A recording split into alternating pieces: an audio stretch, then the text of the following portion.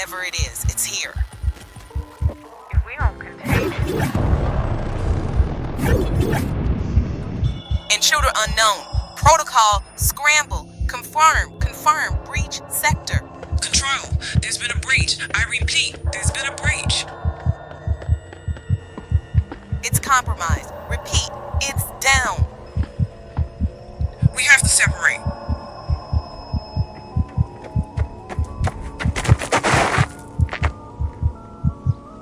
Get to the next portal.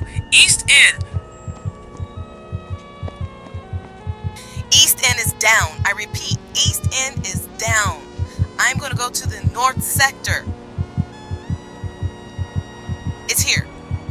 I think it's here. North sector is up and functioning. I'm going through.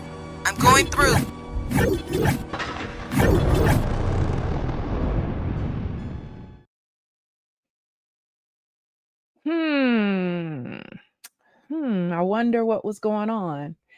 I don't even know yet what was going on. Okay. So, but that is another video that I did using Luma. So again, that was Luma, on the video, majority Luma. It was 11 Labs with the voiceovers, and that was me, all the voices with AI on top of me. Um, the sound effects were Pixabay, free, free. However, I will tell you this, that Luma now also you can generate sound with your videos on Luma. In this particular instance, there was just certain sounds that I needed, that I wanted, and so I used Pixabay to put the sound in.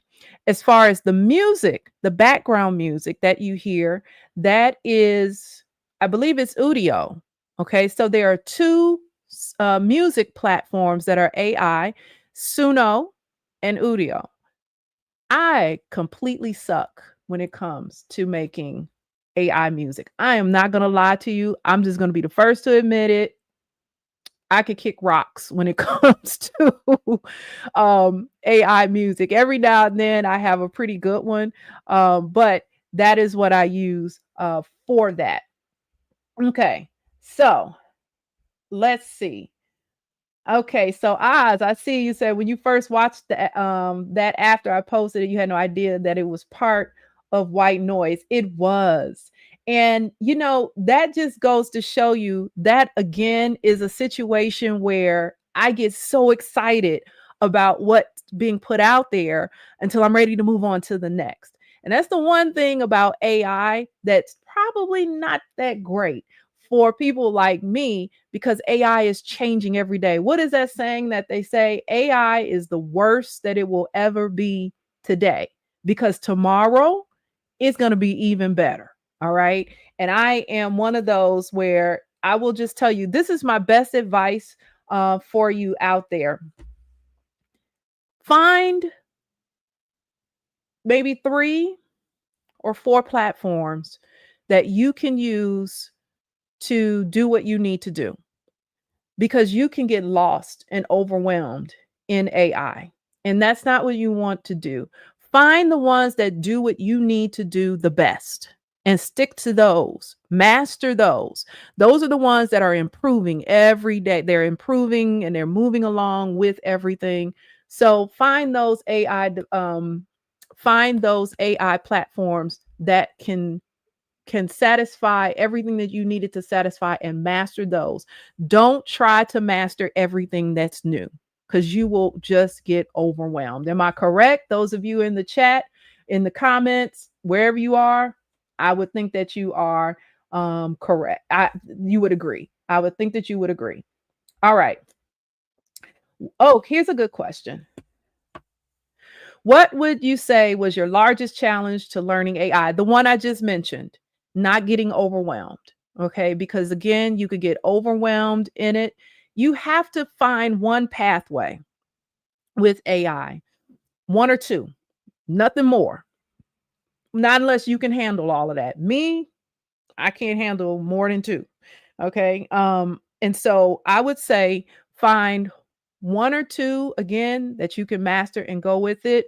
But that was my largest challenge, not falling victim to the newest, latest, greatest, and the shiniest object. That was my my downfall, I guess you could say, or my biggest challenge. All right, good question. Let's see. Okay, here's another one. Here's another good question. And it's Jennifer. How long can an AI project take? Do you start with a script before prompt scripting?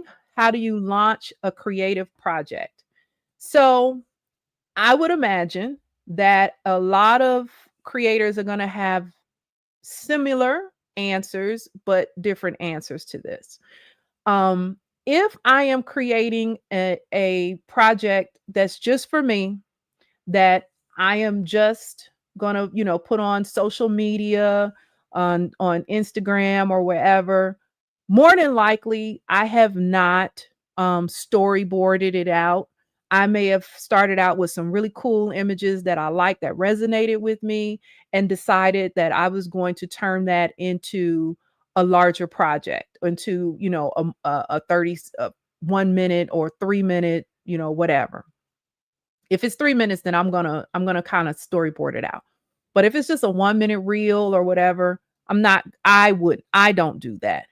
In the instance of, let's say, a 3 minute video, which I'll show a little bit later on, that I submitted to a contest, I did storyboard it out a little bit. And then I scripted it out and then storyboarded it again. And that's just me, in my creative process. Because maybe I'll think about this with AI. We're not dealing with real people and humans that can ad lib, that can act out, whatever it is that we're trying to do. You have an image that you're working with, and you have to have that image has to work within that story or that script or that storyboard. And so I may have a visual for what I want. And then then my script, I'll, start out with, some images to kind of kick it off. Then I'll, storyboard it, and then I'll script it out. And then when I script it, I may realize, wait a minute, I need an image that's going to do, this other thing, this something different, or whatever is right here in this segment. How am I going to show what I'm visualizing? Okay. And so it may take a lot to do that. So, my process is that. And how long does it take? It depends on how long the video is. And it also depends on how difficult the images are to create. Um, those of you who know, I did the Layla Hathaway video.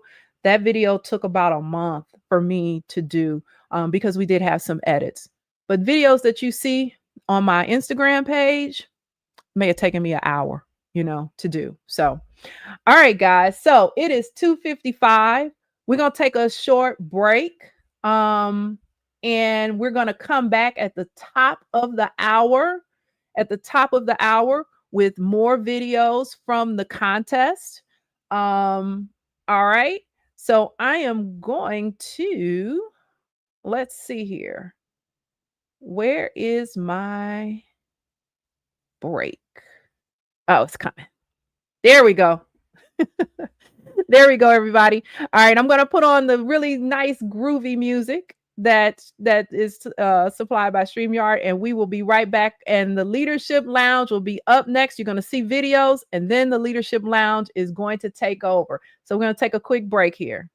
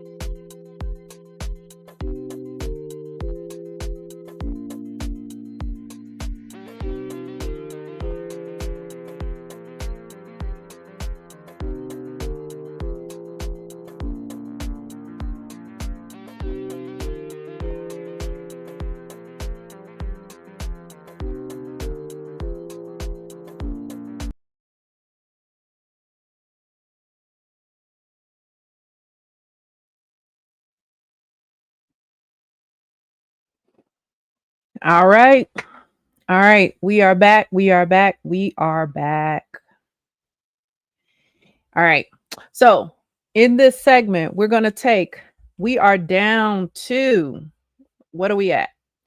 15, 14, and 13. Our number 15, 14, and 13 videos, guys. I can't believe we've been on here 3 hours, but we have. It seems like it's only been about 30 minutes. So, all right. So, all right. So, our number 15 video is entitled Recovery in a Can. And that video was created by Nate Tate. He is out of the US. So, Recovery in a Can is number 15. Our number 14 video. Our number 14 video is the Phoenix Tree.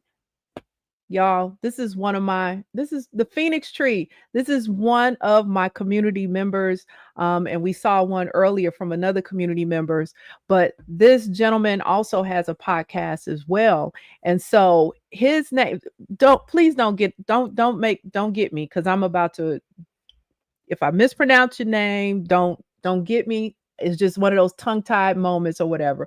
But Ijlal Muhammad is that is the number 14 video, the Phoenix Tree. And then number 13, 21%. 21%. And that was directed, that's the Initiative Independent Group. That is Kimberly Pratt. She is also part of the community that I have, and also someone who just started creating videos. So listen, guys, this is a testament. You don't have to be a professional to enter these contests. So let's go ahead and let's roll those videos. Our vibrant city, a story of struggle and hope unfolds. Look around you, see the pain hidden behind bright facades. I can't escape this cycle. It's consuming me. Addiction, a shadow that looms over our shining towers. Every day feels like a battle I can't win. But listen closely, for change is in the air. In our market of wonders, where past and future collide, a miracle awaits, born from the wisdom of our ancestors. Behold, recovery in a can, a legacy of healing passed down through generations. Watch as I open this sleek, metallic vessel of hope. As the mist escapes, it carries with it the weight of our struggles. Breathe deep, let the shimmer of possibility fill your lungs. See how it draws us in, a beacon in the darkness. For the first time in years, I feel hope. Witness the transformation as chains of addiction begin to crumble. Communities once fractured now come together in celebration. Dance with us. Let the rhythm of recovery flow through your veins. Smile with us as the joy of healing lights up our city. Thrive with us in a future where every individual stands tall. This is not just a product, it's a revolution of the spirit. In every can, the essence of our resilience. In every sip, the strength of our community. For in this can, we find not just recovery, but our destiny. From the ashes of addiction, we rise, reborn, renewed, ready to build a brighter tomorrow. This is more than healing. This is our legacy, passed from one generation to the next, a testament to the power within each of us. Recovery in a can, you're healing our legacy. Discover the power within. Try recovery in a can and step into a brighter future.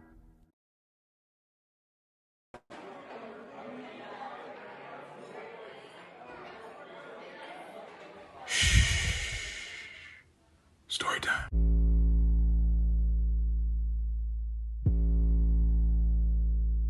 The saying goes, worship is for the Phoenix Tree.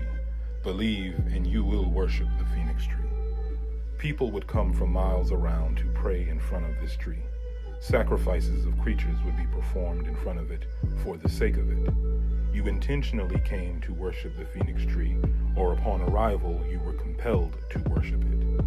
Spiritual leaders who believed in God would pass by the tree, and not long afterwards would be seen bowing to it in full submission.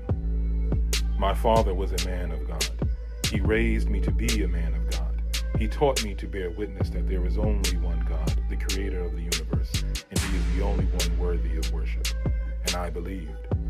One day my father came back home from a long journey in a way I have never seen. He was elated as if he was filled with faith, like a prophet that just received revelation from God. But his eyes were chaotic. I heard of this look before. It was the look of those who worshipped the phoenix tree. When he saw me, he dropped his bags and rushed towards me. Despite his greeting of peace, I jumped back from him and sought refuge in God. He grabbed me by my hand and said, "My son, there is no need to seek refuge in me from the one you call God. For I have been blessed in a way you have not. I have actually seen God, spoke to him, embraced him, and I didn't have to wait until after death. I've been chosen as the prophet to spread the word and deliver his message. And you will help me, my son." I pulled away from him with my back to the wall. With water welling up in my eyes and the fear for my father's soul, I asked, "And what message is that, my father?" His eyes went dark. His face became stiff as if possessed. He said in a guttural voice, "Worship is for the phoenix tree. Believe, and you will worship the phoenix tree."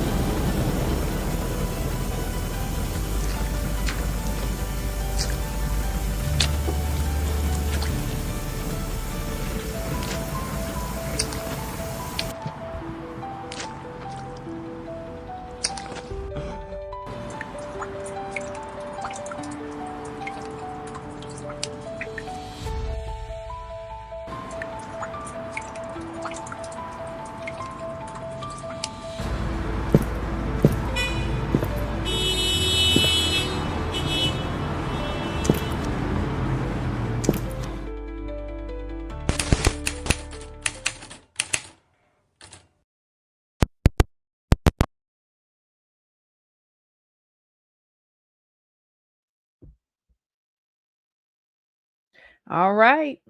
All right. So those were the three videos that we have here. So now we are going to turn this back over to Leadership Live. I hope you guys are ready to roll. We ready to receive you. All right. So I want they're gonna come up, and they're gonna do what they do best, and that is talk about some of the industry's latest and greatest, and they're gonna do what they do.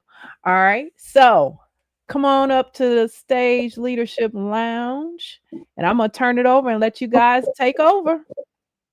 All right, here we go. I wanted to piggyback on some of your last segment where there was a question from the audience. How do you start the process? And I've heard it several times throughout the broadcast talking about having a reference image. So one of the things that I do often on the show is to talk about prompt engineering, how I get the results that I get. So I wanted to give a quick breakdown of how I might come up with a reference image. While most of the time I'm prompt engineering in Midjourney, this is a very generic format that can get you kind of from start of an idea through the process of where you've got enough reference images to choose from to begin this video process. It all starts with media quality. That gives me an opportunity to tell whatever platform, hey, this is how I want my scene to really start. From there, I'm off into an image type. Most of the time I'm creating photography, product photography. I'll do movie posters, portraiture. Kim talked about having a subject in motion. That's really key during this next section, which is about your description. Is it a person? Is it a place? Is it a thing? Give your image generator an opportunity to do the best job possible. From there, I get into lighting, camera, lens. How are we shooting and lighting this specific scene, the subject? I don't necessarily limit it to one area of my prompt, but I rather put it in multiple places. One of the things that I use as an example is I have my phone in the foreground. I would be the main subject, and then I have my background. I will put lighting in all three places within my prompt to give me a really good reference image to work with. I want to add a camera and a lens so that it's closer to photorealism so that I have a good opportunity to make that image move in the way that I see in my head, but haven't quite put into words yet. This is the framework that gives me an opportunity to get a really solid reference image. As a bonus, for the ones that do use Midjourney, something that I also say is the parameters are your best friend.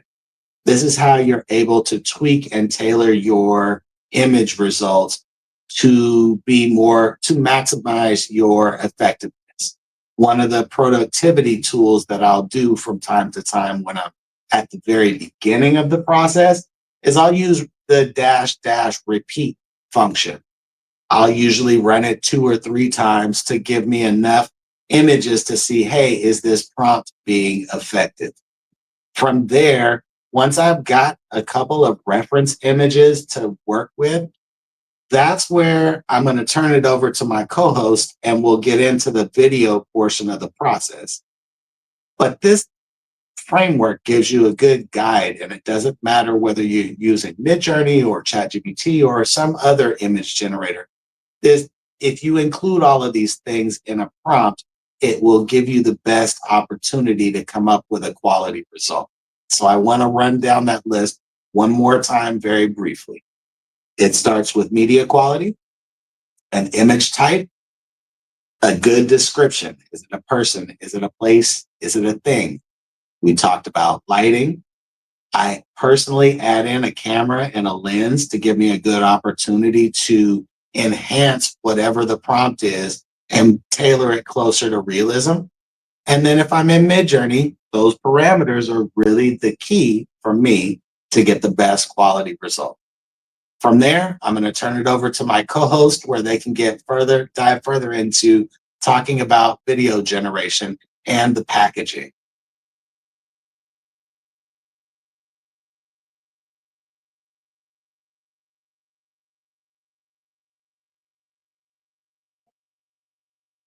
You're on mute. Seems like we've got some technical difficulties, Miss Adama.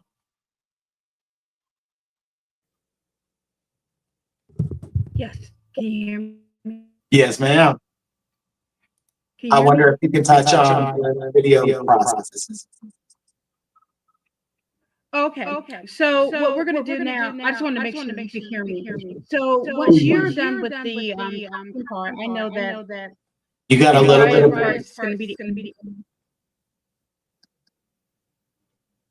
is the echo. Yeah, you got a little bit of an echo. Okay, let me. There you go. You're good. How about that? That's better. Much better. Thank you.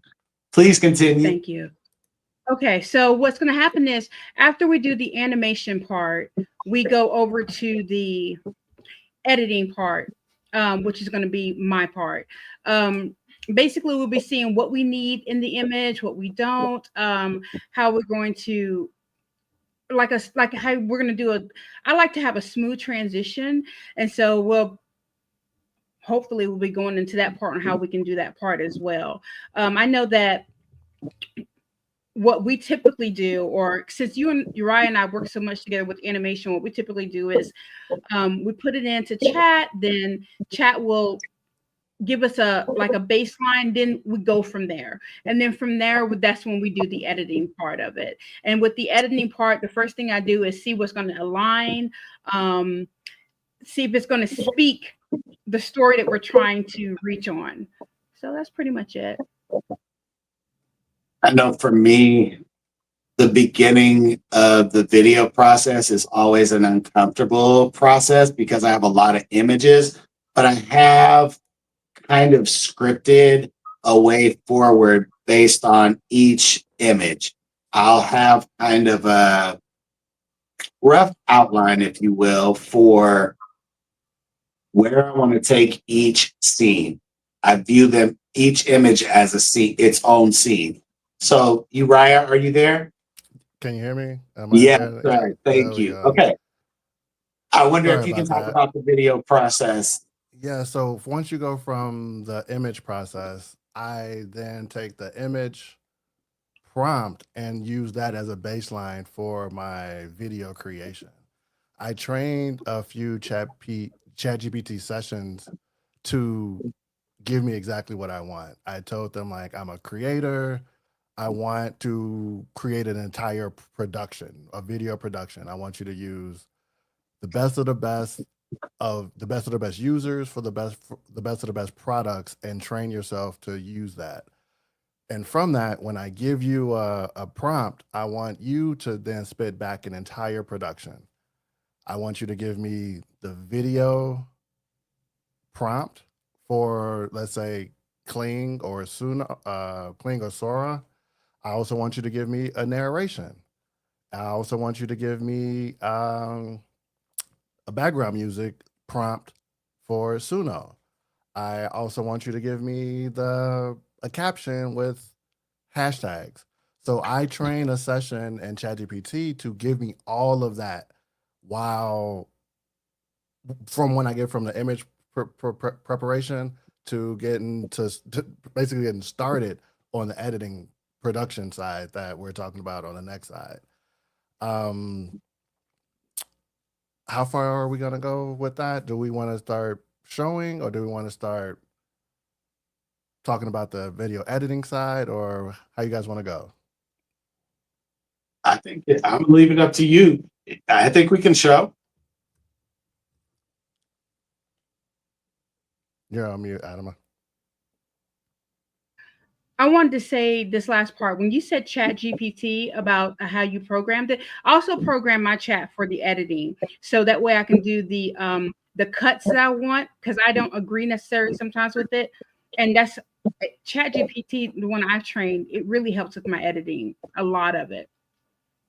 That's all I want to Yeah, say. I'll piggyback on that, and I'll say Yeah. I also have several ChatGPT trained cinematic agents, is what I call them.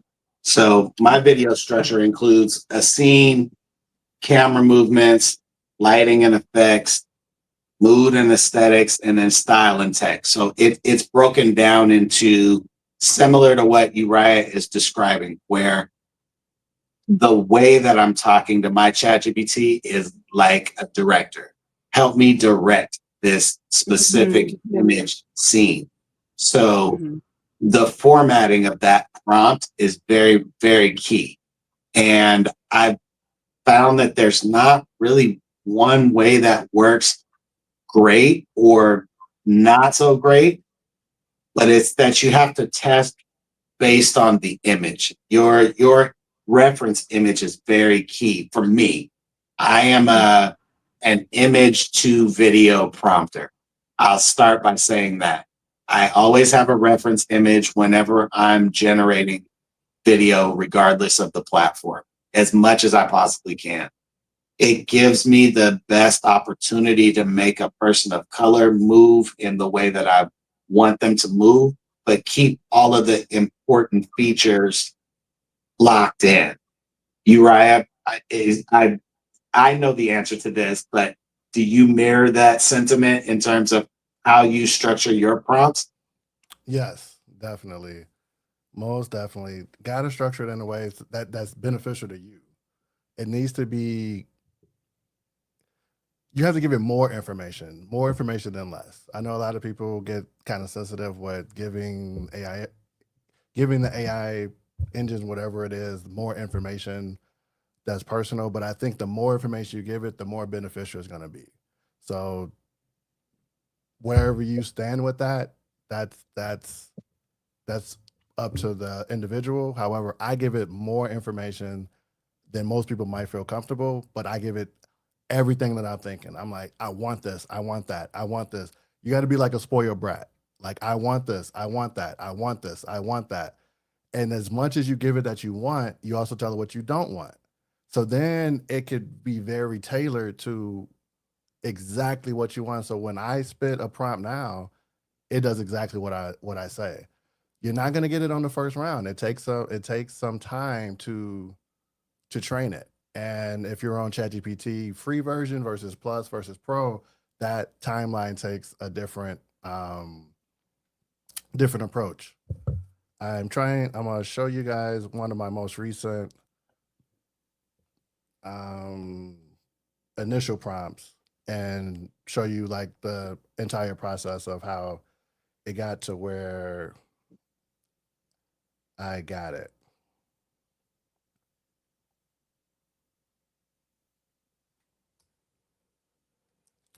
Let me change my camera around.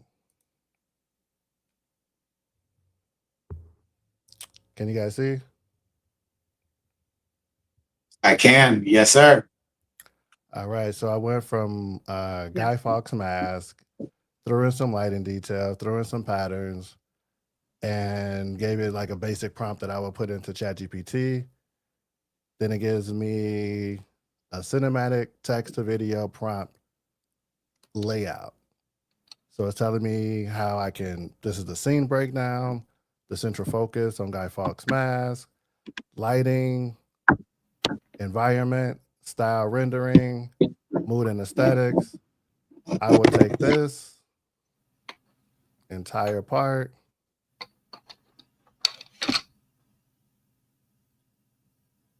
See, this is us prompting in real time. This is something that we do on the show quite frequently. One of the things Open that Sora. I use Sora and I got unlimited usage. So this is my go-to. Paste that directly in. Hit send. I do it again. So you said you do it twice. Do you want to talk about why? So I'm gonna do it the first time, and then I paste another one, and then the second time I do storyboard. So the first time is just taking a whole prompt and it's spitting out the image.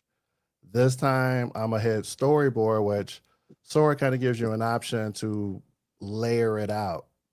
So here you see at the 0 you have a prompt, and then at the between the 6 and 7 second mark you have another prompt, and then between the 13 and 14 second you have another prompt, and that's it. So then it's not just one prompt, you're storyboarding your prompt and making it, this is your scene transition. So then I hit that and then I let that go. So while that's cooking, it also gives me the short text audio prompt for Suno. I copy and paste that. Open up my Suno app. Notice he's doing all this on the phone. This is a mobile workflow. And I'm on Suno. I copy and paste it in that, hit create. I'm gonna let that cook. Then I go back. All right, so chat has been failing me. It forgot to give me my narration. Where is the narration?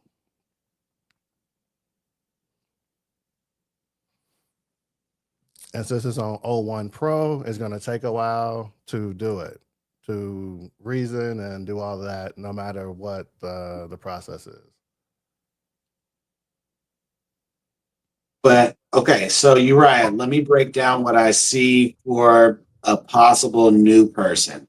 I see you coming up with a video prompt that you're using in your generator of choice. Right. And from that video prompt, you also have music prompt structured within it that you're creating music for that specific video. Correct. And in tandem, you're also storyboarding multiple prompts in together so you can possibly get 3 different scenes, 3 different looks with music that will flow with that specific video. Is that fair to say? That is fair to say. Okay, you got it. It's the entire creative process. Okay, Adam, I wonder if you can now come back in with talking about the editing and After Effects that you do in that portion of the process.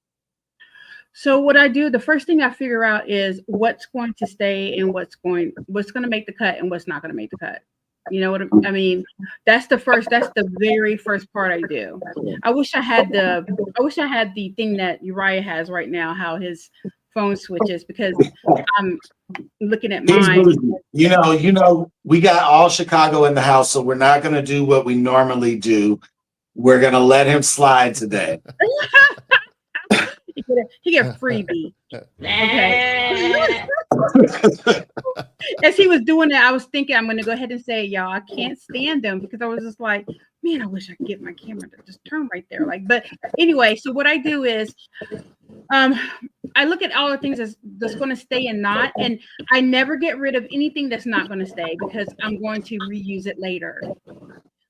Even if it's like to do a short tutorial, I just want to say that part. And then what I do next is, because at this point I've already figured out what the message is going to be. Okay. I try to match the visuals to the sound early. And then quick cuts, like if it's going to be energy, slow motions, or emotional, and you can change all that with your speed. I know most of the apps or the things that people use, you can change the speed to go along what you're doing. And then I adjust the brightness, the color, the contrast for the consistency. And then after that, I clean up the transition. I found that if you are using any of the like the slide effects, the merge, or I'm trying to think of different ones. If you increase it, it will blend in. It will blend in that transition part a lot easier. And then for the final pass, I watch everything. I watch it through probably about. I'm guilty of this, probably like a dozen times, just initially, and then a dozen more after that before I release it. Okay, so I want to give some context for each of us. So we saw Uriah on the phone. Adama, where do you do most of your creating, just so the audience has context while we're talking about this different workflow? I want to say it's probably like a 80% on my phone. And then when I get ready to release it, it goes to my desktop and then I release it. Okay, so you do your final prep for post-production and distribution on your desktop, yes? Yes, because I want to see it on I want to see it on a big screen. I want to see if the colors are speaking to me. I want to see if the energy or the creativity is speaking to me. And sometimes, depending on what your phone is, you can't get all that. And I just want to. No, I mean, I think that's really important, because if you're doing it at a professional level, you definitely want to finish on the desktop. I'm doing it on the mobile this is all pre-game. All post-production, especially on a professional level, you definitely want to get that on the desktop. There's very few mobile apps that can actually render at a professional level. And even if you could, you're still going to get better on a desktop. So if you're going to do it professionally, you definitely want to finish on a desktop. Now there's social media posts and then there's professional posts. If you're doing professional posts, you Rewind, want to rewind, hit the button. Yeah, you do. You do. I Say that remember again. there's our earlier social media conversation. posts and then there's professional posts. If you Uh, want to be on a professional level, you have to finish on the desktop. You need to use a Exactly. professional app. And if you're in our community, there's somebody that had a professional opportunity that definitely witnessed that, right? Like there's what you can share on your phone that everybody's looking on social media, but then that's not gonna matter when somebody wants to post that as a commercial in a movie theater, right? That and you can only do that on a desktop. Thank you. Sometimes I thought I was crazy for just bouncing around the house. I'm like on my phone, and then I'm like on the desktop, and then I'm like back on the desktop, and then back on the phone. But I really love that you said that because I remember that was one of our earlier conversations, and I just continue to go through that during that final stage. yeah, no, okay, so I'm the newest of our group that does AI video. These two have more experience than me. I have a very unique workflow and way of prompt engineering. So I'm playing in my head, I'm playing catch up. So I'll say that most of my workflow is direct from Midjourney. Let's talk with my chat, figure out, hey, cinematic agent, tell me how do I make this a more refined, finished scene? And this is the generic overflow of what I want to accomplish. Here's the images. Help me script each one with multiple options. So once I go through that process, I am doing most of mine on the go. I'm the 9 to 5er of the group that's always having to do everything on the go. I have to have the flexibility to do things very quickly because I just don't have the ability to sit at a desktop. And I know that that resonates with a lot of other people. So as I'm talking through my process, I'm constantly reminding, hey, I'm doing most of this on my phone, but to get to a finished product, you're going to need to sit at a computer. So I really love that both of my co-hosts are hammering that piece home because as you put so much time, energy, effort into these projects and bits of yourself into these projects, kind of like what Justin talked about on our earlier segment, you don't want the quality to lack at the end of the process. So take the extra time and sit at the desktop so you can look at all those refined details. Ryan, you are who I lean on for the majority of my editing. I'm wondering if for a new person out there, where would you tell them to start from an editing process once they get into post production? This is their first time going through the process. What would you advise for them? That's a tough one because originally I would have instantly just said CapCut. I would have instantly said CapCut and TikTok, which is the same company. They both report up into the same parent company because you can start your editing career in TikTok because it has the capabilities of the easiness of throwing it into a template. Because think about it, I just put these videos into Sora, and it's going to give me 4 back, and I could throw those 4 images into a template in CapCut that can make it into something that very easy. That's going to look hot. It's going to look trendy. But they also have a very well established editing platform. That I mean, it for a starter, for a newbie, like CapCut is a very good place to start. It's easy because they have a lot of the pro tools in it. Or if you don't want those pro tools, you could just use the regular tools. So it's a good place to start and to grow. Now, then when you go to another one, then because then the output comes where it's like, okay, I want to output something professional. You're not going to get that on CapCut. You're going to have to graduate to another platform or another application to get that better output quality when you want it on the big screen. I think I answered it in a little bit more, but let me know. Nah, you hit it spot on. I just, for a newer creator, and I don't mind saying it, that is exactly where I started, was using CapCut, because it was just quick, easy. I can do this on the go. And it wasn't until you and I just talked behind the scenes and you're like, yo, you're losing quality someplace. I don't know where in the process, but I think it's in the editing. And I was like, okay, well, let me try this other editor. And yo, you hit me the same day within an hour. Hey, whatever you did with this one, this looks better. Yeah. This looks just totally different. And ever since then, it's been like, okay, we got to just slow down and actually go sit at a desktop or get in desktop mode on my editor so that I can see everything. Right. Yeah, So because I that's mean, and that's the thing. All the apps are geared towards a different body.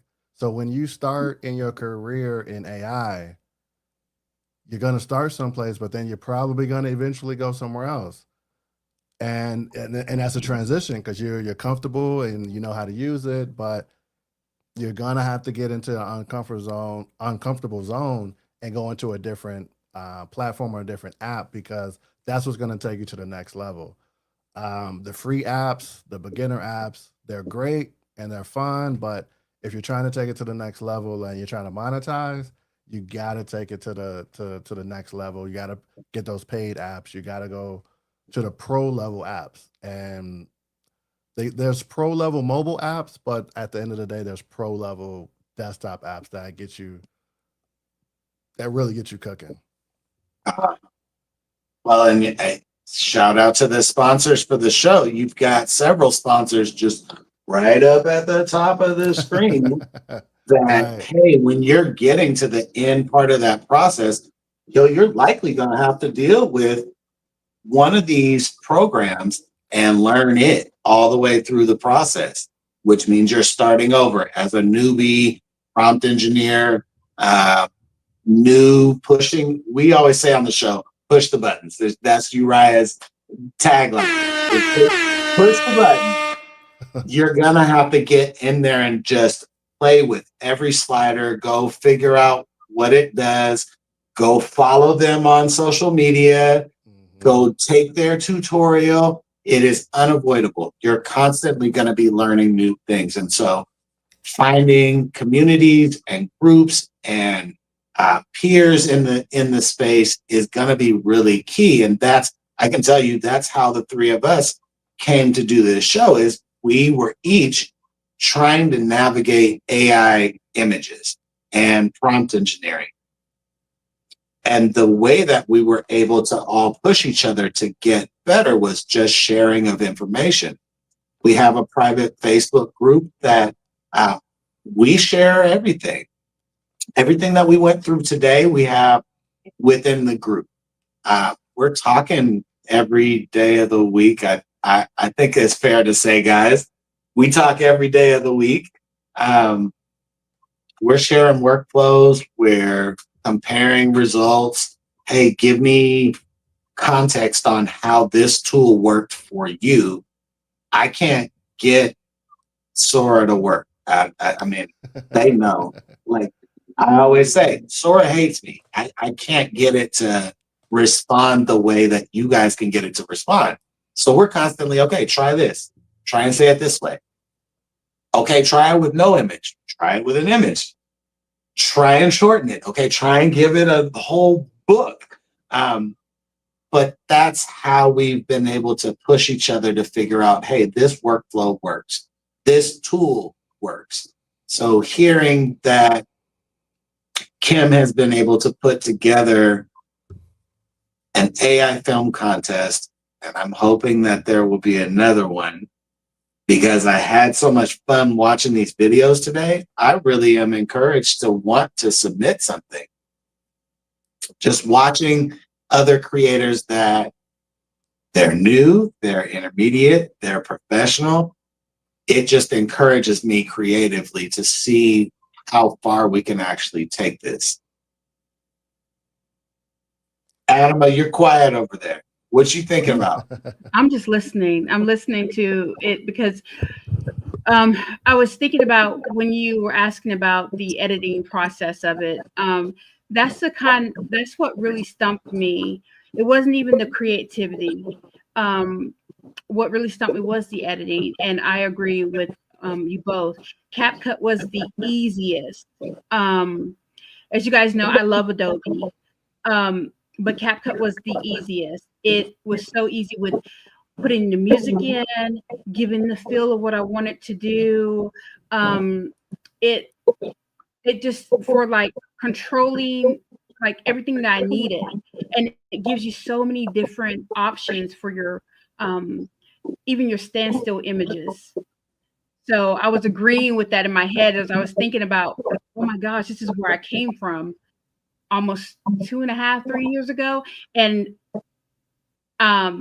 I'm back at now that I heard you guys say once you get from that easy part, then you want to go to a pro level. And I never thought of myself as a pro level, but the next, I think Adobe Effect is great for the mobile and for on a pro level. Like if you want to escalate that. But yeah, Mhm. I was agreeing with everything you guys were saying. And I thought like, wow, I've come a long way. So that's what I was processing. Just think about that. You just said And 2.5, 3 years. I know I said 2.5, 3 years earlier. Justin said 2.5, 3 years. You're right. I know you've been doing it the longest. Give context on how long you've been around the AI space. well, it's a little different. Like you guys are talking about 2 to 3 years of the AI space in a creative space Yeah. where you're making where we're making art. When I've been in it longer doing boring stuff, like doing like the corporate America, why what we've been doing in corporate America for the past 10 years. And then when I came on as a photographer, like an amateur photographer enthusiast, how I've been using AI, just whatever app is using AI, that I'm using that app. And then 2 to 3 years ago, where we got into where what I think is the most common term of AI is the language model AI, like ChatGPT, where Mhm. everybody can use it. So it's a little different. I'll put that caveat on it because I remember when we weren't even saying AI, we would just say, "Oh, that's a calculator," or "That's a model." That's this, and I was using it. I'm in the financial industry, and we're using it in the banking industry, doing stuff that affects all of us day to day, but not fun. Like it's Yeah. nowhere near as fun as what we're doing right now. But from a creative space, I've been using it since I want to say like 2018 is when I really started getting into photography, which is what is where I come from, a creative space. From photography to videography to graphic design to putting it all together as a production to where we are right now. So my gradual, that's why when I see Topaz Labs up there, I'm like, hey, that's if you're a photographer, you know Topaz Labs because that's the one that's going to take your image from garbage to pro. It's going is and it's been using AI for the longest. And now that they're in the AI video space, I haven't even been in that part. I've only used it to like upgrade images, enhance images. Um, like we talked about that before because a lot of us were using like the free AI image generators, which was producing low quality. And my first step was like, hey, Topaz Labs. That's what you need to go to because that's what I did with my photography images, and they're well represented in the professional photography industry. And I just love that they pretty much graduating and going into the next level of AI video creation because I already know they're killing it. Like I haven't even tried it. I already know they're killing it because I've been following them from jump when as a just a photographer enhancing an image. And I mean, they were killing it. They were killing it then. They got in on AI generation models from that perspective. and now they're getting on the level of where we can also help generate the final image. I mean, that's the thing. Like AI has been around a long time. It's been around a long time, and the more that we put into it, the more that we can get out of it. So I think the people that have already been in it is going to accelerate a lot further, and and that's just how it is. And if you think about it, none of those people were replaced. They've been using AI for a long time, and none of those people were replaced. So I want to piggyback on what we were talking about earlier in our earlier segment with Jay Slay. Like it comes down to the person. The person needs to be able to use AI to enhance them as a person, as their craft. Like he was already dope. He was already dope before AI. He just used AI to make him more dope, right?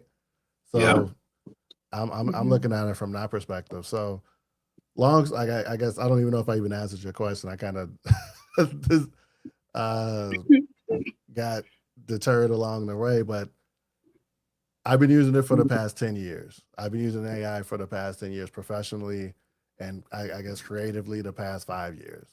So I've been following it the entire AI journey since its creation. I'm a nerd. I'm a nerd. I'm a geek. So I'm really excited right now because I could use all of that stuff that people like dismissing me on for the longest. That now that it now it matters. Now it matters. Now people listen. Like, oh, that's what you were talking about. And I'm like, bro, I told you that 10 years ago. Like this is the same thing. Now it's just now it's on CNN. Now we have we have an entire platform. We got the AI playground holding a whole film fest around it. So I mean, I think it's dope. It's an exciting time to be in. And if you are even remotely interested, I say jump on, get in, and what did Jay Slay say? Don't stop. Don't care about what anybody else thinks. Just push forward and keep doing it. Hit that air horn, my friend. Hit Oh, that air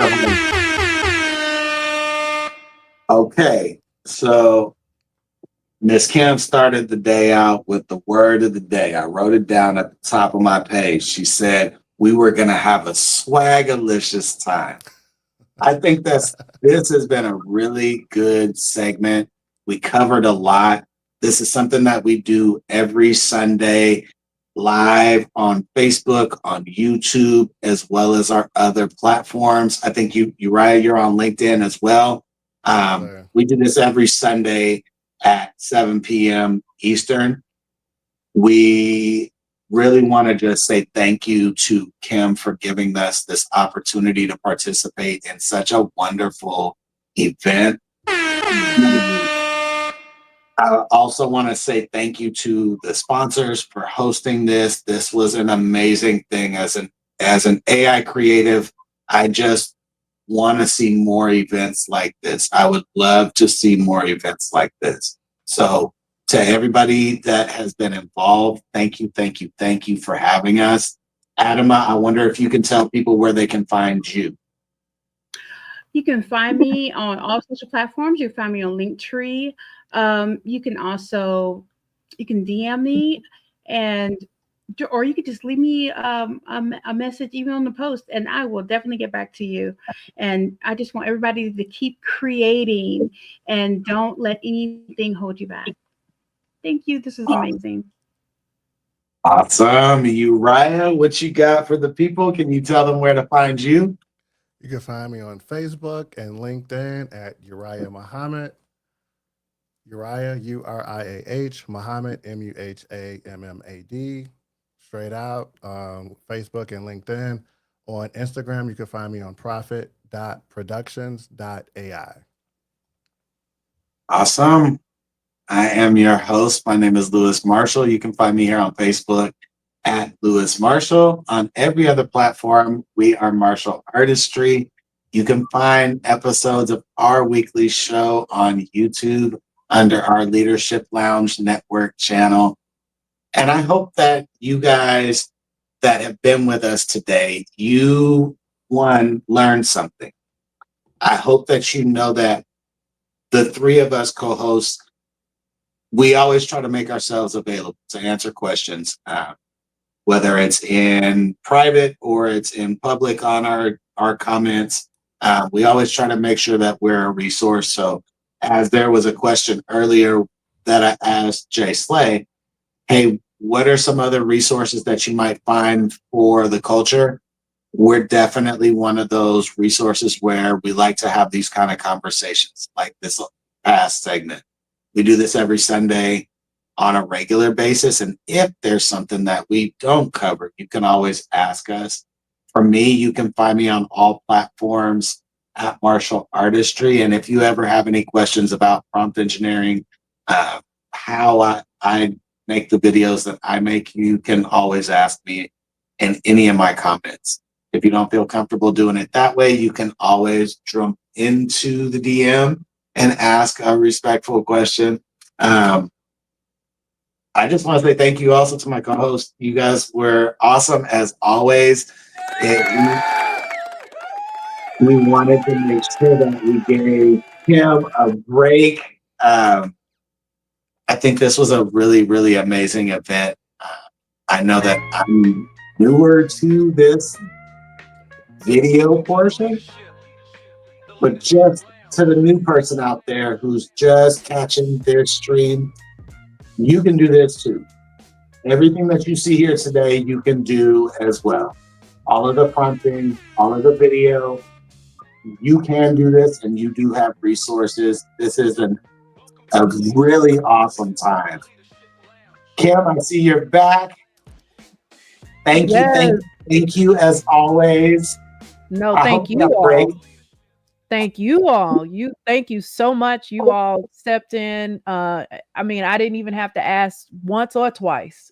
So I am so happy that you guys were able to come. And those of you who are with us right now and was with us earlier or whatever, I want you to reach out to the Leadership Lounge. They have a prompt download in the swag bag. So you want to make sure that you get that, and their contact information is in there as well. So thank you guys. Hang around if you want. We are at the halfway mark. I cannot believe we've been on here 4 hours. Wow. Amazing. I hope you do this again, Kim. This was great. Oh, absolutely. We're definitely going to do it again and again and again. And I'm already getting texts from people who are saying, oh my God, this is so cool. You know, I'm having a great time, and it's so great to see everybody out here. So thank you so much. At the least we got to do it annually now, right? Like it's not. Oh, at least. Yeah. I love it. Like, at least. I love it. Real quick before you go, there very quickly, there was one question, and that question was, how do you manage having all of these platforms and not going over your budget? Ooh, I love this. I'll say for me, we have a short list. I personally use Midjourney. I do a lot of permutation prompting, so I get a lot of reference images.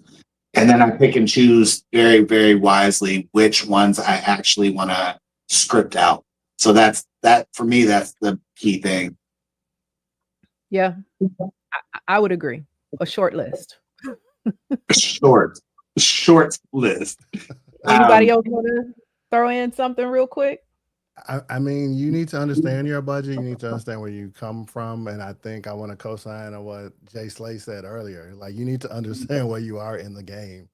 Seriously. Mm-hmm. Yep. And the thing is like, none of this is free.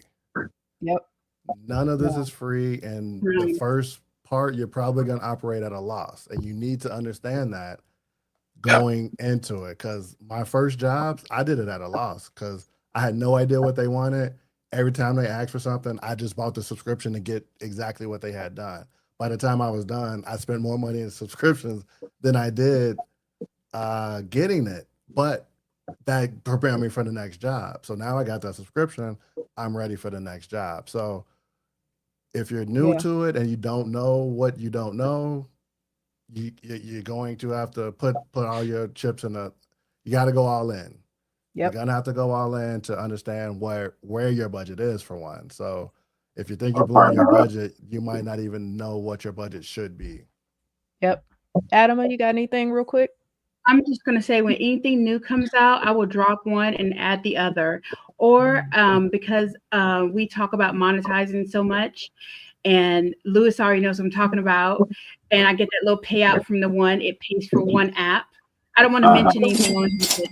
It pays out one, and I can keep that one app. So, but I want to keep myself knowledgeable and not be afraid of trying the new app. So I will drop one that mirrors each other and just bring it back later so I can speak on it. Yeah. And Got it. partner Got up. Partner up. Yeah, partner up. Partner Yeah. up. Partner up. Just Yep, like Louis that said, is he likes true. clean. I can do Yeah. Sora. Boom. That's one subscription. Yep. And All right. communicate. If somebody's starting something, communicate. Yeah. Communicate.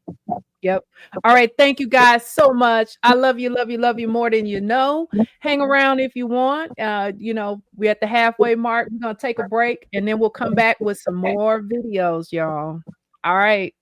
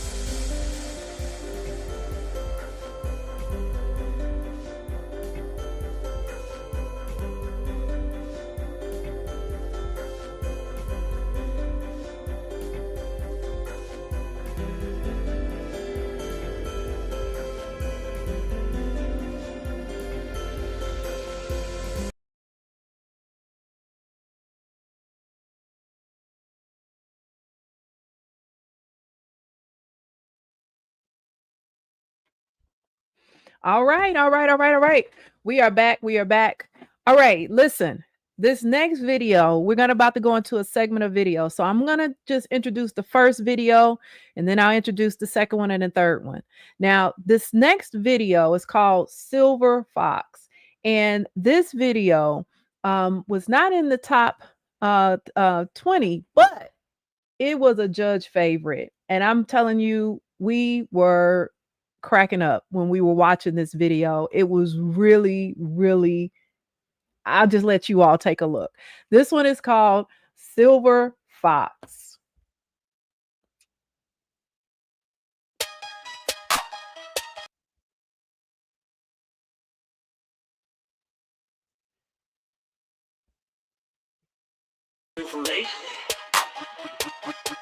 No information. No information. I'm the silver hair fox. Arrive on the scene at 6 a.m. With my mall walkers clean, you know it's them. Transition lenses and progressives too mean. Jeans too tight, yeah, that's right, baby. I can drive at night, don't call me crazy. I love it when they call me Big Pat Paul. Put your hands in the air if you can raise them at all. Old school player with a flow like you've never heard. Crank my hearing aid up, catch every word. About to cross the street, orthotics on my feet. Up at 4 a.m. cause I wet my sheets, but I don't tweet. Step slow to me if you wanna rumble. B, I take it slow so I don't stumble. C, you down with AARP? Yeah, you know me, I'm down with AARP. Every last baldy. What?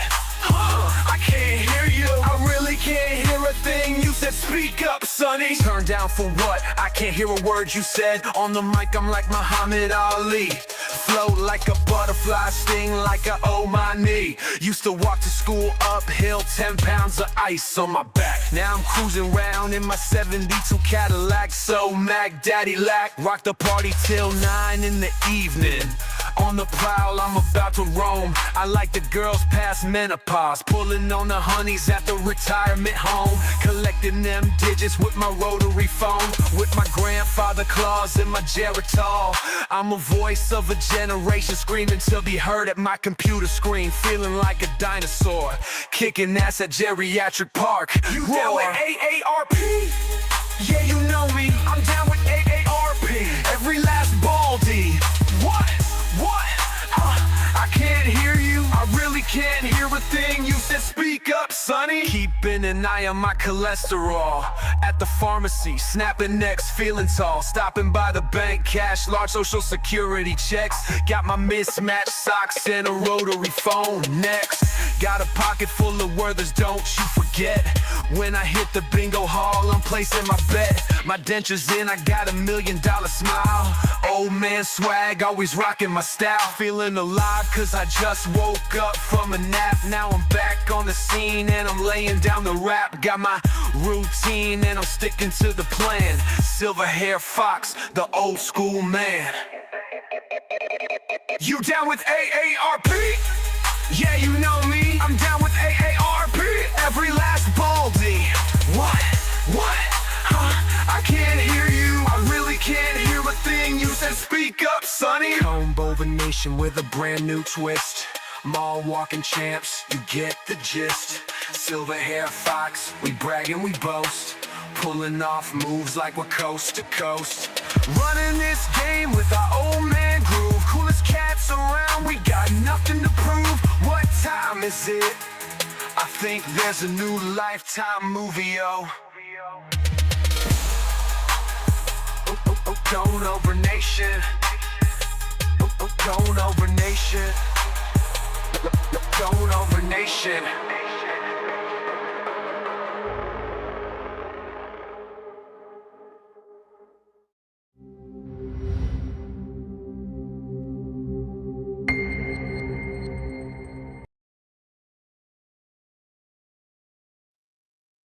That was funny.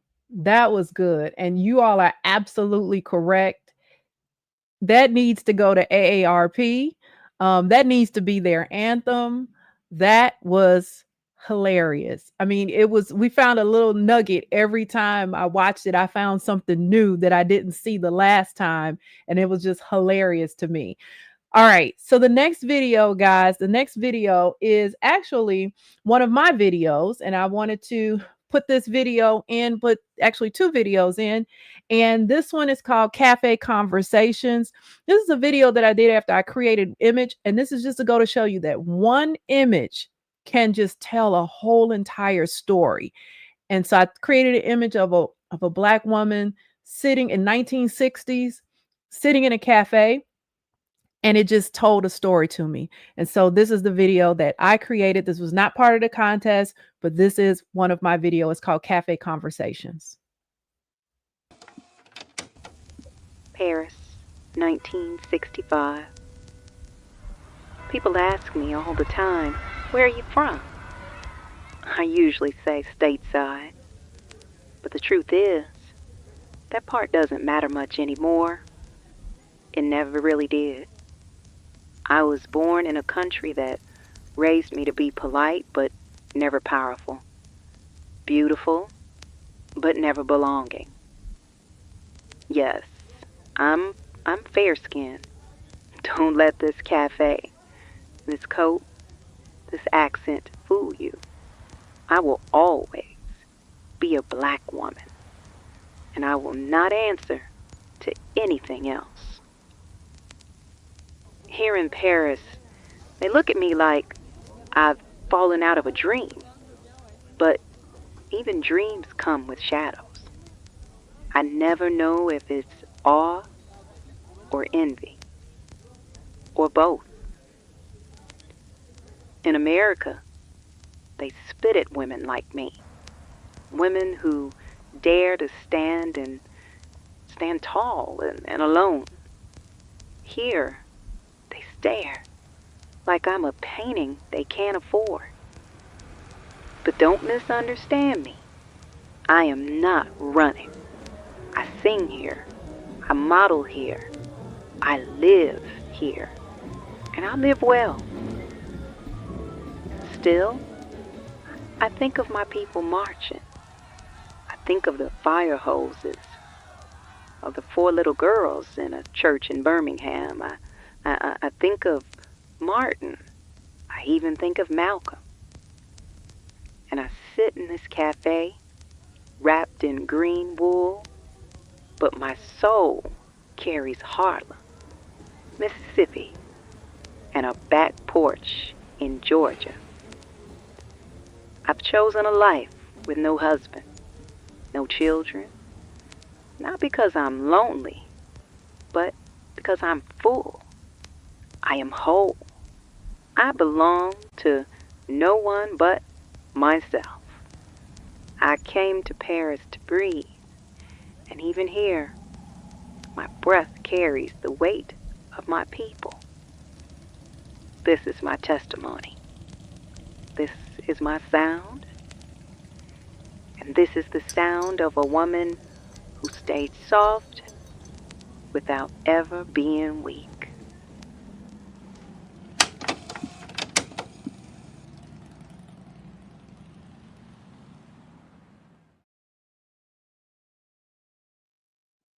All right. So that was Cafe Conversations, and I see that some of you all have seen that one. There were about 6 or 7 other images that I created along with that one that inspired that. And I want to do a cafe conversation for each of the images. So that just goes to show you how wonderful this platform can be. While we have one more guest that's going to be showing up very shortly, I'm going to go ahead and show one more video. You all have probably seen this video. This is the video, the golden finale, the one that I entered that one into a few contests, and it does done pretty good. But I'm going to go ahead and show you guys the golden finale. This is one of my, another one of mine. And then after that, we're going to go straight into our interviews. All right, enjoy.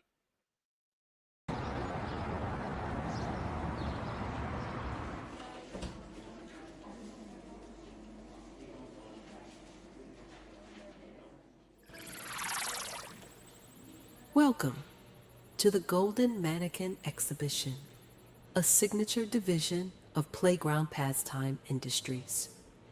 You're currently standing in Assembly Sector B, home to our legacy line. These mannequins were not created for display alone. They were engineered to emulate posture, presence, and the subtle poetics of human form. This model, designated 56G, is commonly referred to as the Golden Finale. She was the last prototype in the Emotional Cognition series. Production was halted after preliminary tests revealed anomalies. No further units were authorized. Please, no flash photography. Thank you for attending our exhibition. We welcome you back at any time. We are now closed.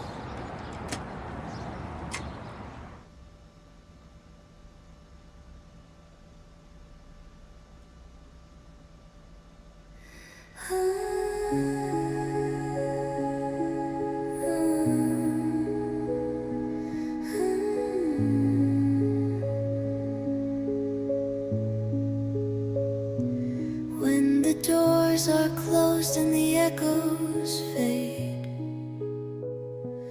we open eyes that no one made, standing still in silent rows, longing for a world we'll never know. No more silence in this skin. I feel the ache of what could have been. Painted smiles, frozen graves, but something stirs behind this face.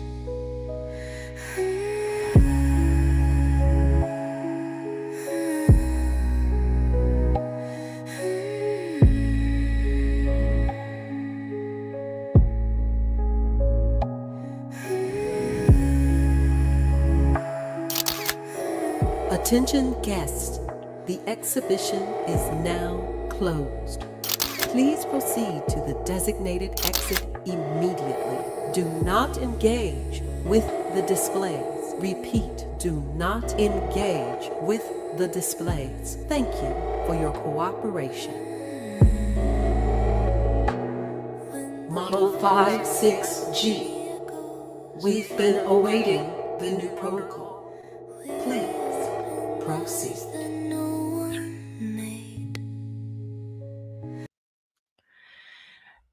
Thank you, everybody. Thank you, thank you, thank you. Listen, I'm captivated sometimes by that video myself. And I'm like, where did that come from, Kim? Where did you dig that up from? what was on your mind? So I want to thank you. Thank you, those in the comments. Thank you. Thank you. All right. This is one of the segments that I have been waiting for because, listen, guys, I have learned in this AI world, AI image and video world, that there are going to be people that you come in contact with all over the world and you'll never meet them, but there'll be this kindred spirit and they'll just be whatever it is. I don't know what it is, but I know that both social media and AI have bridged a lot of gaps and bridged a lot of communication and a lot of just everything with people, and just definitely for me. And so these next two guests, one I just met not too long ago, just had the opportunity to talk to or get to know, and immediately I knew, okay, I need to have you on my viewing party. And then another one, the other one, I met her a long time ago, and I will talk about that in a little bit. But I am going to bring to the stage Mary Grace and Simone now, and I'll let them talk about themselves when they come on. Come on up, ladies. So glad to have you. I love you all. I feel like I know you. Just excuse us for a minute, because this is like, we're like, oh my God. Fangirling. Yeah. We're over here fanning out on each other. So it's a good thing. It's a good thing. So listen, everybody that's listening here today, I wanted to have a segment where I just have the girls, just have the girls come and talk, because AI for me, and I can possibly speak for these two wonderful women that are here with me today. AI has given me the opportunity to show the images that I want to see as a woman of color. And that is so important. It is so essential, because when someone else controls the narrative, then that's not a good thing. It doesn't do well for the youth. It doesn't do well for me. It doesn't do well for anybody. And so I wanted to have a segment where we talk about how what type of impact this has had on our creativity and on our expression. So, I'm going to start off with Simone. I want you to introduce yourself. I want you to tell how long you've been working in AI, and give me just a little snippet of what you're doing, because we'll talk more about it. Okay. Hello, everyone. First off, I want to say thank you, Kim, for bringing me up here. I was not expecting this at all. I thought it was just a viewing party where I'm kicking back and just watching everything.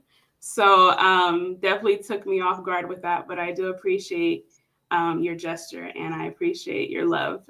And to Mary, it's nice to meet you, see your face. We've spoken off of here, so I definitely am excited to finally have seen your face, of course, and meet you virtually. So yeah, a little bit about myself. So I am the creator behind Soulful Expressions. I started back in October 2003, and I just started out experimenting with it. It was nothing to the extent of where it is now, by the grace of God. So I am just in a different zone now. I think it's more so storytelling now versus before. It was just creating beautiful images of us and our people. I wanted to see us and type in prompts and words and paragraphs or sentences of our people in like our greatest form and our greatest power, royalty, all of that. So a lot of my viewers have seen that, and I'm glad that they have connected with my soulful expressions throughout the year that I've been doing it. So yeah, a little bit about myself. I'm a mother. I have a daughter.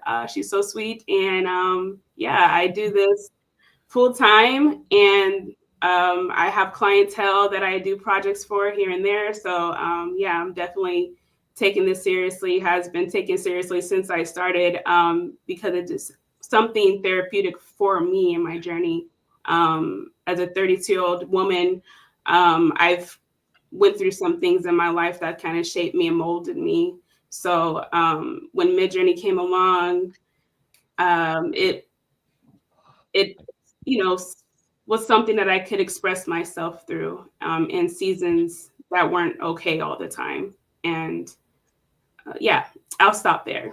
So No, that's powerful. That is a lot, and I want to thank you for having the strength and the confidence to come on here and to just be transparent. But absolutely. Mary, my sister across the ocean, Hi, hi. tell us a Greetings little. from the UK. It's 10 p. It's just past 10 in the evening right now. Um, and thank you so much for having me on your platform. If my voice sounds a little bit, it's because I've been screaming at my toddler since morning.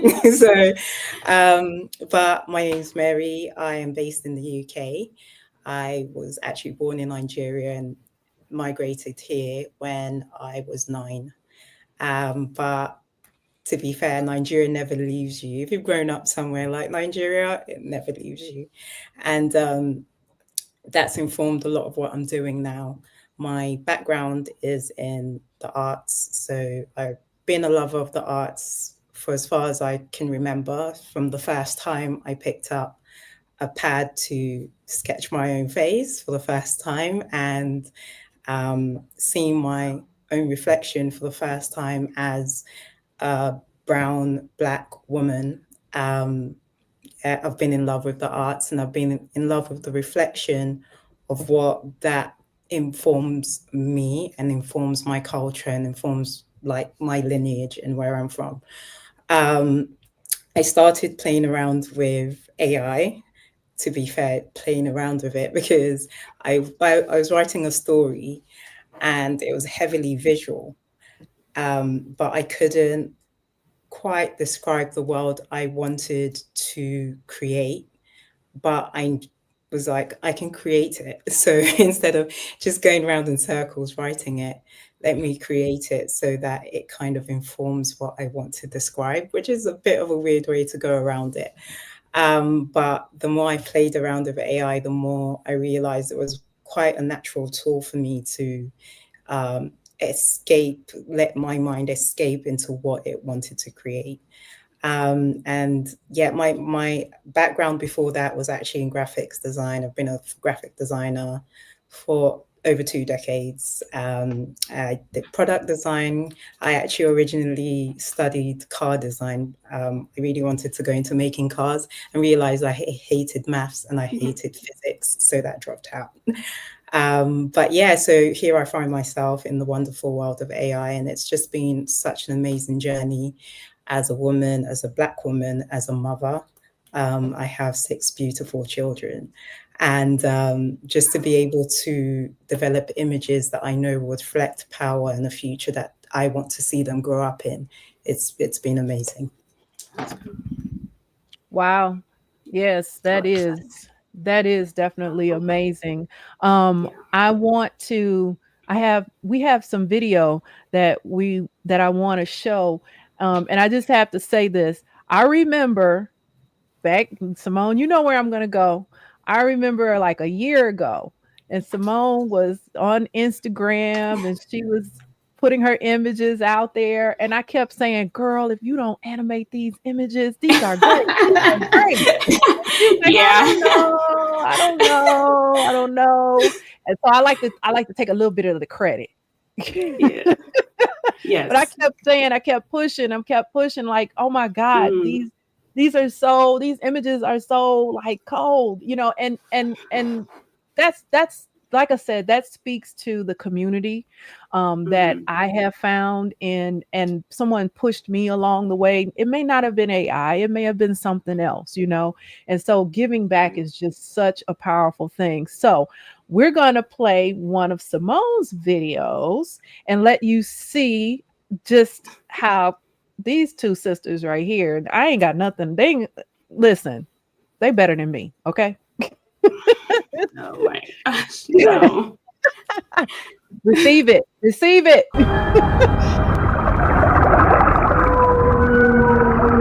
They said the sky cracked open to save us, but what descended was no salvation. It was a witness. It didn't speak. It didn't threaten. It just watched, like it had seen this all before. They were afraid, not of extinction, but of being forgotten. So they made a choice to blend their blood with something not of this world, not to evolve, to survive. But survival. All right. She did that on purpose, y'all. Because I said to her, I said, did you mean to stop the video there? She's I giving you a did. teaser. She's giving you a teaser Yes. because she Yes, wants I you to have drag to. on. I have to. It's a part of the Look, mystery, the suspense. Yes. yes, yes. So Simone No, has gone from just doing the images to now she's got a whole series, okay, that you gotta subscribe to and Thank you. everything. So I'm trying. Simone, hey, well, tell us a little bit about what's your inspiration? Because your images, like most of us who are creators, they follow, like, I know when I'm on Instagram or on TikTok, whatever it is, and your stuff comes up, I know it's you. I know it's you. I know your aesthetic. I know your world. And if anybody takes your image, because now I reached out to you one time, I'm like, somebody done took one of your images, girl. I know it's you. So tell me, what's your inspiration? What made you go that route? That's a good question you asked right there. So I grew up, and I kind of laugh to myself about this because my father, as I was growing up, watched a lot of sci-fi movies, a lot of mystery. I don't know if anyone knows of before they had cable and all of that, you had before we had cable, I'll say, because I'm not going to group everybody together. There was a station called TNT, and a lot of movies that would come through TNT were basically like sci-fi, thriller, mystery, action, adventurous, all of those movies. So I binge watch movies with my dad a lot, and even shows like Star Trek, and episodes like Star Wars and stuff. So a lot of my inspiration and the way my mind was shaped around movies and films was from an early childhood, binge watching movies with my father. So that's where that comes from. What was the other question? I'm sorry, Kim. Yeah, just where your aesthetic. How did you come up with your aesthetic for your images? Yeah. So again, it goes back into just the whole sci-fi element, the futurism, blending, just different aspects, things that I love personally. I didn't explain this before, but I started out through my creative venture through photography. So that was how I got my skills when it comes to, okay, how do I want my images to look, and how I see myself doing photography was the same way I see myself doing Midjourney. And there's a lot of other artists, which is the cool part about it in this community, that you see others that have similar backgrounds in as yourself doing the same thing. So it was kind of cool to like blend the two and how I could use camera settings within my prompts. So I kind of been consistent over, I would say, the last 9 months with my work, because I just really wanted to push the limits, discover more, and just keep pushing those boundaries for myself personally. Because I'm like, this is AI. Like, what can it do? This is a new tool, especially for my generation. How could I use this to create us in a light, of strength and power and excellence? So I grew up, believing in Jesus Christ. That's where I rep. So for me, my faith has a lot to do with what you see within the connection of it. And that's another aspect to what I do. It's not just the imagery, it's the soul part of it, and making this connect with the viewers that are watching and viewing my content. So I hope that answers your question. Yeah, it did. It did. It absolutely did. And I mean, like I said, as I'm listening, I'm hearing some of the same, stories from each of the creators and their journeys, etc. So, okay, Mary, now let me tell you about Mary. Okay. So Mary, it's so funny because we've only probably been in contact with each other for like about a month now or two. And I feel like, this is my cousin, so I can, say that. So Mary reached out to me and she was like, hey, take a look at my stuff and give me your opinion. And then I looked at it and I was like, she should be giving me advice on stuff. What are you talking about? And so that's what I'm saying. We're all so humble. You know what I mean? We are, this is our art. This is a part of our soul that we're putting out there. And it's not easy to do that, y'all. It really isn't. It really isn't. So I do have a piece of yours, Mary, that I'm going to show. And I want to say I have the right one. I hope I got the right one. But I'm going to show just a snippet. This is your long trailer that you had sent me once before. So I'll show a snippet of that. And then we'll come back and talk to you about your process. So if we have that ready.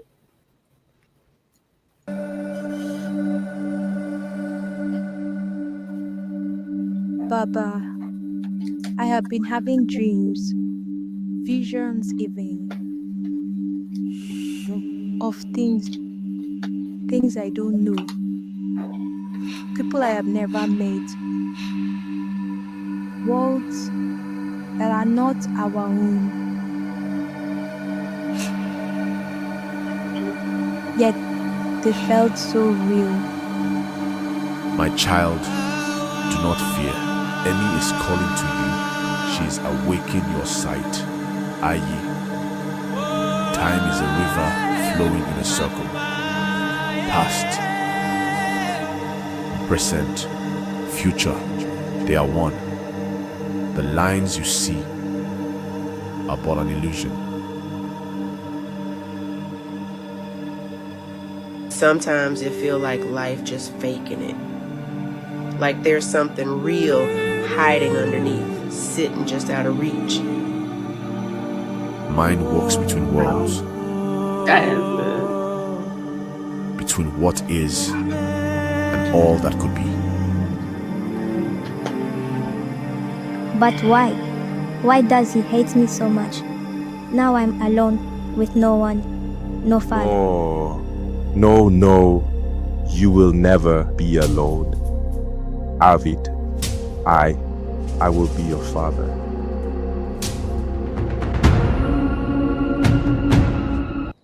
Okay, I'm gonna stop it right there, Mary, because see, now I want to see the.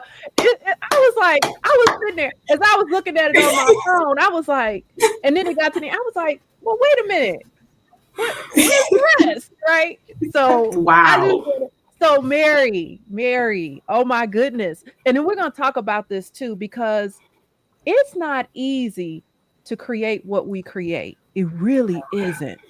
So Mary, tell me your concept. Where does it come from? Where does all of this come from for you? Well, my I'd say it comes from a natural, innate instinct to question everything, and I think I always have. I was raised. My dad was a reverend, a bishop. My mom was a reverend. I grew up as a Christian. I still am a Christian, a person of faith. Maybe not so much in the traditional sense, but still strong in my faith and in my belief in the Christ of the Bible, not maybe the religious context. But I think my struggle has always been the depiction of Christ and Christianity, reading the Bible and studying it and seeing something different in my head than what I see in movies and etc. And then stack that on top of just an absolute sci-fi freak.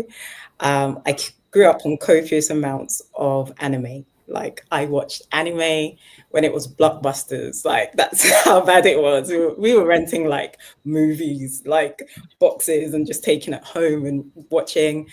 And it just got me into this realm of imagining a lot. When we were younger, we didn't have TV that went on forever. We had TV that switched off at 5. So you had to engage with your own brain afterwards to entertain yourself.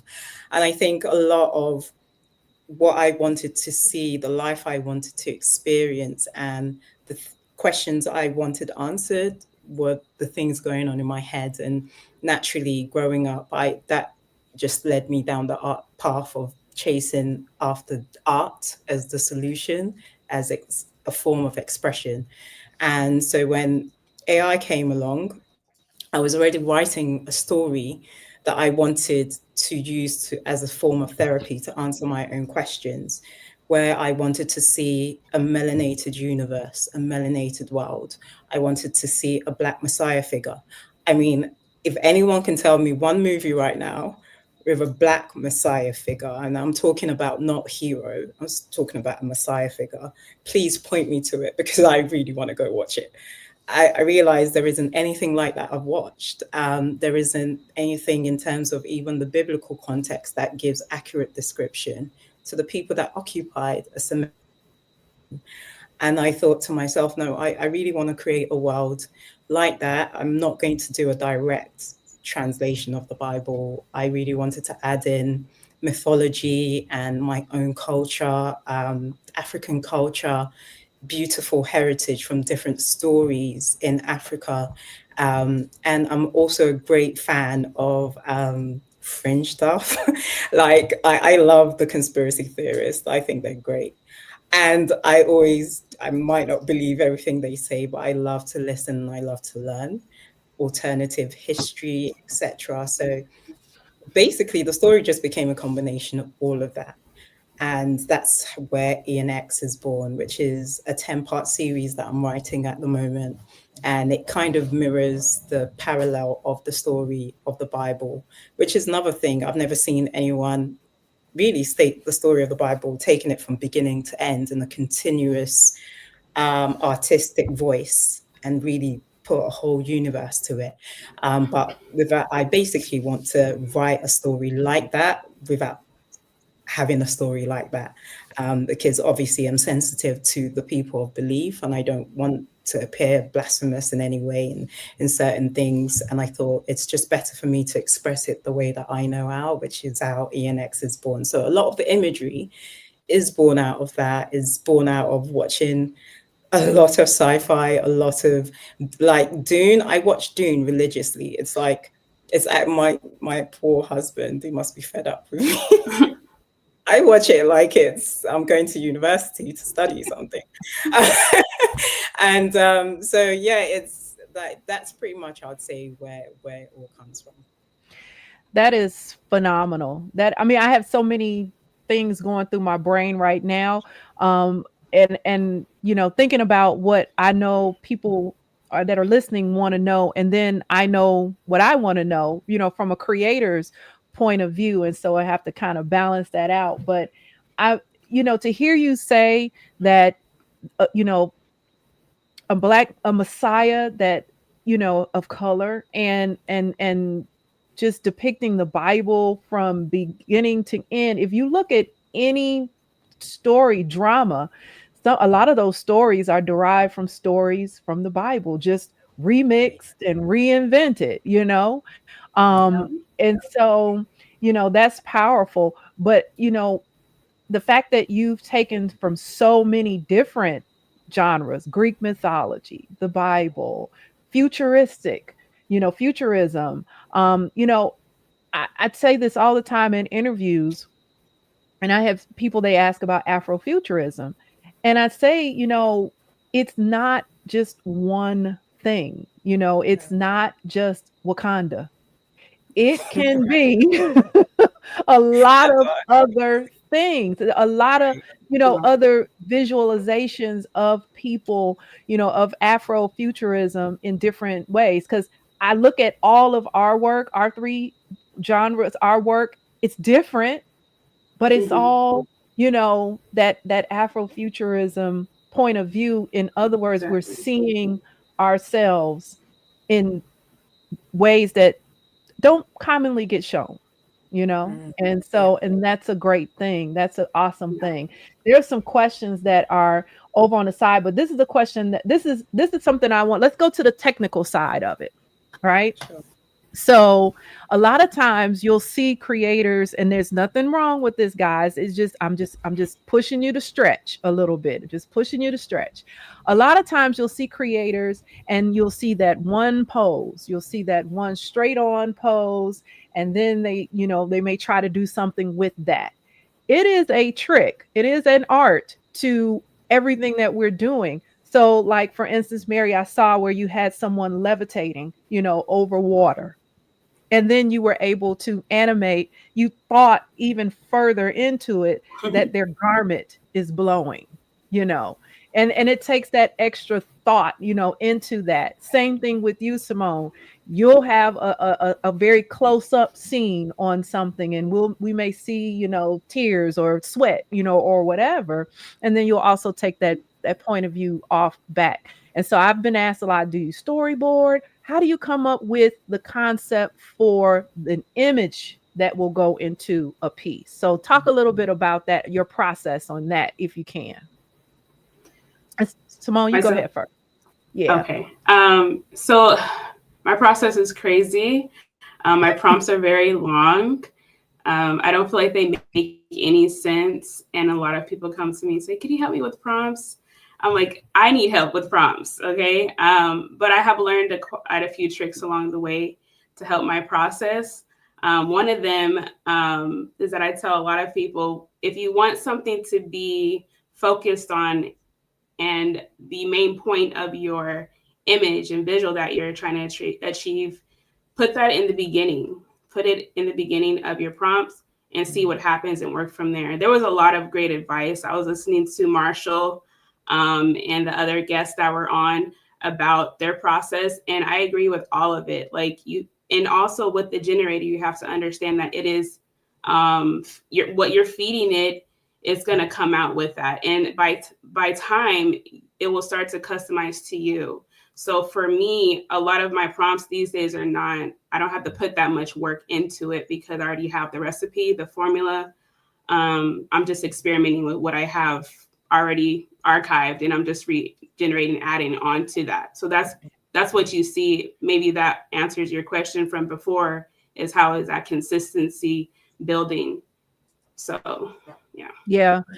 What a lot of people don't realize, and I'm telling some of my secrets, is that I am at the point I have created so many images in the past since I've been doing this since 2023 that I'm recycling.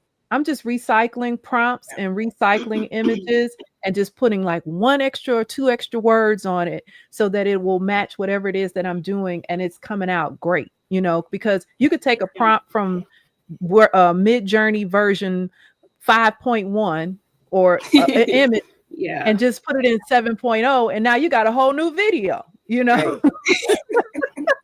So Mary, talk about a little bit, as far as your process when you are creating those images that, for action, because there was an action scene in that we didn't get to, because I was sitting there like, what the, okay. She clowning. I mean, for action, I really struggled with that. And it was a good friend that actually gave me some tips about it.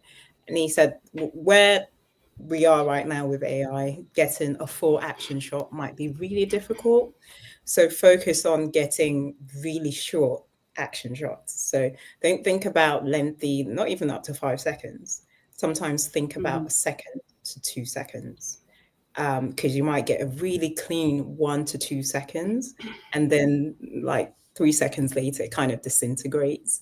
But I'm sure with AI evolving so quickly, the quality is catching up. So I usually concentrate on getting really short motions for action. And generally in film anyway, in film editing, when it comes to action, it tends to be really short, rapid cuts in terms of edit.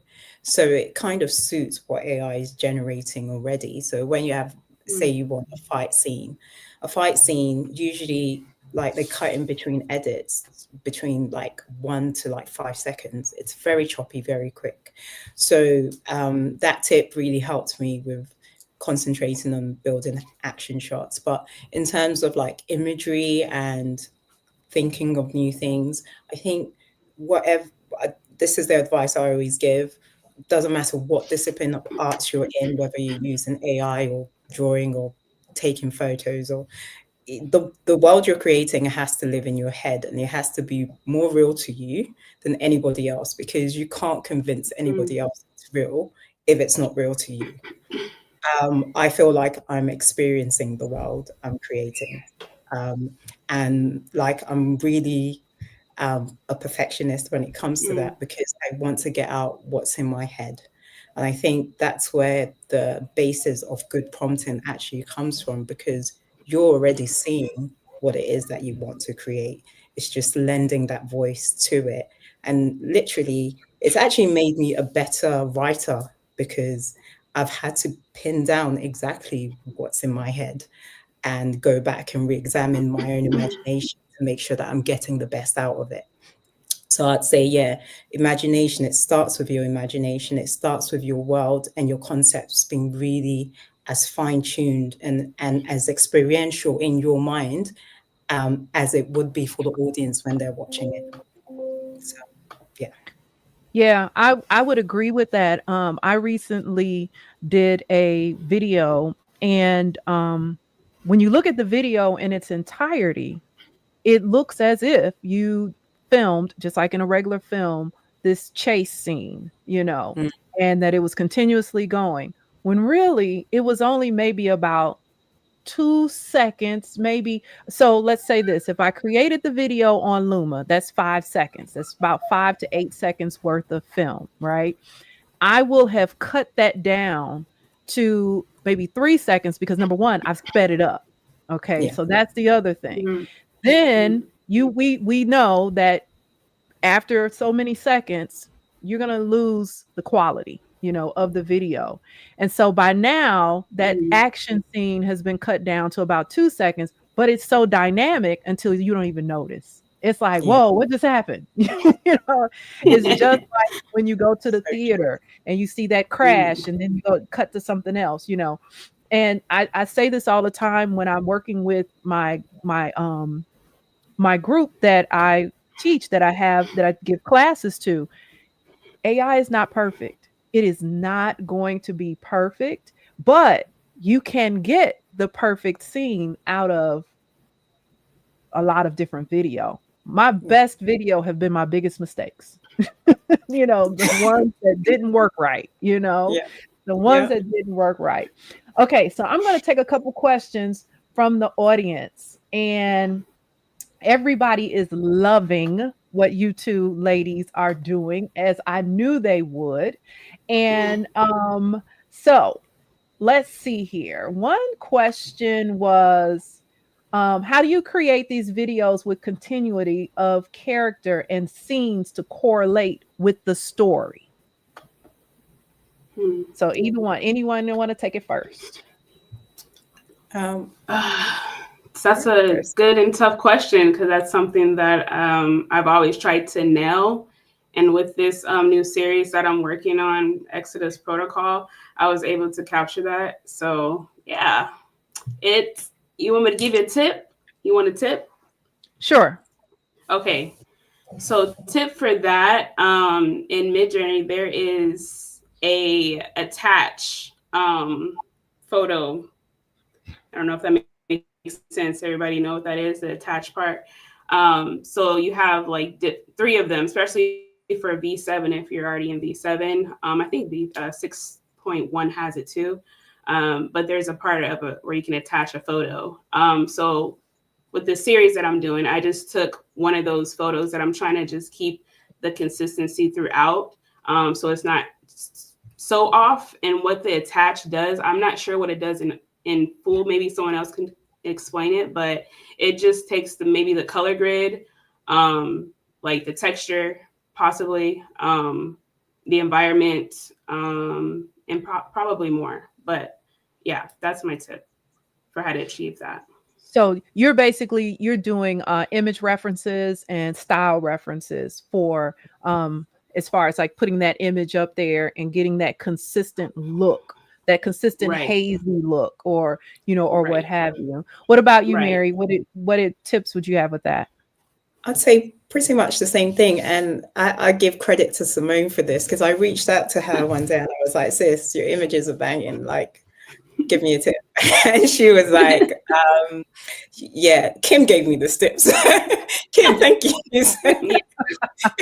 She was like, Kim was the one that put me on. It's So, all yeah. love. It's all love. Hey, Yeah. She said, like, look, your cameras are like really important, what cameras you use. And fortunately enough, I've worked enough with a lot of media people to know a few things about cameras. So I started like just messing about with different kind of cameras and lenses to see if I can get a certain consistency.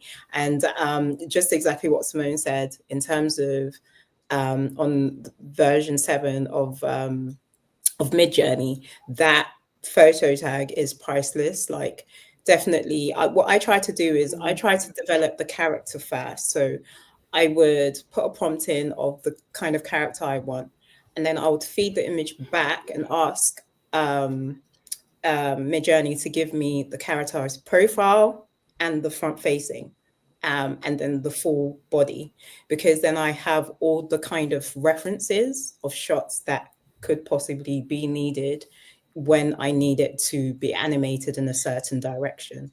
So almost facing it like an animator, where you have your profile, your full shot, your full length, and then you can kind of use that to inform any other images. But then also the personalization tool is priceless.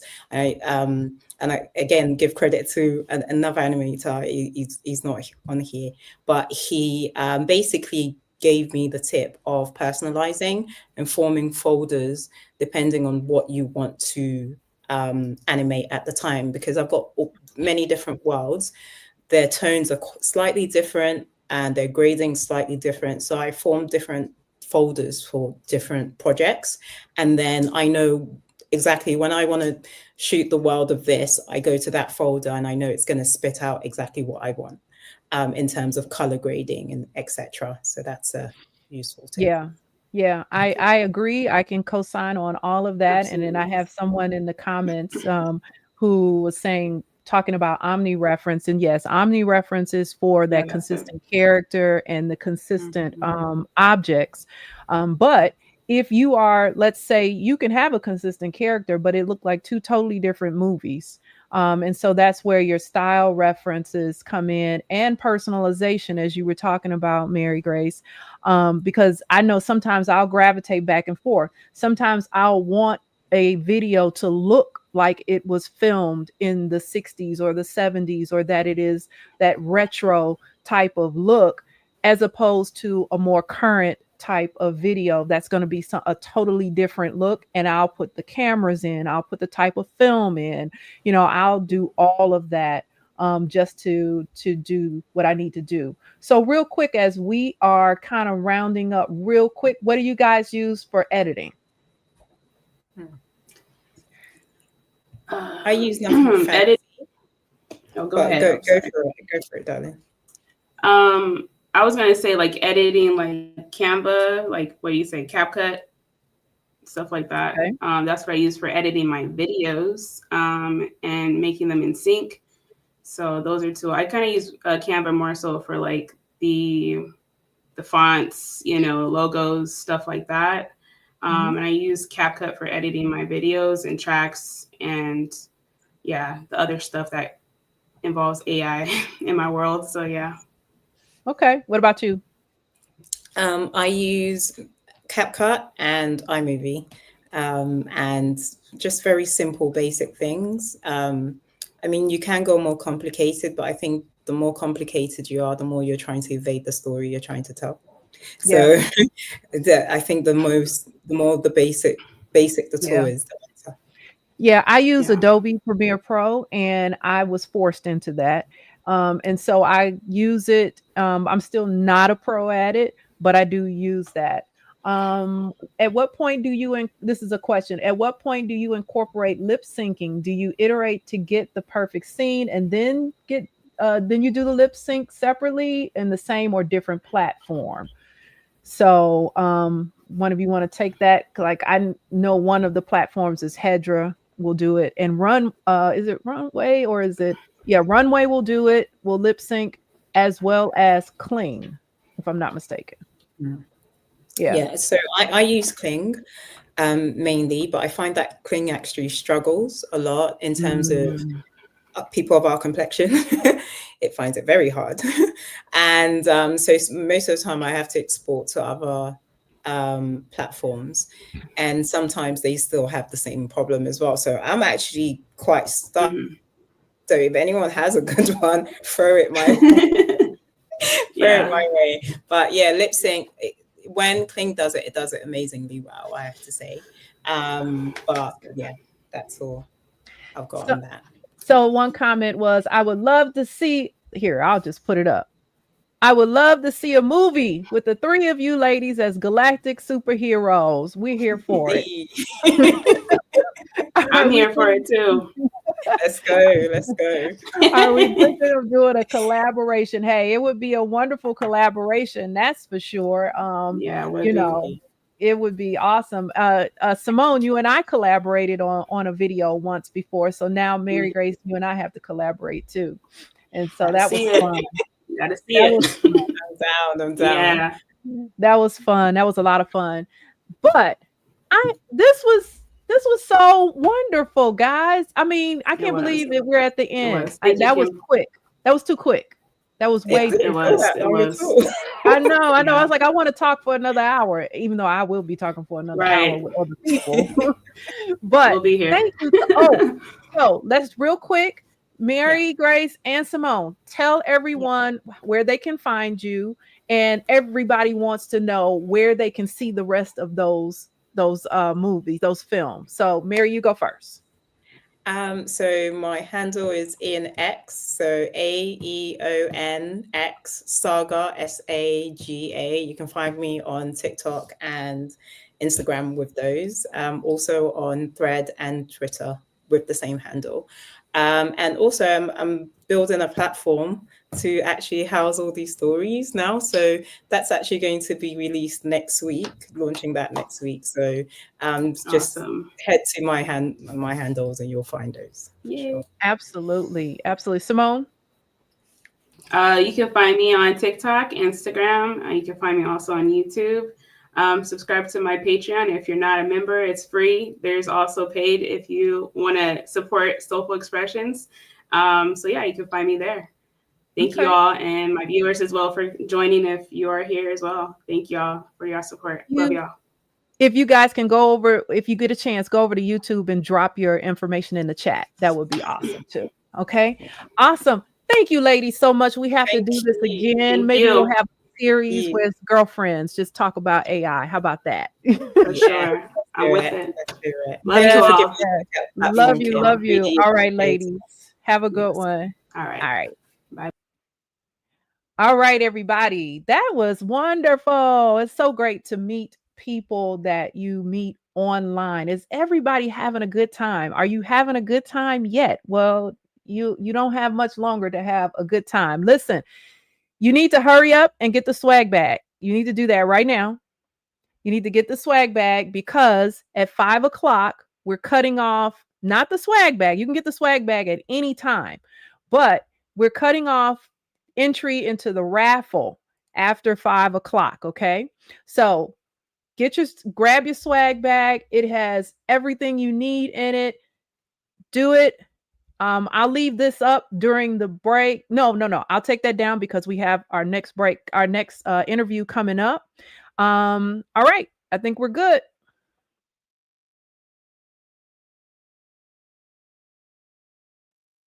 We'll be back in a second.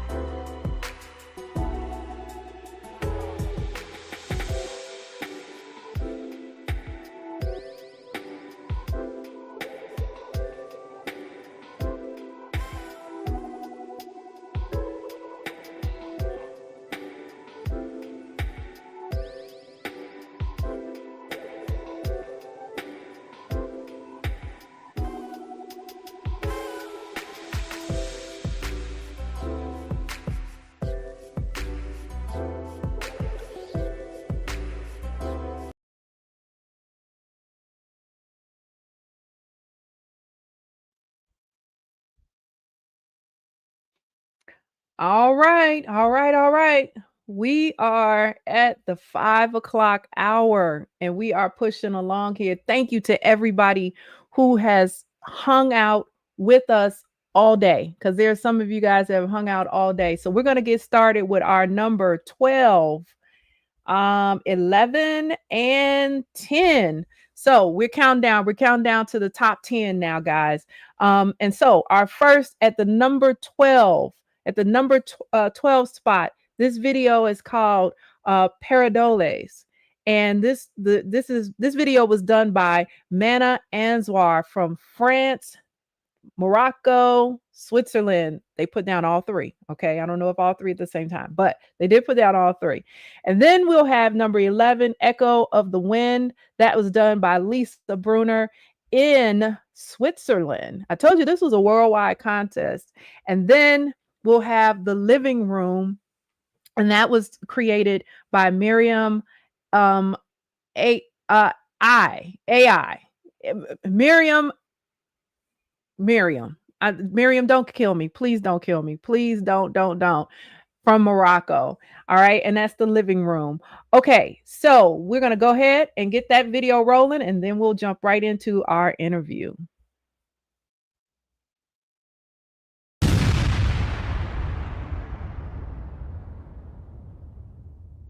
Chers compatriotes,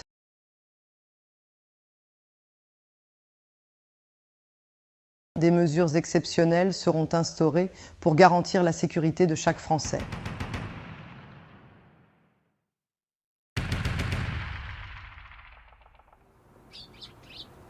Cadix, Cordoue, Marbella et Sija jusqu'à Tolède.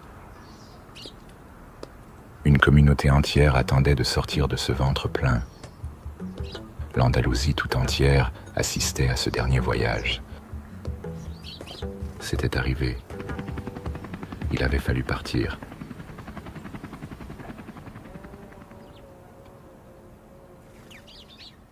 Quitter la France. Non sans lutte, non sans mort. De l'autre côté de la Méditerranée, un royaume florissant leur tendait la main. La vie suivra son cours. La colère rongera leurs jours et leurs nuits. Les enfants danseront encore. La mort frappera, inévitable.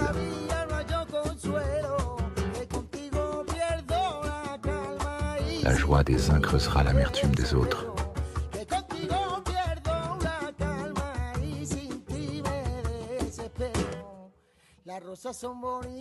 Leur jeunesse s'effacera, leurs succès perdront leur éclat.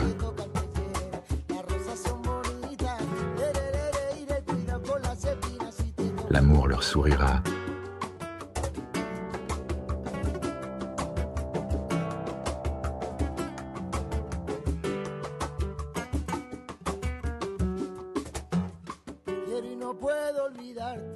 Et pour d'autres, plus rien de ce qu'ils ont connu n'existera.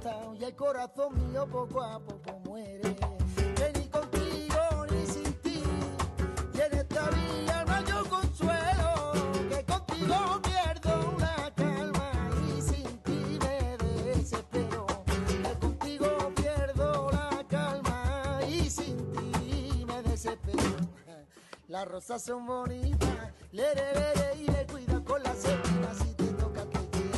Las rosas son bonitas, le, y le...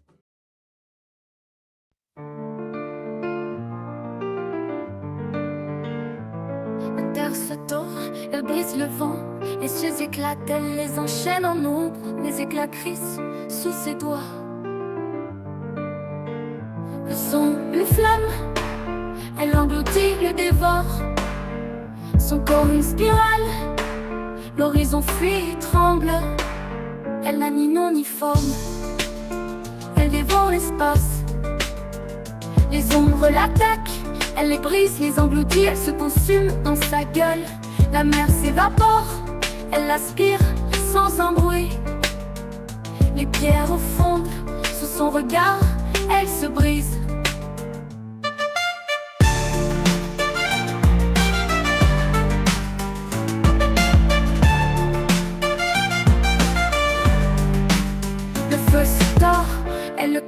transforme en glace. Les cieux s'effacent, elle boit leur sel, leur poison. Elle ne dit rien, son silence sur l'infini. Elle est l'éclat, l'étreinte brute, la chaleur du chaos.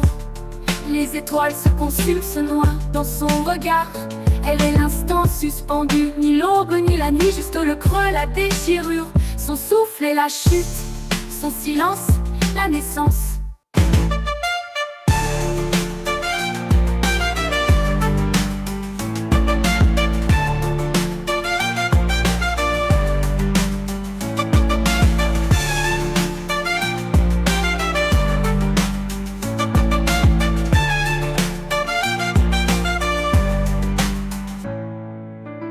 Elle n'a ni nom ni forme, elle dévore l'espace, les ombres l'attaquent. Elle les brise, les engloutit, elle se consume. Dans sa gueule, la mer s'évapore. Elle l'aspire sans un bruit, les pieds au fond sous son regard. Elle se brise, tremble, elle n'a ni nom ni forme. Elle dévore l'espace, les ombres l'attaquent. Elle les brise, les engloutit, elle se consume. Dans sa gueule, la mer s'évapore. Elle l'aspire sans un bruit. Les pierres fondent sous son regard, elle se brise. Le feu se tord, elle le casse, le transforme en glace. Les cieux s'effacent, elle boit leur sel, leur poison. Elle ne dit rien, son silence hurle l'infini. Elle est l'éclat, l'étreinte brute, la chaleur du chaos. Les étoiles se consument.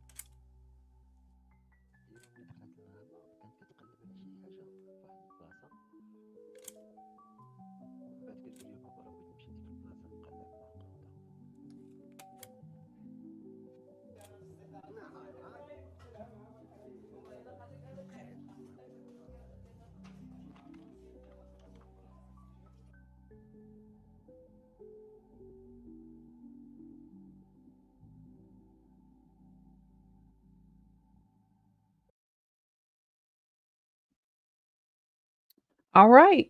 So that was the 12, 11, and 10 video. And yes, AI can be used in so many different ways. If it's just animating, photographs, bringing photographs to life, bringing relatives to life. It's a wonderful tool. But we're going to move into our next interview, guys. We are moving along here. I am so excited. I'm so excited to have our next guest who will be up here on the stage. This is somebody, like I said before, it's so interesting how there are creators that we all follow and like each other's stuff, and we genuinely really like each other's stuff because we're looking at it. And I can just say that this creator, she has something new every day. I don't even know how she does everything. I don't even know how she has the time to do all this, because she does all her music and everything. So I am going to bring to the stage Kelly Bosch. Hey. Hey, hi. How are you? I'm good. So nice to actually meet you. I know, you as well. I so great to meet you as well. We have some of Kelly's work and we're going to show, but before I do that, I just want to say Kelly, like she does images. She's a music producer. You need some beats, go to Kelly. Okay, she's got you. She's got you. She's got a track for you. She has everything for you. So before we look at your video, Kelly, tell us a little bit about yourself, your background, and do you come to the table with some graphic design background or creative background? So tell us a little bit about you. Yes, definitely. I'm an Adobe. Oh, did I lose you Oh, guys? I'm sorry. Oh, That was it's me. okay. That was Oh. me. Go ahead. I have a strong background in, I'm a graphic designer, video editor, and I work heavily in Photoshop, and I use Premiere. I use all the Adobe products. And I have a day job, actually. I am a graphic designer and I make videos, and I'm also a painter. I'm just a creative person. I've been a creative person since I was a little kid. I've always been painting and drawing. I majored in fine arts in college. And so when AI came along, like, I was hooked. I have never, ever in my life felt more creative than I do now. This has been insane and such a ride. I love it. I think that that might be the case for a lot of us. Yeah. Oh, absolutely. I tell people all the time, I have a piano in my house. I know how to read music. I know how to play good enough just for me, right? Yeah. But I'm not proficient, but I've always had these, music in my mind and in my ear. I love art, but do not put a paintbrush in my hand. Not going to happen. But you have all this creativity inside of you, and then here comes AI, and you're able to actually translate what's going on in this big ball of confusion. Yes, here. exactly. It's awesome. It's awesome. So we're gonna cue up one of your videos, Kelly. I don't know which one Excited we're to gonna see look what you at. picked. Yeah. Yeah, it was hard. It was hard. There were a few that I was just like, ooh, I like that one. I like that one. So I don't know which one we're going to do first, but let's go ahead and cue up your video.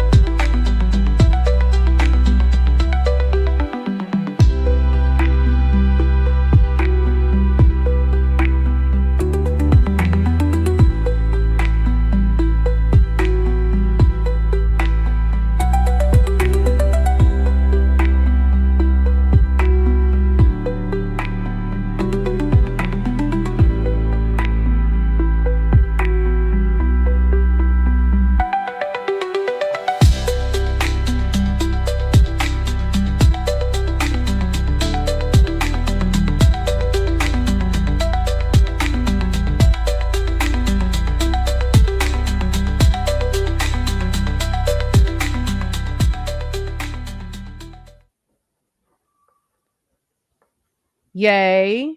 That was awesome. That was Thank you. awesome. Now, Kelly, I know I could probably speak for others who follow you.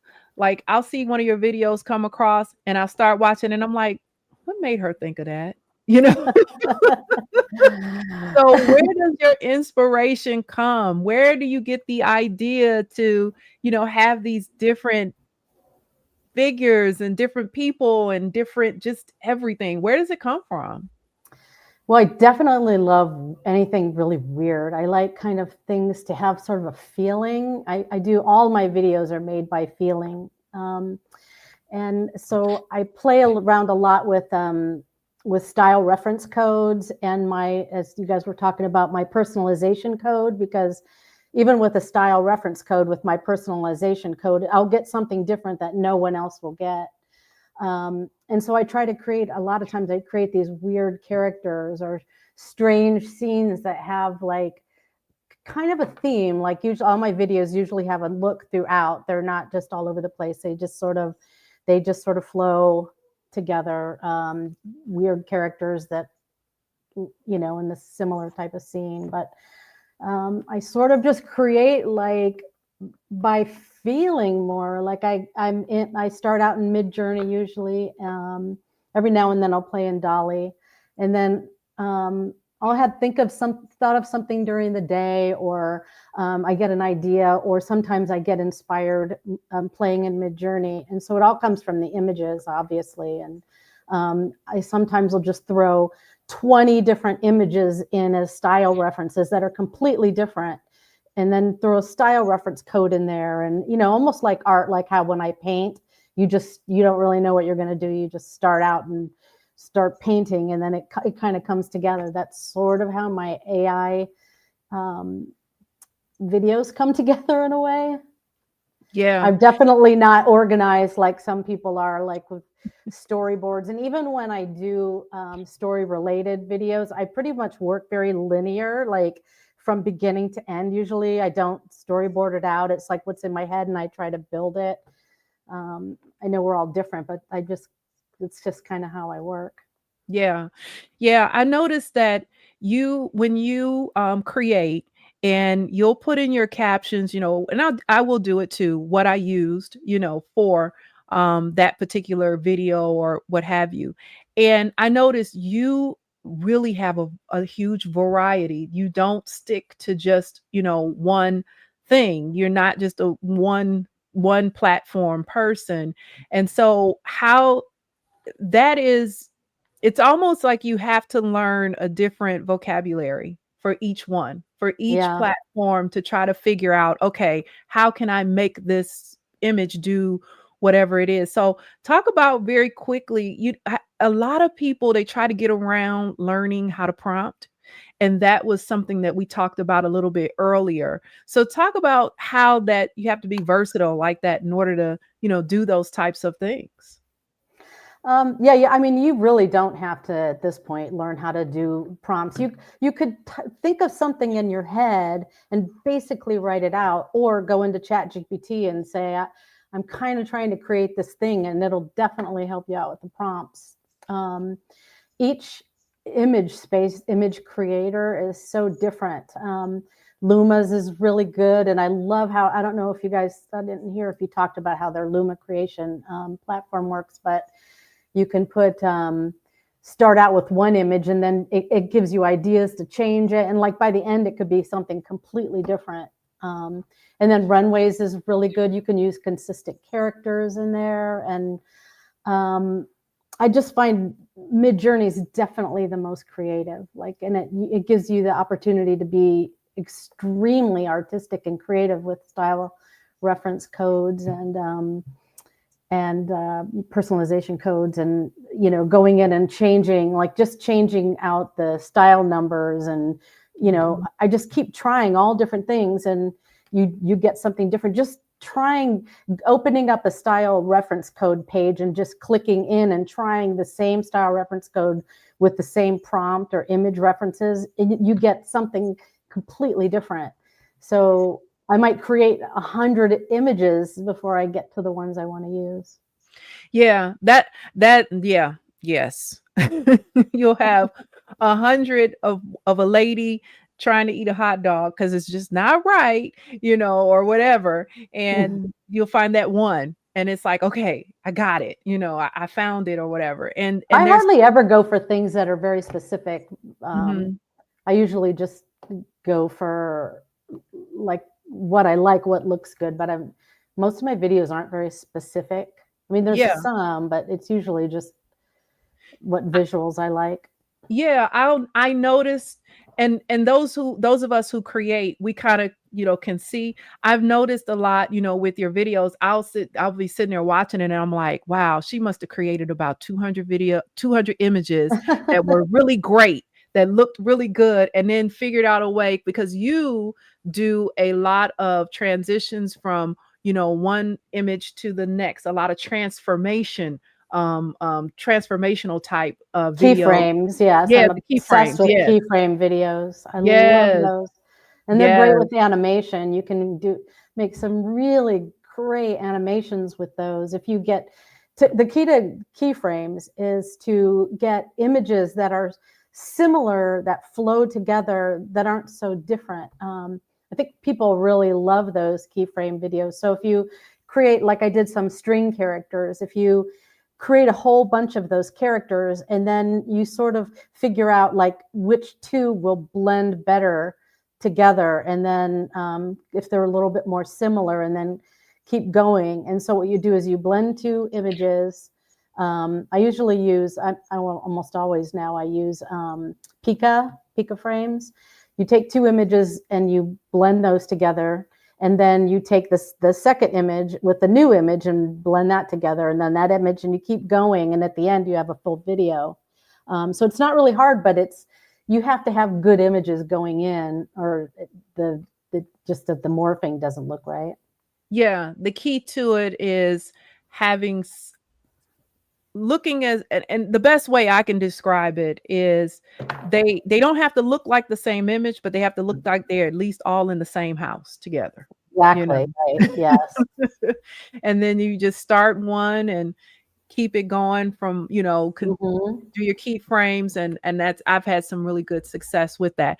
Now, I know this is probably going to be a question that you're like, oh, what are your go-to platforms? Which ones Well, I'm a creative partner. I first started on Runway. They were the first one that accepted me. It's been about over 2 years ago I've been with them. I'm with Luma, Pika, Minimax. I just got into Higgsfield, which I played with last night. It's amazing. I can look at an image now. I've been doing it so long. I can look at an image and I know exactly what app is going to animate it the best. They all do keyframes, but Pika is definitely by far, I think, is the most creative to me as far as keyframes, how I like to use them. Some people use them as like transitions from one scene to a next or something, but I usually just do that kind of flow thing. But every day I use a different app pretty much. I try, since I'm a creative partner, I want to make sure I use them all so that they get the benefit of giving me access, because I could never, ever do this if I had to pay for all these apps. I just couldn't. There's no way. I did recently buy VO3 for 3 months because they had a special for like 125, because it's going to be like $250 a month or something. I probably won't keep it at that price, but I wanted to try it. But I don't really do a lot of realistic stuff. I played around with it, and I do have some clients that I made some stuff for using it. So it's helpful, and it kind of pays for itself through clients. But I don't really make that kind of stuff. I prefer like very artistic, creative, different things. I'm not trying to make movies, Yeah. We have another one of your videos that we're going to queue up right now to show, so that we can see some more of your greatness. So whenever we're ready. No one really tells you this part. How you start to fade a little. Not in spirit, but in the way the world looks at you. like you've slipped into soft focus. At first, it stings.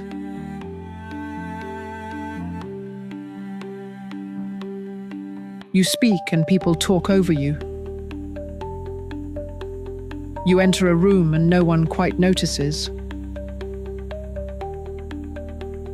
And then you realize there's peace in the quiet.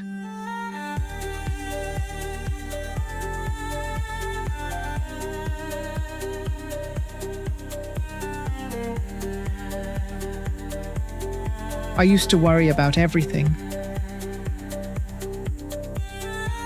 My hair, my weight.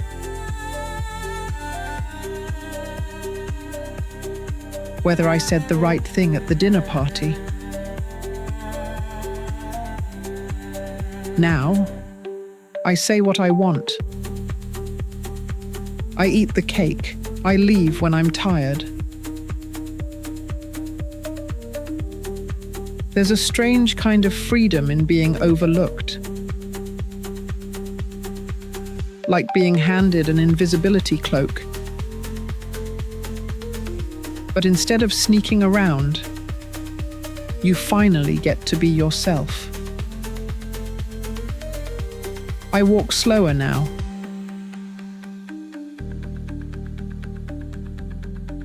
But I notice more. The way the light catches on a leaf. How birds still sing even when no one's listening. My body is changing. My skin tells stories. My hands remember things my mind forgets. I don't miss being young. I miss firsts. First loves, first homes, first wild ideas.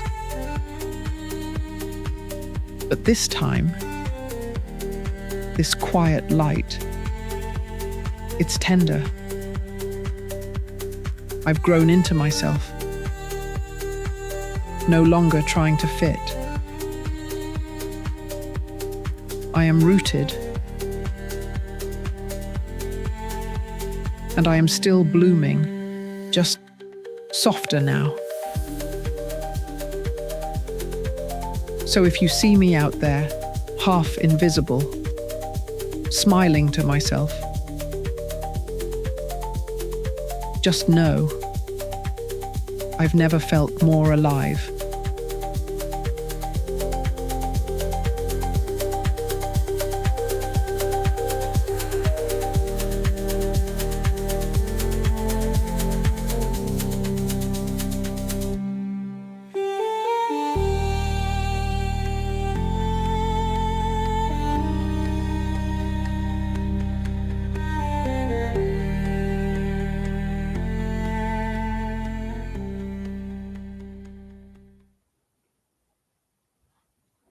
That was wonderful, Kelly.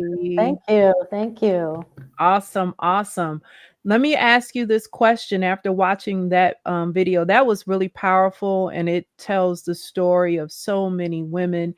I'm over that hump of, I guess you could say, going on into, those years where we don't care what we say. We don't care. Oh, yeah. I've been there a while now.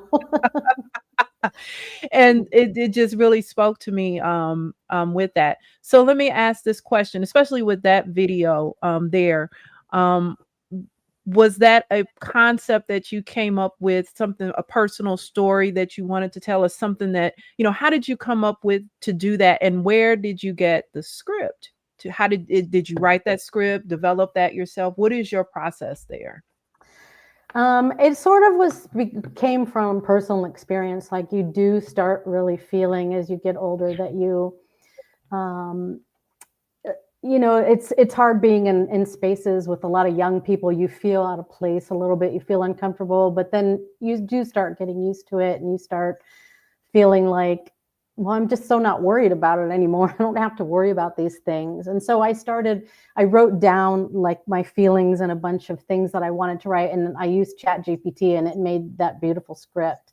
And then I used 11 Labs for the voiceover. And I just wanted some beautiful imagery to go with it. And so I found a style reference code along with my personalization code that gave it that really cool kind of golden look. But that's kind of how I came up with that. But it was kind of emotional making it. I make, like I said, almost everything with feeling. And then when I was making that song, like that song was just so perfect for it. I don't know, it just came together. Yeah. And sometimes that's just how it happens when you're working with, AI and you're just being creative and going off the top. It just works. You Yeah. find that thing that just works. So we had a couple of questions for you from the audience. And I'm going to get to those questions. I promise. I promise. One thing I do want to ask Kelly is a lot of times, so my images are definitely and videos are inspired by music. Sometimes I'll hear a song and I'll create the video, the images that I feel go with that particular song. But Mhm. then there are times where I'll create images and they'll remind me of a song. And usually it's some type of commercial song and I'll use that. But you create all of your music. What do you use? And how do you find prompting for your music is difficult, easy? What do you give us a take on it? Because yeah, you've mastered that. Well, I started doing it because my videos were longer than what they allow for music to play on like TikTok and Instagram. So I use Suno. I've tried Udio, but I've just definitely like Suno better. And I've had a music background for a long time. I used to, back in the day, I was like a big Napster person. I had like thousands of people that like followed me on Napster, but I was doing like kind of like down tempo, chill, cool stuff from all over the world. And so I have this interesting music background with that. So as soon as I got into Suno, like immediately, I just realized this is insanely cool. And as far as prompting, I don't think it's that hard to prompt, really. The writing of the lyrics is definitely the hardest part. And you can use Chat and Claude and some other apps for that to help you out. But they write a lot of the same things, like it's neon something, or they use the same words over and over about mirrors and this and that. And so you have to be like, you can get them to write the lyrics out, but you definitely have to change it. A lot of my themes are about personifying feelings and emotions. I've noticed I've done a lot of that. And I don't know, I'm like you though. Sometimes I make a song in Suno and then I immediately am like, oh my God, I got to make a music video out of this. But mostly it's like I have a video and I need a song. So I might make 100 songs before I get a good song. It's getting easier now. The platform's just getting better and better all the time. Yeah. Yeah. It's getting a little bit easier, but I absolutely suck at it. So I'm just gonna put that Oh, out really? there. Well, I do Oh it also God. by feeling too. Like I can hear like within 3 seconds of a song if I'm Mhm. gonna like it. And Yeah. so, Well, what I'll do is I will like I'll if I know that it's a song that I don't want to use a commercial song, I mean a video where I don't want to use a commercial song, but I kind of have a feel for it, I'll go into Chat GPT and I'll describe a song that's out there and say, kind of in this vein, but not, and put a little bit of strings in there and, yeah. do this and give me a description so that I could use it in Suno or Udio. And it'll give me usually gives me something pretty good. I'm for whatever reason, I'm only able to make like really eerie music. I don't know why. Oh, funny. That's so funny. I find Udio makes kind of strange music. It's like Uh-huh. different. And I have I better made a luck. few songs in there. You have better luck in Yeah. that? Yeah, I do. I do. Okay, so I'm going to take a question from the Okay. audience, and here it is. So, what inspires your color choice for your videos, and what tools and techniques are used to achieve the color goal? I definitely use a lot of orange in my videos. People say that all the time, and people always say, "Oh, you're orange again, orange." and that comes up in my personalization code a lot. I guess, when you set that up, I don't know if everybody hasn't done that. It's actually really easy. You just look at two pictures side by side. You just quickly pick the one it appeals to you, even if neither one appeals to you. You just kind of pick one that you like a little better. And after you do about 200 of those, it starts knowing your style. So mine definitely must have a little orange. What kind of defines my color choice for my video is usually if I use a style reference code, it has a basic color theme to it. I definitely do a lot more muted tone things than I do colors, but some of my stuff is brightly colored if I find I did a series of like art, like galleries and like a art studio kind of thing, and it was very brightly colored and like really cool art, and I just absolutely loved it. I did that one the other day. So it's mostly inspired by the tool at the moment. Yeah, I find that happens with me too, as far as the colors are concerned. Okay, we got another question here. How do you get companies to sponsor and or become a creative partner? I'm a creative partner with Luma and with Runway and with Imagine. But Kelly, you've got me beat. You're creative partner with about 10. Well, it definitely helps to I have about 500,000 followers on all platforms combined. And so that definitely makes it easy. I got real lucky in the beginning that I signed up for Runway like the day it came out. I saw that they were offering that. And because I was there with them from the beginning, I got it. And having that one helped me then build my portfolio of videos so that I was able to get others. I think Luma was next, then Pika. The one I got for with Minimax, I just applied for that immediately. They gave it to me, and they just give me endless credits. It's amazing, and I think that app goes really people don't talk about it that much, but it's actually really it's very cool app. I've done some good videos with that app.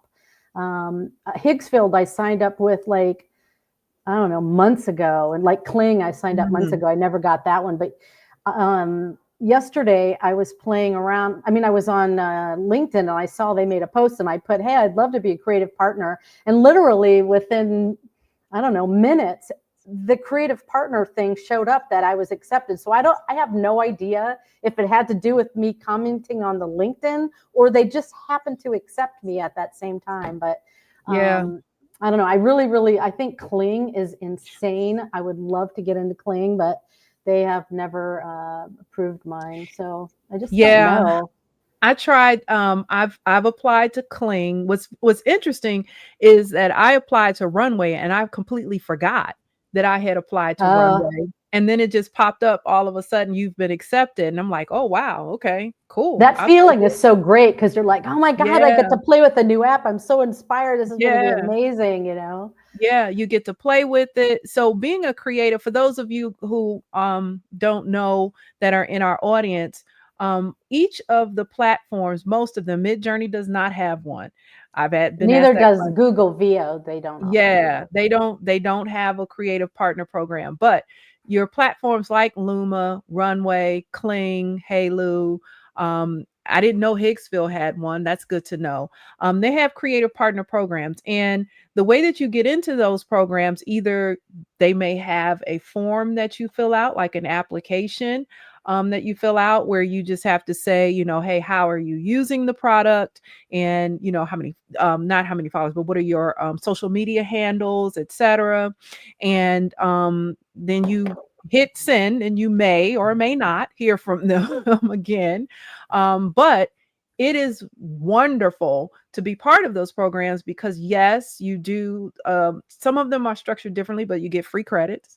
But you also get to try out their latest and greatest, before it's even released to the public. And so that's one of the things that I really like about Luma. So yeah. Okay, let's see here. We got a couple more questions here. We'll do this one. As a creative, what is your next AI project or challenge or project challenge? Well, I was just saying how, like, over the last, it's so funny, and this happens a lot. Over the last week, I was like, oh my God, I feel really kind of burnt out. Like, I don't have any, like, I feel like I'm at the end of my rope. Like, I don't have anything else. I keep like using some of the same prompts and things. And like you were talking about earlier, you take your stuff from 5.1, put it into 7 and get new stuff. But I felt like I was like reusing a lot of the same stuff. And then the Higgsfield thing came along, and then it gave me a new spark to try something new. But my project challenge every day is try to come up with some new idea or something different. I post every day, like 1 or 2 videos, and try to keep it fresh, try to find something new. It gets hard after a while, and it's actually a little bit stressful. And I don't know, I think that's just trying to stay ahead of the game too, of all this new stuff coming out all the time. Yeah, yeah. It's so easy to get lost. Or to get overwhelmed, Yeah. You want to try, because I had people asking me, hey, did you try VO3? And, aside from the fact that it's expensive, they did have that 3-month special going. I just just had to say, in my brain, I can't take another. I just can't take another, Yeah. I I mean, I right do pay now. for a lot of stuff. I mean, I pay for Suno, Midjourney, Kriya. Yep. Yep. I don't even know. There's a bunch that I pay for. It adds up. It does. And then I bought this absolutely VO, but yeah, so it's Yeah. crazy. That was part of the discussion. The last one was, hey, how do you budget, all of this? And I will say that, each one of them, yeah, you're going to have the logo on there. But if you just want to try something out, they all have free, programs that you can just, and just try it out, see how you like it. And then if you like it, just get the introductory subscription, don't go all out immediately. And the advice that I also heard was never get the 1-year subscription, because Oh yeah. get You the might not monthly. like it after a while, and then you're stuck with it. Yep. Let's see. Here's another interesting question. Is there a creative AI project that you're not interested in exploring? I don't think I've ever gotten that question. Well, a lot of people are like telling me I should do like movies, like make some movies and stuff. My problem is the way my brain works. To make those movies is very time consuming and very difficult. I really give it to the people that do those. I watch them on LinkedIn. I'm like blown away by it. After like working on that for 3 days, my brain is so far gone. That feels like 2 years ago. I don't even want to do it anymore. I'm so over it. I don't think I have the focus to do something like that. So that's me. Okay. I will say, okay, so when you're on these different platforms, you get a lot of people who ask, can they commission you? And there are some commissions that I just will not do. And the reason why is because what I do with AI, it gives me joy. I like it. It's therapeutic. But if I have to create something that doesn't give me joy, then, that's a problem for me. So the AI projects that I'm really not interested in exploring are those that just don't line up with my aesthetic, I call it AI for hire. I can't do it either. It makes my skin crawl. Yeah. Yes. There's some projects where I'll look at the person, will say, hey, can you do a video for me? And then I'll before I even answer, I'm scrolling and I'm looking at their social media page. And if it's not lining up with just what I do, I politely refuse, or politely turn them down and send them to someone else who I know who their aesthetic may be in line with what it is that they're looking for. The other one that I will not do is I get a lot of people who want me to do portraits of them. They want me to recreate them, and nobody ever thinks that they look like Yeah, whatever it is that they exactly. look like. And so Yeah. you find yourself like, no, you look just like that, and they're like, no, that's not me. So I back away from stuff like that.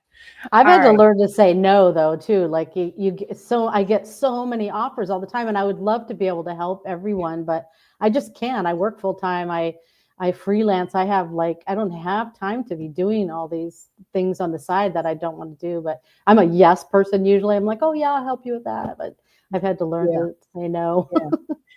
I learned that very quickly. I learned it very quickly, Kelly. I really did. All right, here's another question. How long do you typically spend on a project or video? For example, like the ones that we've seen here today. So typically, how long does it take you? The second one that I did with the women, that one definitely took me a little bit longer. I probably spent about 5 hours on that one. What, just because I was trying to like match like edit it all out and make it all match up. A lot of like a keyframe video, I could make one of those. I could knock that out in no time at all. Anything that takes sound effects takes a really long time. The sound effects take as long to find as making the whole video. I'm sure you found that. And like, it's so nice, like with some of these apps now coming out with sound effects, like Luma has it and is super helpful. But when you're doing like animations and stuff, those don't work. I use Pixabay, and you can create some of your own in 11 Labs. But I can knock a video out in the evening usually. But my creation time is in the evening after work, when I'm sitting in front of the TV. I'll make usually a video a night, or sometimes I could make 2 or 3 if I'm doing like keyframes or something. But if I really put some time and effort into it, it'll be about 4 or 5 hours probably. Are you working primarily on your phone? No, I'm working on I was using my phone more, but now I have a MacBook Air. So it's still small. Like I just put it on my lap, and I like that. And I can use Premiere on it better. I was using CapCut on my phone, but I don't know. I'm a Premiere person. I'm just really good at it. So Yeah. I'm crash course Adobe Premiere. Very, yeah. But I use very. After Effects, and I'm Okay. like great with Photoshop. That I do Photoshop all day long in my job, and so you could do like a lot of my photos. If they have to fix their hands and stuff. You could I plop them in, or if I need to expand them, I do all that in Photoshop. Fix faces, and I also use for a lot of that. I don't know if any of you guys use Kriya, but Kriya has the most insane image enhancer. It rebuilds faces and rebuilds Really? parts of pictures. Oh yeah. Sometimes you have to go take the original picture and like add back in things that you don't like, but for the most part, like it crisps it up and gives it details. It's like pretty incredible. I find it the best image enhancer of all of them. So now after you've created your images in Midjourney, are you upscaling like just for your social media? Because I tend to not upscale for social media. Are you upscaling? No, I sometimes will use Midjourney's upscaler. The only time I was doing like Kriya is if every now and then I'll make stuff in Dolly, which is like old school, but you could make some really insane, cool, weird stuff in that. But you definitely kind of have to go in and like fix them, and they all come out square, so I have to like change if I want to change them. But I totally got lost on this question. Where were we? Yeah, no, we were talking about upscaling. Do you upscale your videos? I do use Gigapixel sometimes. Okay. I have that. I had a version for video, which was really good, but I do if a photo needs something. But for the most part, no. For the most part, my images in Midjourney already come out so crisp. If you have like a good prompt and you could be very specific. You could sometimes say perfect hands perfect features or something, and that really helps sometimes. Yeah. Yeah. And Yeah, it does. Because like I said, I get that question about upscaling, and my answer to that is always if I'm commissioned to do something and it's going to be shown on a larger screen, or yeah, again, it's a commission job, then I will upscale at the end. But if I'm just creating something that's going to be on social media, I concentrate on getting the details right in the image, yeah, or same. getting the video, getting not the video, but the colors and the depth and all of that, right out the gate, so that once I go into those video platforms, it just makes it pop, So CapCut has, I was going to say before I forget, CapCut has, their filters. They have so many filters. Like if you have a video that feels a little disjointed color wise, and you don't want to like go in and like edit each separate video or image in like Premiere or Photoshop or whatever, you could plop that video into CapCut and choose a filter, and it will colorize it instantly for you in a certain different color. So it brings it together.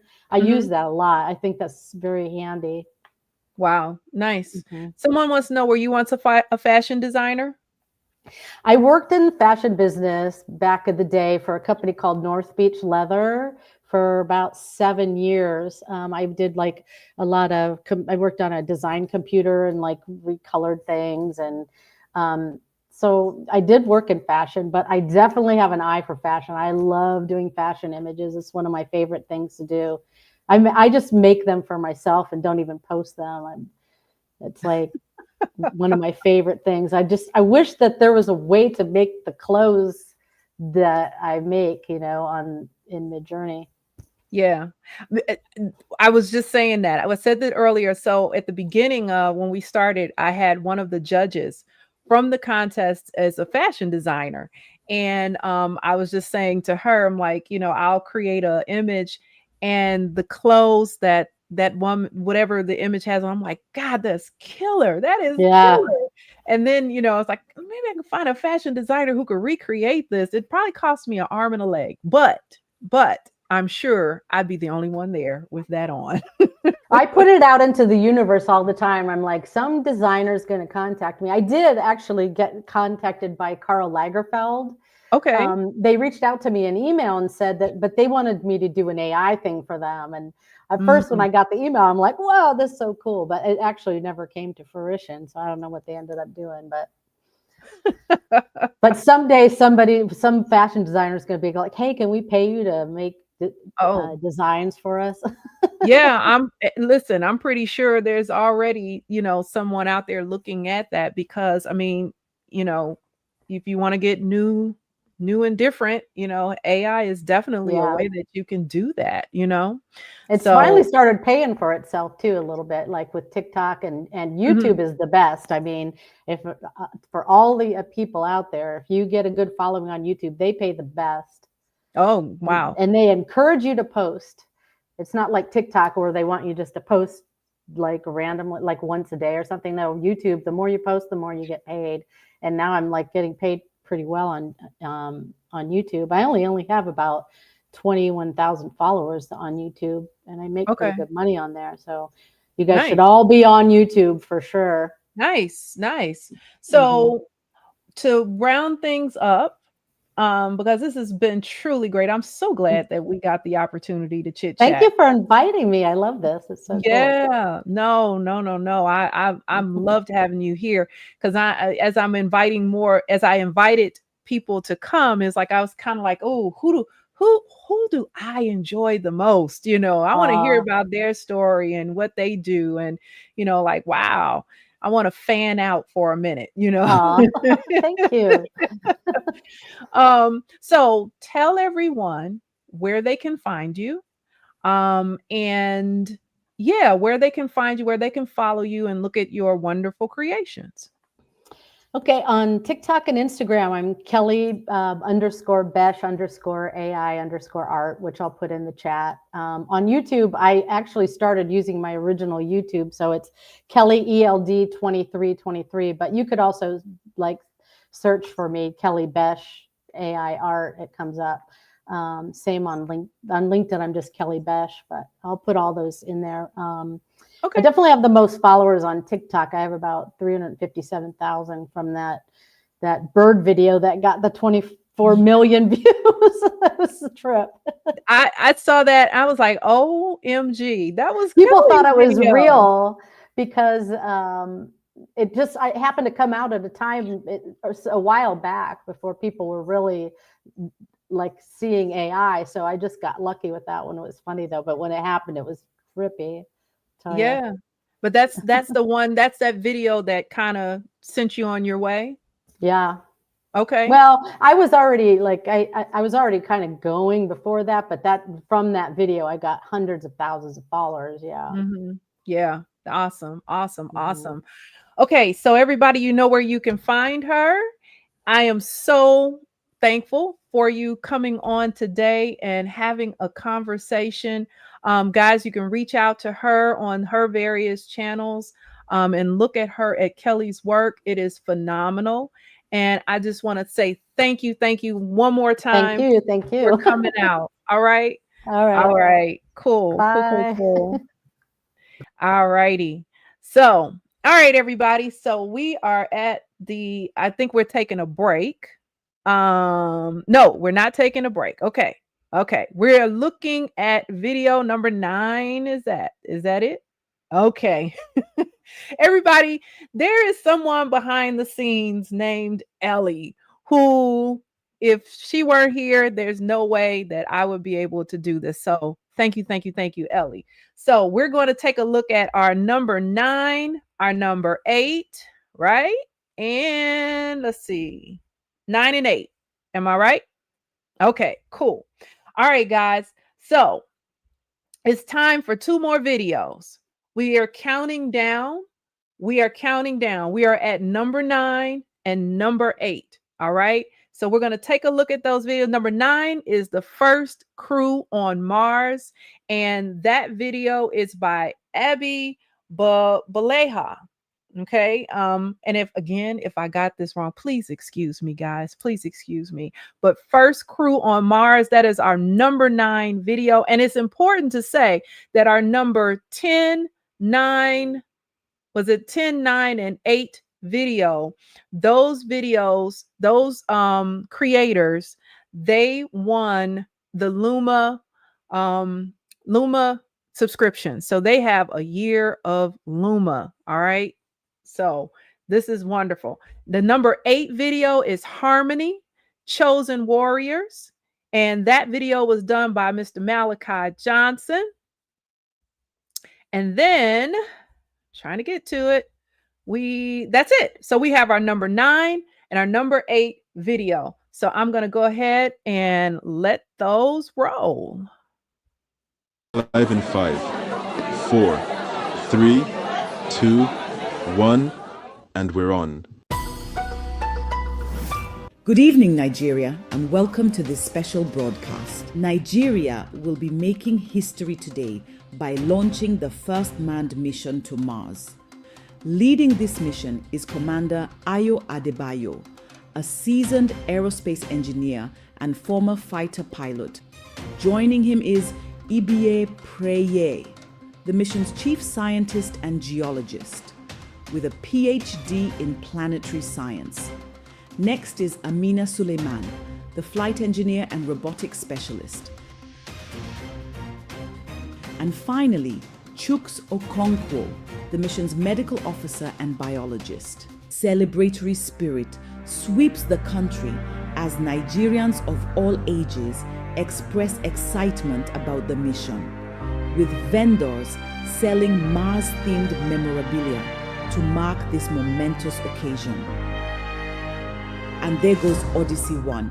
The spacecraft has successfully launched, marking a thrilling new chapter in Nigeria's journey to Mars.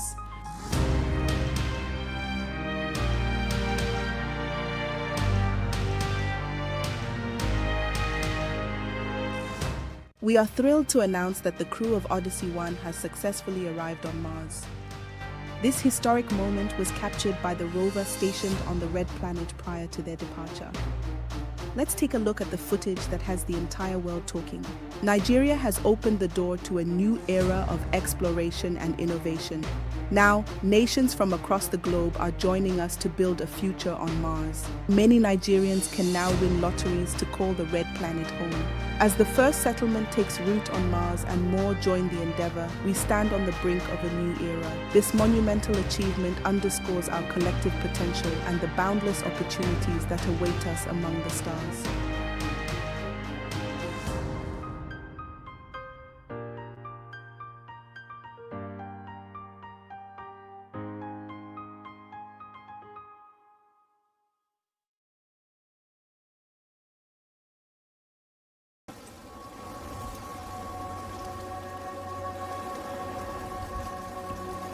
Who I am now is not who I've always been.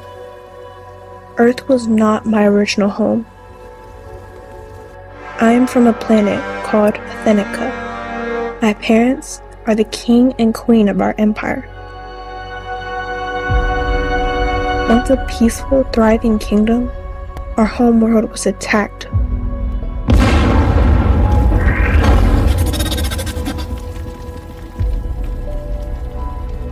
By a tyrant queen named Vecana, queen of the Triad Empire.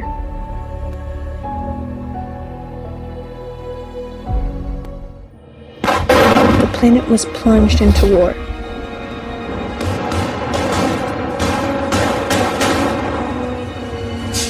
My mother and father had to make a choice to preserve our kingdom and give our people hope.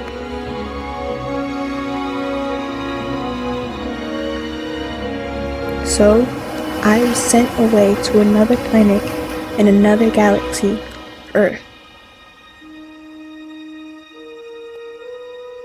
Along with twin warriors, Isis and Raquel, we set a course for Earth. But before we reached our destination, the ship was thrown off course and crash landed in North America in the state of Arizona.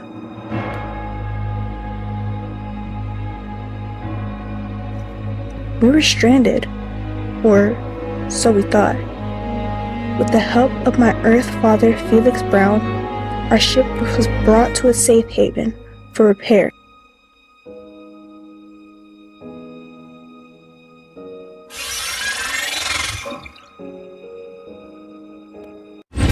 But it would take time we didn't have.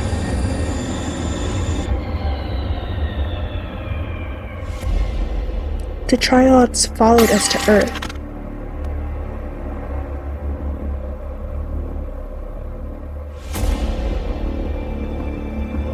The twins prepare me for the flight that is ahead,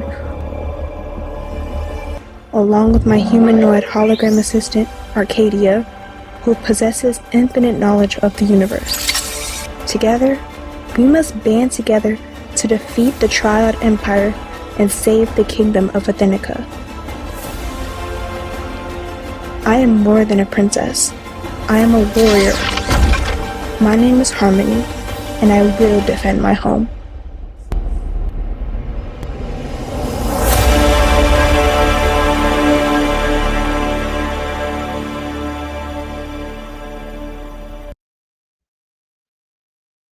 All right. Another two really great videos that were shown during this segment. And I see some of the creators are in the comments over on YouTube. Thank you so much for your submissions to the contest. We're going to take a break, but before we take that break, I'm going to remind you that you can still get the swag bag. All right. You just won't be entered into the contest, into the raffle, the drawing, but you can still get the swag bag, which is full, did I say full, of goodies. You can either scan the QR code or you can use the URL that is there to just go ahead and get your swag bag. So those of you who are just joining us this evening, we have had a great time all day. And we've been on since noon and we still got more to come. So you can get your digital swag bag. And one more thing that I am going to do very quickly. I want to just remind you very quickly, and then we're going to take a break. We're going to take a little bit longer break this time around, and get up, stretch, grab a little quick bite, real quick type, break. And then we're going to come back at 6:30 because we have our top 7 videos coming in at that 6:30, and then we have 2 of our sponsors that are going to be coming on, and I'm really excited for that conversation. So real quick, I just want to remind you guys that I do have a community. I was asked about do I teach or do I have any type of classes that I offer for AI? And the answer is yes. So you can, I'm gonna make sure I get this right here. You can scan the QR code. Listen, just come on over for 10 days. We just started, moved to this community this week, as a matter of fact. And so we're getting started, getting everything up and running and moving everybody over here. Live trainings, master classes, private area. It is a private area away from social media. And there is monthly feedback, Q&A sessions, spotlights. A lot of what you see here today, this is what we're going to be doing in that community, because I do realize there is a need for this. So you can scan the QR code. Just come over for 10 days. Not going to hurt you. All right.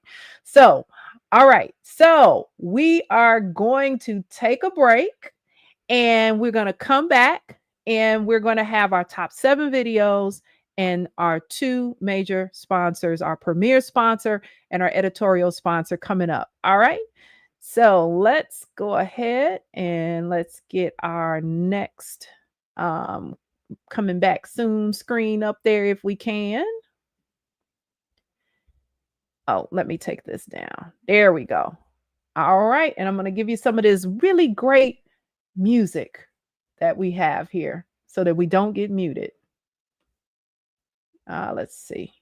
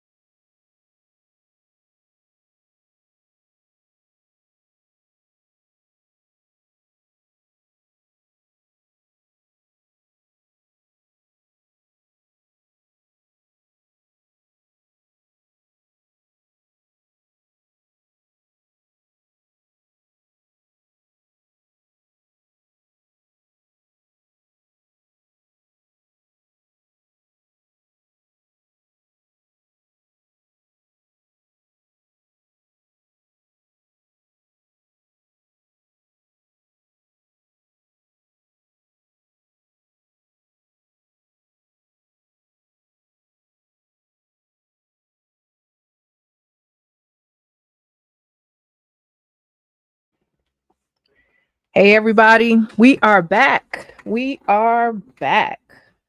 We're back. I hope you all had a good break. I had a good break. And those of you who stuck around, thank you so much.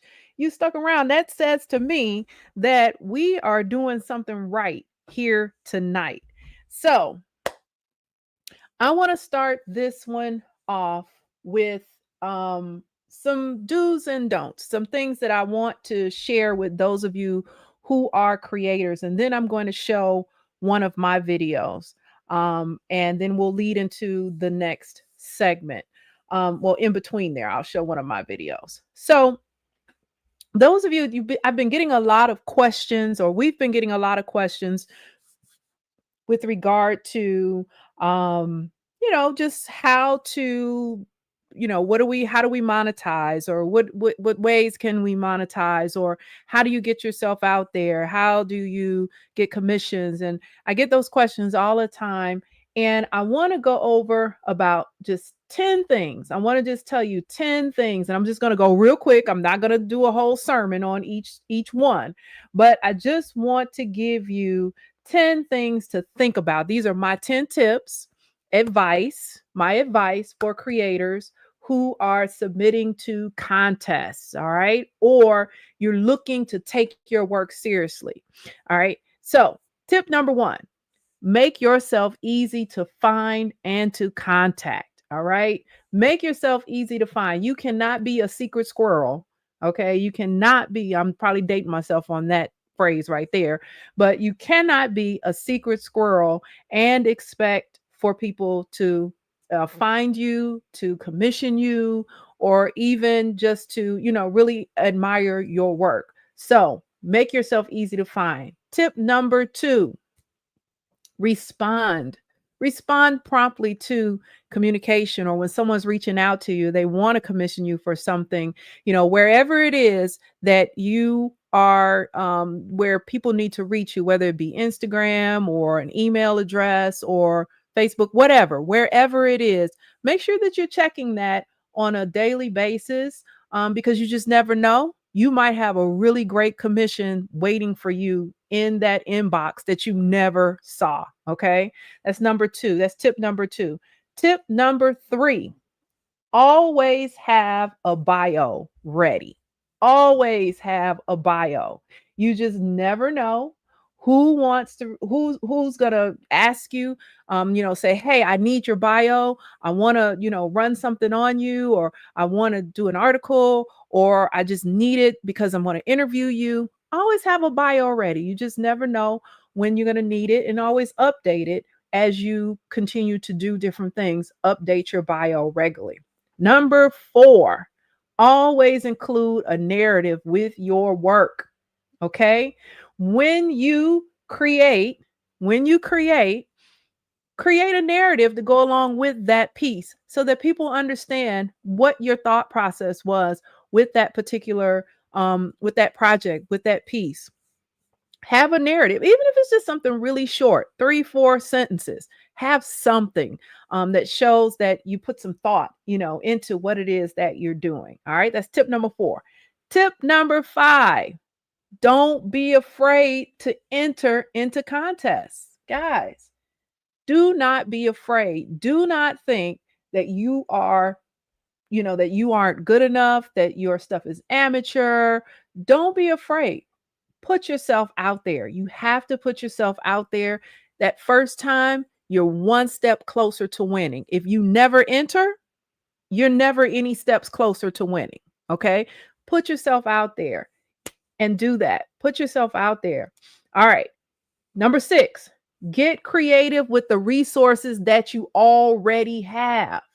We talked a lot today about, every creator that came on here talked about how, if they had a subscription to everything, they wouldn't be able to afford it. Okay. And what we are is resourceful. We are very resourceful.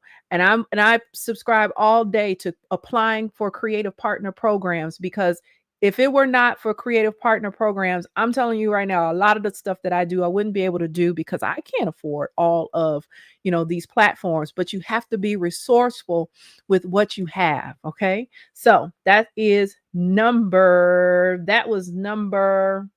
6. All right. Number 7, treat your work like it's a business. I cannot overemphasize that enough. Treat your work like it's a business, guys.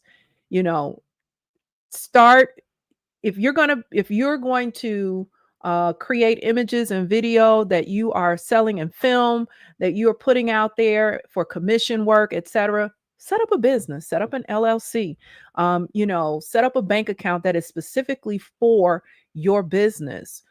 Treat it just like a business. Get business cards, in the swag bag. There's a deal. There is a percentage off deal, a coupon, so to speak, for a one-page website. Okay. Get that one-page website. Get that one pager. That's all you need is one page. People don't even create those large websites anymore. Just get that one-page website that has your contact information, a little bit about you, a little bit of your work on there, maybe a link to your social media, and that is great. It shows that you are professional, that you're serious about your work. Contact me at the bottom and make sure you buy a URL that's your website address that is branded to you. Remember, you are the brand. Okay. You're creating a brand. So treat it like a business. Number 8, build a digital paper trail. Okay. Build a digital paper trail. So in other words, save your bios, your headshots. If you do let's say you do a podcast interview or you interview and it's, in a magazine or whatever it is, save all of that. Keep that paper trail. That is your resume. That is your portfolio of work. You want to make sure that you save all of that. And, because that is, again, that is your professional track record, so to speak. All right. Number 9, stay visible. You have to stay visible. Take a break every now and then, but stay visible. If you're serious about this and it's something that you want to do, something that you want to make a career out of, make money off of, monetize, whatever, stay visible. All right. And then number 10, say yes before you are fully ready. I cannot emphasize that more. Say yes before you are fully ready. Because when you say yes, that now you're obligated. And I know that you're not going to not follow through, right? Say yes and everything else will be supplied. I promise you, you will get through it. All right. Okay. So those are my 10 tips for creators. If you want to move forward, if you want to get serious about all of this. Okay. So I am going to queue up a video for you. Someone had asked, I don't know if you're still here. I can't remember who asked about this video, but they called it, the circus video. That's what they called. They called it the circus video. And it was kind of the circus video. But I call it doomsday.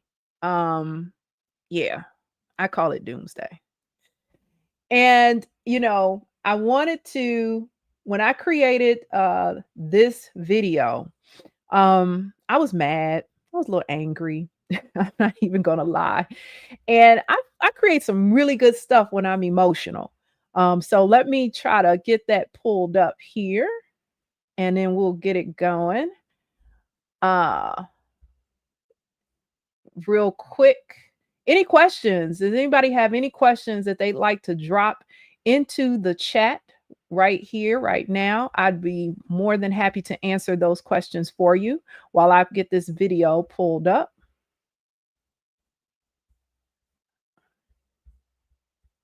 All right. This one I wasn't going to show this one this evening, But like I said, I did have a request, and we had to move a couple things around or whatever. But we're going to show this one. All right, so I'm going to go ahead and I'm going to get this video going, and then I'll come back and I'll answer any questions that you may have.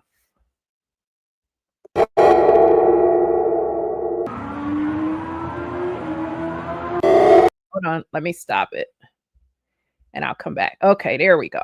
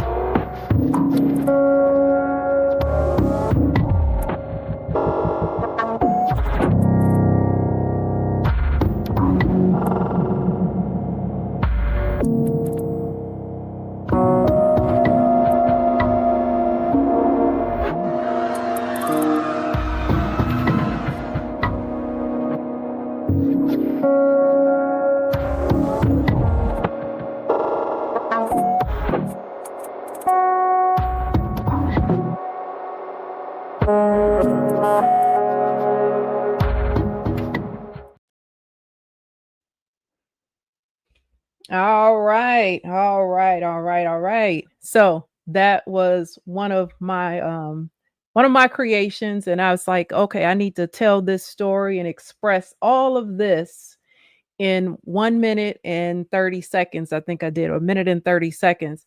Now, some of you all in mid journey, some of you all are kind of scared to turn that weird setting on. This video, a lot of those scenes in the boxing ring were with that weird setting turned up. And I was able to really get some really interesting images whenever I want to get that strange, well, for lack of better words, weird, but different look, that cinematic, look. I will use that weird setting. Okay. And I see that comment there about I put a lot of thought into that video. Yeah. Yeah, kind of, sort of, not really, but kind of, sort of. I don't, it just happens sometimes. You get your best work when you are emotional or feeling something. And so that's really what this contest is about, everybody. This contest was about storytelling. Okay. Just doing, storytelling, telling your story and putting it out there. All right. Any questions? Weird. Yes. Leadership Lounge. Weird is a tough balance in mid journey. Yes, it is. It is. And especially in version 7, it's even more different than it was in version 6.1. Is there anyone out there that uses video uses Mid-Journey, uses the weird setting. If you do, what's your experience with that? How do you feel about that weird setting? For almost a year, I would not use it. I wouldn't use it. And then some kind of way or another, one day I was just like, you know what? Let me try this weird because I'm trying to get this one look and I can't get it. And I was able to manipulate that weird setting to where now I'm very comfortable using it. So yeah. Okay. So, Martha, can you explain your thoughts behind that video? Oh, sure, I can. So my thought behind that video, that frustration, that was my thought. My thought behind the video was frustration and everything that I was seeing going on in, the world and in our political climate to me seemed like a show. It seemed like um, a circus. And so I wanted to take that concept and make it bizarre, make it macabre, make it bizarre. And so that was what you got from that particular video. Okay. Okay, so you haven't really used, okay, so I see where Martha Lowe responded and said that she hasn't really used the weird setting. I would suggest that you try it. Try it at a very low rate in Mid-Journey, see what you get, change up your style settings a little bit, and just see how it fits in there. I've become, like I said, I've become very comfortable with it, so it's been kind of easy. Okay, so here's another comment. Let's see here.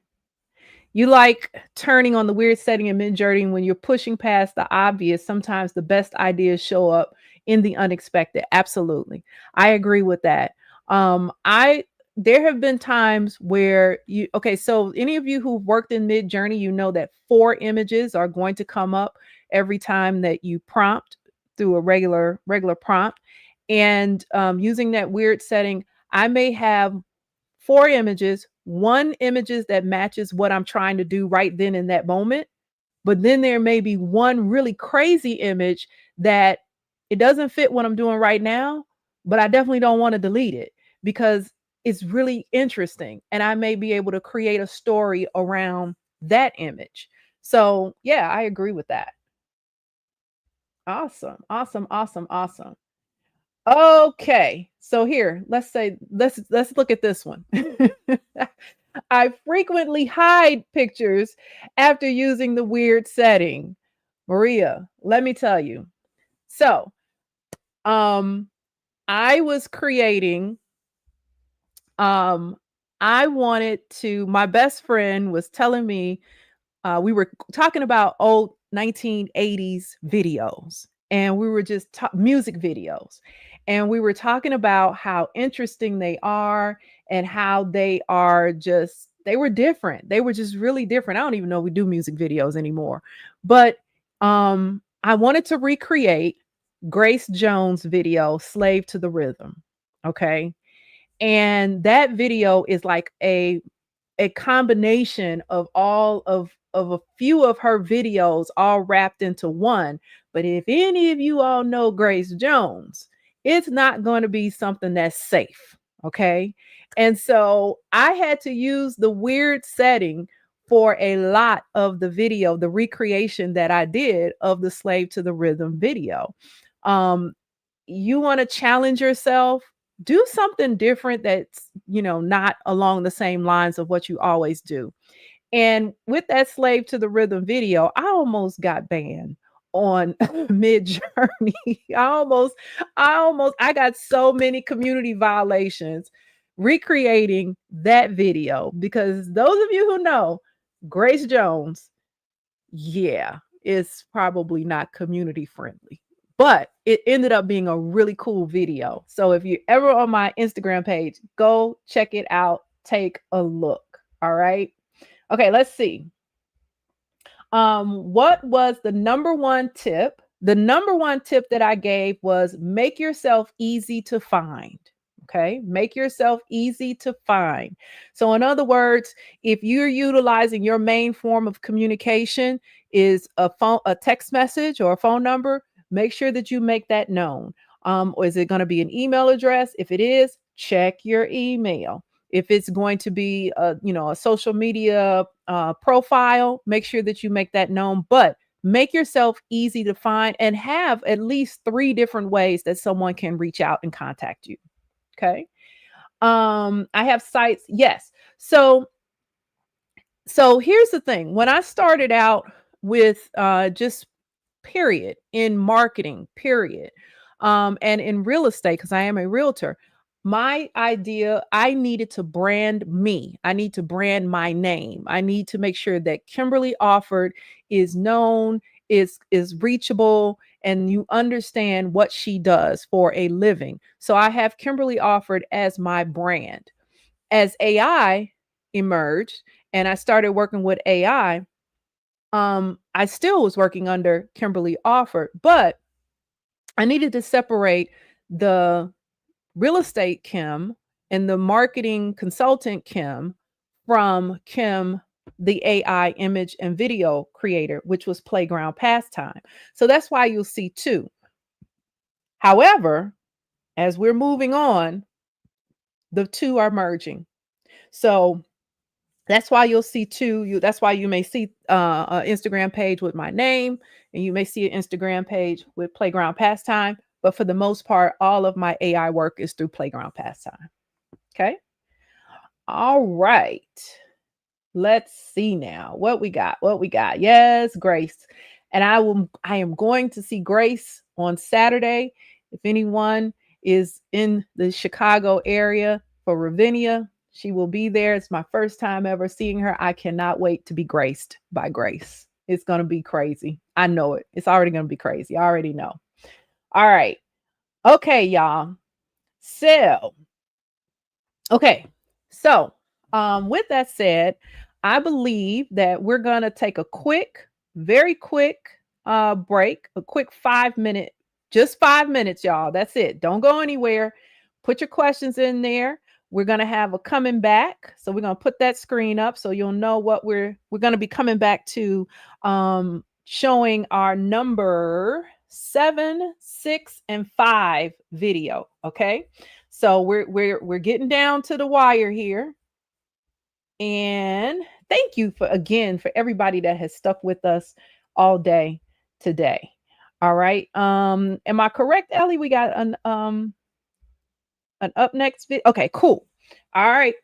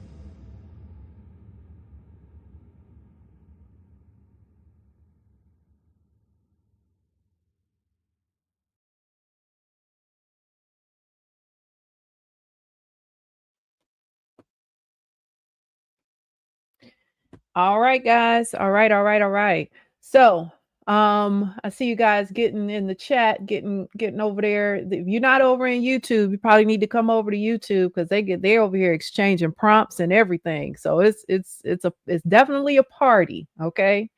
Definitely a party. All right. So we are going to move on to the number 7, 6, and 5. We are getting close, y'all. We are getting close to the number 1 video. All right. So our number 7 video is it's called The Story of Juneteenth. And that video was submitted by Mo Lynch of the United States in the US. Then after that, we have Broken, number 6 video, Broken, by Chloe St. Jour. And Chloe is from France, and that video is Broken. That's our number 6 video. And then finally, our number 5 video will be Dream Fall. And that video is by Bright Blue Fulfilled. All right. So we're going to go ahead. And then after we come back, we are going to we're scheduled to hear from our sponsor, which She Is AI. So we're going to go ahead and let the number 7 video play.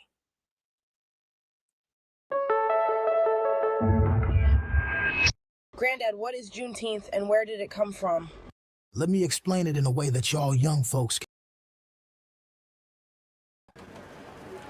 On New Year's Eve, 1862, the first watch night service took place in the black church. Black folks all across the country gathered to see if the Emancipation Proclamation would take effect at midnight. And sure enough, it did. Enslaved people in Confederate states were declared legally free. Union soldiers, many whom were black, marched all over the South reading small copies of the Emancipation Proclamation, spreading the news of freedom in Confederate states. While our people were celebrating and partying, a group of slaves in Galveston, Texas was still enslaved for another 2 years. After work one night in 1865, one slave checked his email and got an invitation to the Juneteenth party. He was confused. He never heard of a Juneteenth party. He finally got wind that slavery ended 2 years ago. The next day, a mob of Union troops arrived in Galveston, Texas, demanding that our people be set free. And from that day on, our people immediately sought to reunite with their families, establish schools, run for political office, and even sue slaveholders for compensation. We were now empowered to change our lives and our community. Juneteenth is our country's second Independence Day because we weren't free when they declared July 4th as Independence Day. Did you get all that, son? Yes, thanks, Granddad.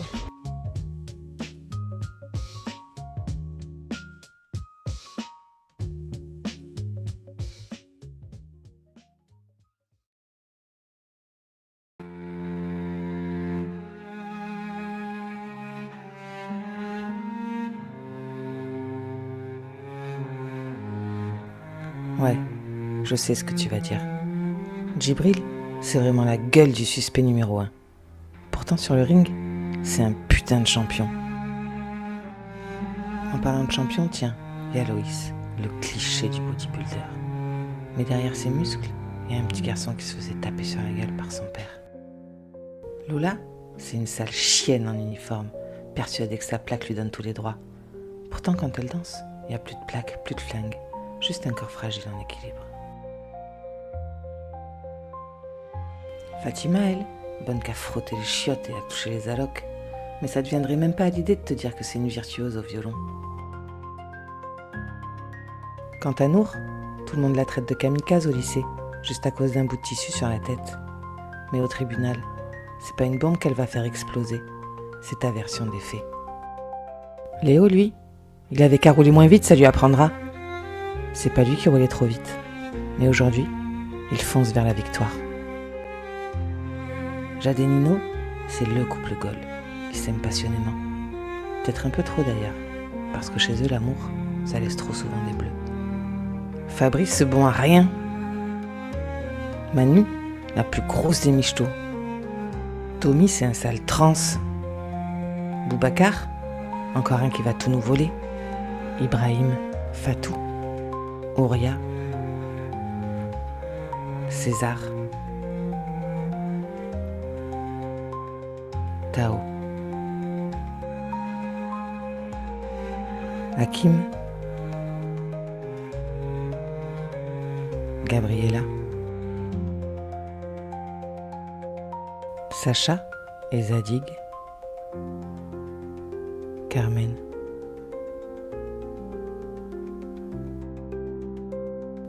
Suzy. Et eux, ils pensent quoi de toi?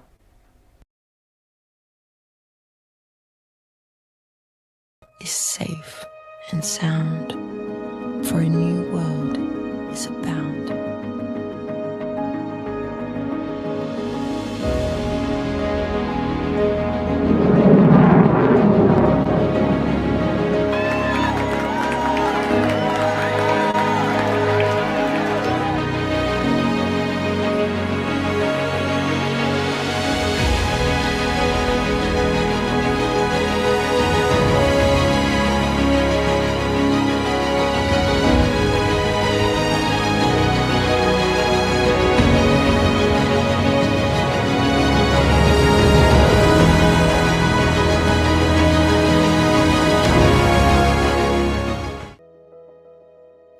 You have come again. How long will you dream for this time? It won't be for long. I know I'll awake soon. I saw it. I saw pieces of the new world. We were so happy to escape from the tyranny of our present world. We were so free. Were? We will. We will be free. Once I can find this new world and connect to it. It feels so near, yet it's so far. What are we doing wrong? Are you sure it even exists? I know it does. My father told it to me. It's one of the last things he told to me. He and others, they created it, but they could never find it. And now it's up to us. But I looked everywhere. Do not seek it. You do not get there by looking for it. Then, what do we do? Wake up. What? Wake up.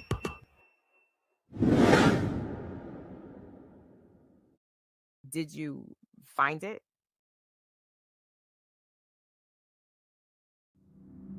No. I mean, maybe. I knew it. There is no new world. All of this is just an illusion. It exists. I saw it and felt it.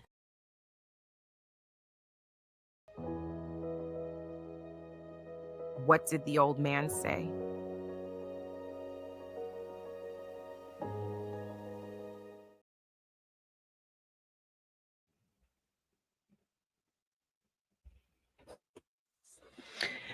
I'm looking at all the comments over here on YouTube. These are some amazing. I told you guys they were amazing videos. Yes. So we We asked for some of the categories that we had were marketing and advertising, historical reimagined. So the Juneteenth was in the historical reimagined category, Afrocentric, music video, and I can't think of the others, but there were several different categories. And so, as you can see, a lot of the videos in various categories, were up there. And yeah, we had some of my personal favorites were in this category. Well, in this hour, or in this last group, as a matter of fact. But we are now, guys, we are now being joined by our editorial sponsor. So I'm getting ready to bring Amanda to the stage. Hey, Amanda. Hey. How are you? What time is it on your side of the world, of the globe? Midday now. Very reasonable time. Okay. It's midday. Okay, cool. I'm glad. We've been watching since 5 a.m. I've been up with a crying toddler since 5 a.m. We've been watching the whole thing. Oh, just nice. like these videos are incredible.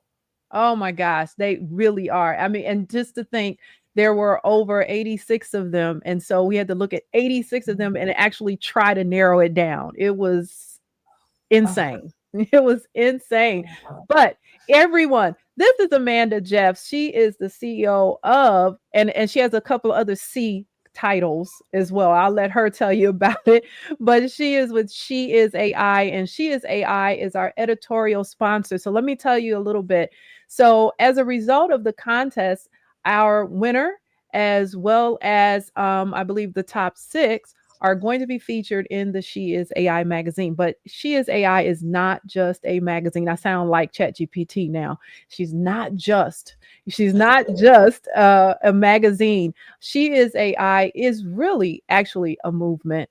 And so I want Amanda, go ahead and introduce yourself and just tell us a little bit about She Is AI, because this is a great group that I have gotten involved with, and just so happy because I've been able to talk to people all over the world, about AI and what the impact that AI is making on women as well as just everybody. Okay, so go ahead, Amanda.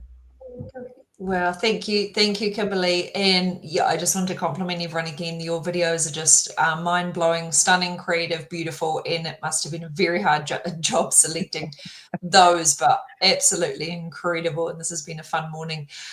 She Is AI is, well, where to start? Like you said, it is a movement. It's actually, guys, turning into one of the larger talent rosters of women in AI globally that we have yet to see. It's turned into an ecosystem of community, media, publishing, agency, consulting, and teaching, and an academy. It's turned into a 5 business arms, 5 business pillars, basically, across those areas. And we've got a few incredible initiatives. Yes, we started as a magazine to highlight and honor the voices of women in AI and celebrate their work globally. That evolved into community where we bring people together to share their expertise with people who want to learn AI. Our experts can help share their expertise and do courses, and we share masterclasses. We've got events. Now we're expanding into our academy, which is courses and masterminds, in our agency, which is expanding into now amplifying the actual large talent roster of AI experts that we've got, putting their work out there and consulting and educating people globally. The beautiful team behind us, it's not all me, beautiful team of, myself and Rachel Gaia founded this. She's the editor and the chief creative visionary officer, need to say that right, with the incredible imagery and everything that you see about our brand. She brings it to life and is the creative channel for the brand. Deanna Leonard, our beautiful people connector. She's the little honeybee connector, brings everyone to us. She's a lead of our operations in the US and head of comms. And myself operating as the brand face, partnerships, community CEO, if you will. And we got so busy, we brought in, I don't want to leave anyone out, incredible team. Wayne Morgan's helping me in the background. we've got Maribeth, we've got Mike, we've got incredible, look, we've got about 20 business partners that have come on board. We've got over 90 brand ambassadors, women and men who have joined us globally. We're forming every day, having meetings with people joining us. We've got over about 50 AI expert women in our talent agency ready to deploy and educate and create in AI globally. We're across 28 countries. We've got a couple of hundred women experts in AI on our roster. We've incredible. So we're a large ecosystem. We are heart-led, we are mission-driven, and we're here to make an impact in AI globally. What that means is we want every voice to be heard and represented and highlighted. All of the underrepresented voices. We don't want anyone to be left behind. We don't want the same people to own this space. We want this AI paradigm to be a chance for humanity to get it right and to move forward into a future where every voice is heard and be part of this play. And we're passionate about that. And so, yes, it's about women. It's about every person in the whole world. We have a large part of our business that's focused on youth and celebrating up and coming rising talent and helping them, children and their parents, navigate this era of AI. And we're a new paradigm company and we are built for the future. And it's looks like we're doing a lot. And how can we do it all? Well, with AI, and everything is fast and amplified and the energy is fast, and we're built on an incredible community of passionate people. And we couldn't do it without them all. So we're here to celebrate everybody that's involved, welcome anybody that wants to be part of creating a better future with AI to be involved. Incredible level of talent that makes me be very humble every day, the amount of experts that we have globally, including you and everyone else. The level of talent we've got is just mind-blowing, incredible. The passion behind everybody in our network is incredible, and it moves us every day to say that we can just facilitate a movement like this. I don't know what else I can say, Kimberly, but look, we've got a community on school. We've got the next magazine coming out. We've got our next virtual summit coming up soon. We've got events. We've got new offers coming out. Incredible range. I think we've got our AI Fashion Awards launching any day. Which is going to be a global competition where anyone that wants to be involved in using AI to produce fashion pieces, the largest initiative of its scope of its kind anywhere in the world that we've seen. So if you're interested in AI and fashion and design, you'll want to watch your screens for that one. Yeah. There's so much there that I could talk on, that I could speak on right now. It's so interesting because sometimes we operate in a bubble, and what's just happening right here right now, and especially for us in our country.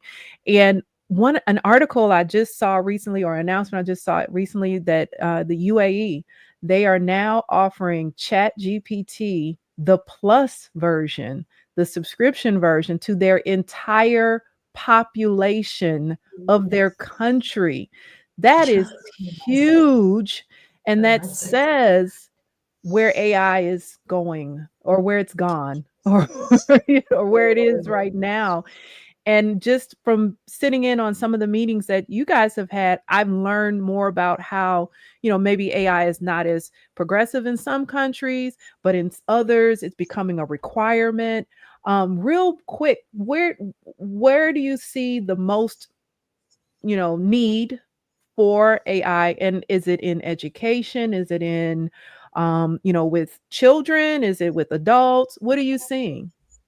Great question, Kimberly. And just quickly, definitely after speaking to a couple of hundred people in the last few months, personally, the biggest need is the outside of America. 90% of the world is still not across AI. We live it and breathe it, but every parent that we talk to needs help navigating AI, and their children need help. So education is probably the number one thing that we're leading with, because most of the world still needs education in AI. We're seeing emerging markets. There is, like you said, the Middle East, the Africas, the Southeast Asia, crying out for AI educators. And so we're bridging the talent, like in the US, bridging that with the rest of the world that is crying out for that talent and that education and the access. So we're opening up things in Southeast Asia. They're putting about $1 trillion investment into AI education. Like you said, they're putting billions in the United Arab Emirates and Middle East. Everywhere they're crying out for it. We're doing initiatives across Africa and Europe and all those nations that are crying out for the AI education and access to the talent that is largely in the US and Europe and China. The rest of the world is crying out for that. So number one is education, because when you got 90+% of the world who is still not in the AI game, in the pool, we want them all to be in the AI game and not be left behind. And we'll start there. Yeah. Okay, I misplaced my button. But yeah, that I'm becoming more aware, of that throughout the world. And so I'm seeing here in the chat that there are quite a few people who want to get involved with She Is AI. How would they go about getting involved with what you're doing and the impact that you're making on the world? Awesome. So guys, go to sheisai.ai. That is our website. You can be involved by be a brand ambassador, and just get involved, share our mission, tell us what your passion is, what your expertise is, how you'd like to get involved. 2, you can join our school community where you can either learn AI or you can share your expertise with others. 3, we allow everyone in our network to have the opportunity to speak in our masterclasses and summits. So to get your personal brand out there, amplify your experience and your talent globally. We do take requests and meeting. We try to meet everybody. If you'd like to be a partner, like Kimberly is partnered with us in different initiatives in different respects, from creative to business to teaching to consulting to in whatever your niche is. We love all of that. We've got an entire ecosystem. We welcome everybody. And so if you're keen, just reach out by email, follow us on socials, join the community, be a brand ambassador, check out our website, reach out to me, see how you can come and play. Yeah, that'd be beautiful. Yeah. Thank you so much, Amanda. We're going to have to do this again and have you here a little bit longer. We have been here, as you know, since noon. I cannot believe that 7 hours have gone by here. I cannot believe it. But we have been, when you're immersed in great information, it's so easy for time to pass by. And so I personally want to thank you and everyone, Rachel, everybody at She Is AI, because you all have been a very supportive community. You've been very supportive of this event, and that has meant the world to be able to say that we are supported by a global organization. That is huge, and we're looking forward to everything in the future, and we're looking forward to that fashion contest too, as well. All right. It's our honor, Kimberly. Thank you very much. It's our honor too, and you do great work. I just want to add some questions. It is an inclusive movement. We want to highlight the voices of women because they're so underrepresented, but we have male brand ambassadors, we have male partners, we advocate for youth, males, everyone in the world. We're absolutely inclusive, right? The magazine highlights the work of women in AI, but for the moment, we are in a completely inclusive organization. So absolutely everyone is welcome. Okay. Awesome. Thank you so much, Amanda. And we'll see you at the next event because we're doing everything. Thank you. All right. Thank you so much. All right. All right, everybody. So I think what we are doing, we are showing some more. We're showing the number 4, 3, and 2. We're doing it at the same time. Me and Ellie, we are just like here. We are here because we're trying to wrap it up. All right, guys. I know you guys are enjoying yourselves and you want us to be here all night, but guess what? We're not going to be here all night. So, what we're going to do, I'm going to introduce our number 4, 3, and 2 video. Guys, we're at this home stretch. So, number 4 is Caja de Ritmo. I believe that I pronounced that the correct way. And that video was submitted by Venezuela. And number 3, the number 3 video is I Still Do. And that video was submitted by Petula Pascal. And then let's see. Oh, wait. I think we're doing 4, 3, and 2. Are we? We're doing 2? Okay. The number 2 video was, if I'm not mistaken, the story of Robert Smalls, right? Okay, yes. That was the story of Robert Smalls. Okay. So we're going to go ahead and get started with our number 4, 3, and 2 videos.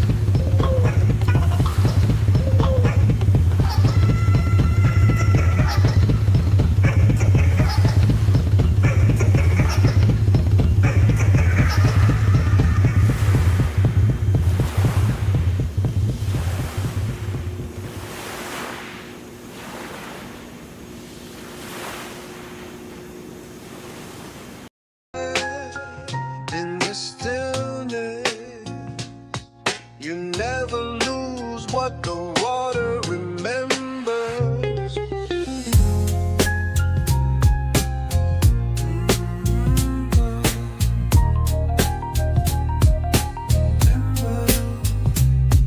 Yeah. You never lose what the water remembers. The water remembers.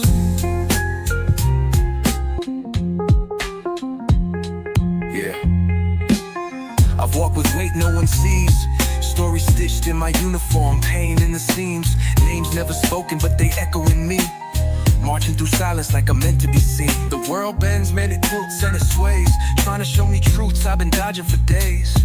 Blurry lines like glass in the rain, but inside my chest, things look plain. When it's just me, no noise, no mask, no crowd.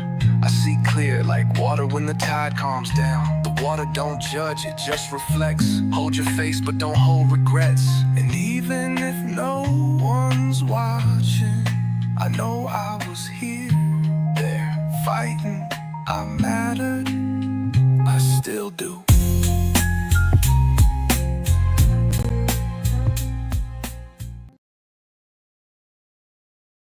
we pass down shape our reality, how we see ourselves and others. Some of our greatest figures have been erased from the history books.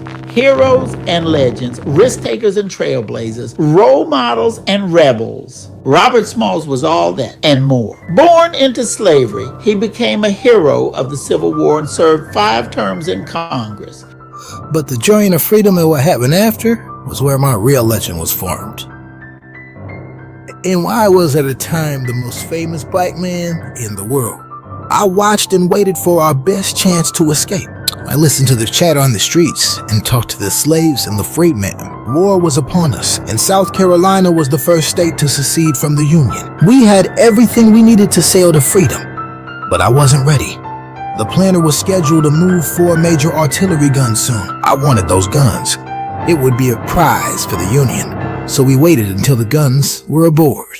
Finally, the day arrived. We were assigned to stay on the ship for the night. The white officers were supposed to stay on board too, but broke their own rules and left us alone. In the middle of the night, we got the engine going on the planter and prayed the noise would not attract attention. We raised the flags. My last time ever flying under a Confederate flag.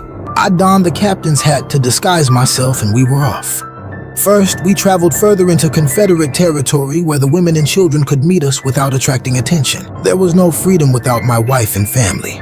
The women made sure slave patrol was nowhere in sight, then came out to meet us. There were 5 forts between us and freedom, and I had the intel on each one. We were on our way, signaling each checkpoint with the steam whistle. Countless guns and cannons pointed right at us, and he navigated us through like it was nothing. If they discovered us, we would use the guns and ammo on board to fight, or we'd sink the ship, lock hands, and go down with it. They would have tortured us something awful if we were captured. 5 Confederate forts, hundreds of soldiers, underwater mines, and patrol boats. We had to navigate a gauntlet to find freedom. My first and only time working with an all-black crew, and we handled it like the old vets we were. We couldn't be stopped. God was clearly on our side. Finally, it was only Fort Sumter that stood between us and freedom. The most heavily armed fort of them all. The crew wanted to steer wide of the fort, but Robert knew that would only attract attention. We had to stare the cannons in the face if we had any chance to survive. He timed things perfectly. We rolled by Fort Sumter at 4:30 a.m. We gave the signal and we waited. If we were clear to go, we should hear a whistle reply. And if we didn't hear a whistle, we'd probably be hearing those cannons. We were clear. By the time they figured out what was going on, we were outside the range of the cannons. Underestimating us was their first and last mistake.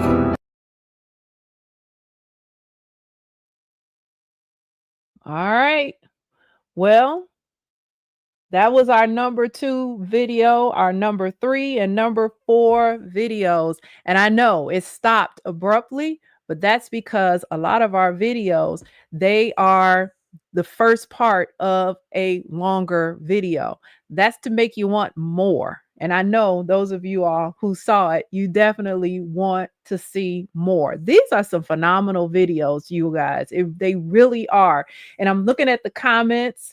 Everybody is loving it. Everyone is saying yes.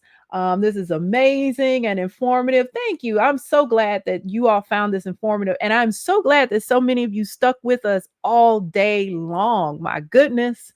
I'm looking at the timer on there. We've been on for 7 hours and 32 minutes. 7 hours and 32 minutes, guys. So what we're doing right now, we're just waiting for our premier sponsor to come on. But in the meantime, if need be, we can kind of move some things around, Ellie. But yeah, we can do that. So here's what we are going to do. We are going, let me see if there are any really quick questions that we have in the chat. First and foremost, in the meantime, we can, let's see. Let's see if we got some quick questions. Okay. All right. You edited this version, yes, to meet the 3-minute requirement. So there's more. There's more. So you guys, you can put in if you are one of the contestants, one of the creators, and there's some place where everyone can see the full version of your video, drop it in the chat and in the comments section so that everyone can see it, because this was about showcasing each of you. And hey, next time around we'll probably have a longer time limit on it. But if you have somewhere where they can check out your videos, please, by all means, drop it in the comment. Drop it in the comment. All right. Okay. So, are there any questions that we might have? Any questions? Any questions? Is this great work or is this not great work that we are seeing here tonight? This is some awesome work. All right. So, we're joined here. We got all right. So, Ellie, we're going to move into our last segment, guys. In our last interview, probably save the best for last. Save the best for last. As you know, our premier sponsor was Code Black, and we are so excited that we have that partnership with Code Black. Again, all of our sponsors were great. Each and every sponsor added to this contest in some type of way or another. And, our premier sponsor really added to this contest. And this is going to be a treat for you guys. I am going to bring Mr. Jeff Clanigan to the stage. Let's see here. All right, Jeff, how are you? Very good. How you doing today? I'm doing good. I'm doing good. Everyone, this is Jeff. Jeff is the founder of Code Black. Code Black Films, Entertainment, all of that great stuff. And Jeff he has his hand on the pulse of entertainment, guys. If there's not anybody else who has their hand on that pulse, it is definitely him.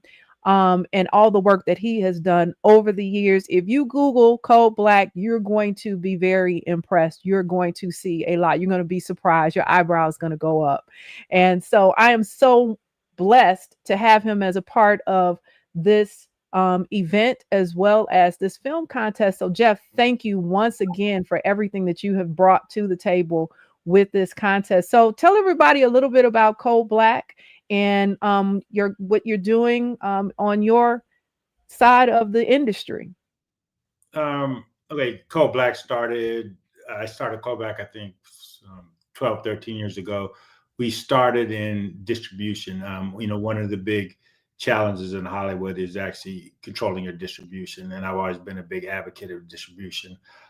When I first came to Hollywood, I came in with aspirations to be a producer, produce content, and quickly found out and figured out that if you don't control distribution, you can't control your destiny. So I was at the beginning of the home entertainment business, straight to DVD business, and built a very a pretty viable business on straight to DVD and straight to television. So we've been known as a DVD. Then obviously I moved into theatrical movies, or movies like Tupac, All Eyes on Me, went theatrical, Kevin Hart stand-up movies. So, dabbled in the theatrical side as well as, maintain my presence on the straight to home entertainment side.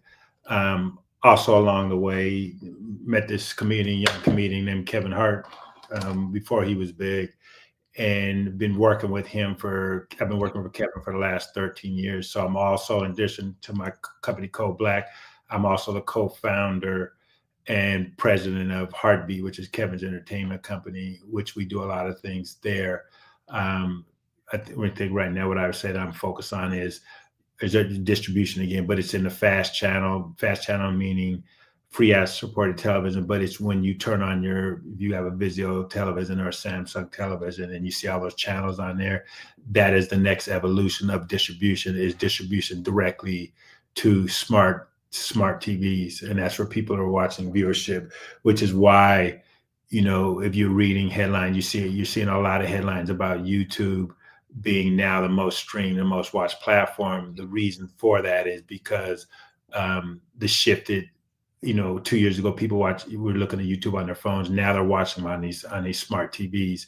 75 to 80% of the viewership is now coming on connected TVs, which is why you're seeing the big rise in viewership on YouTube.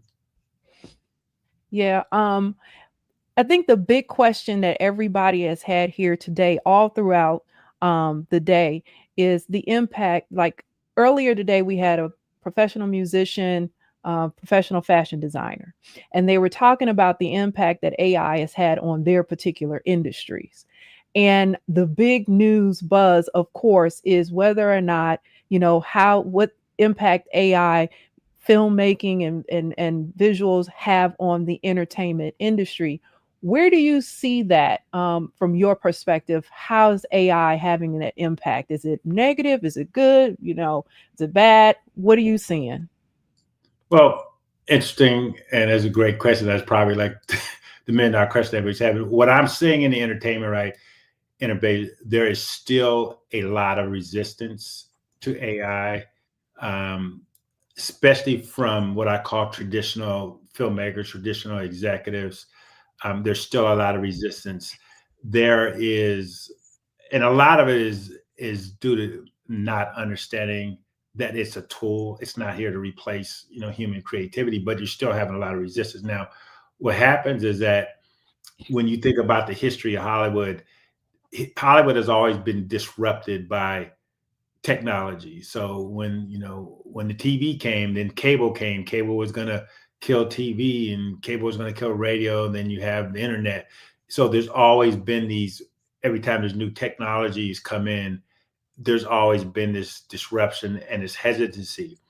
Now, what AI has done, because it's impacted so quickly and is growing so quickly, like so Hollywood can't get a hold of it. Even like when you think about the government in terms of regulation, and when they're thinking about, are you training these AI models on copyrighted material? It's moving too fast. So they can't grasp their arms around it.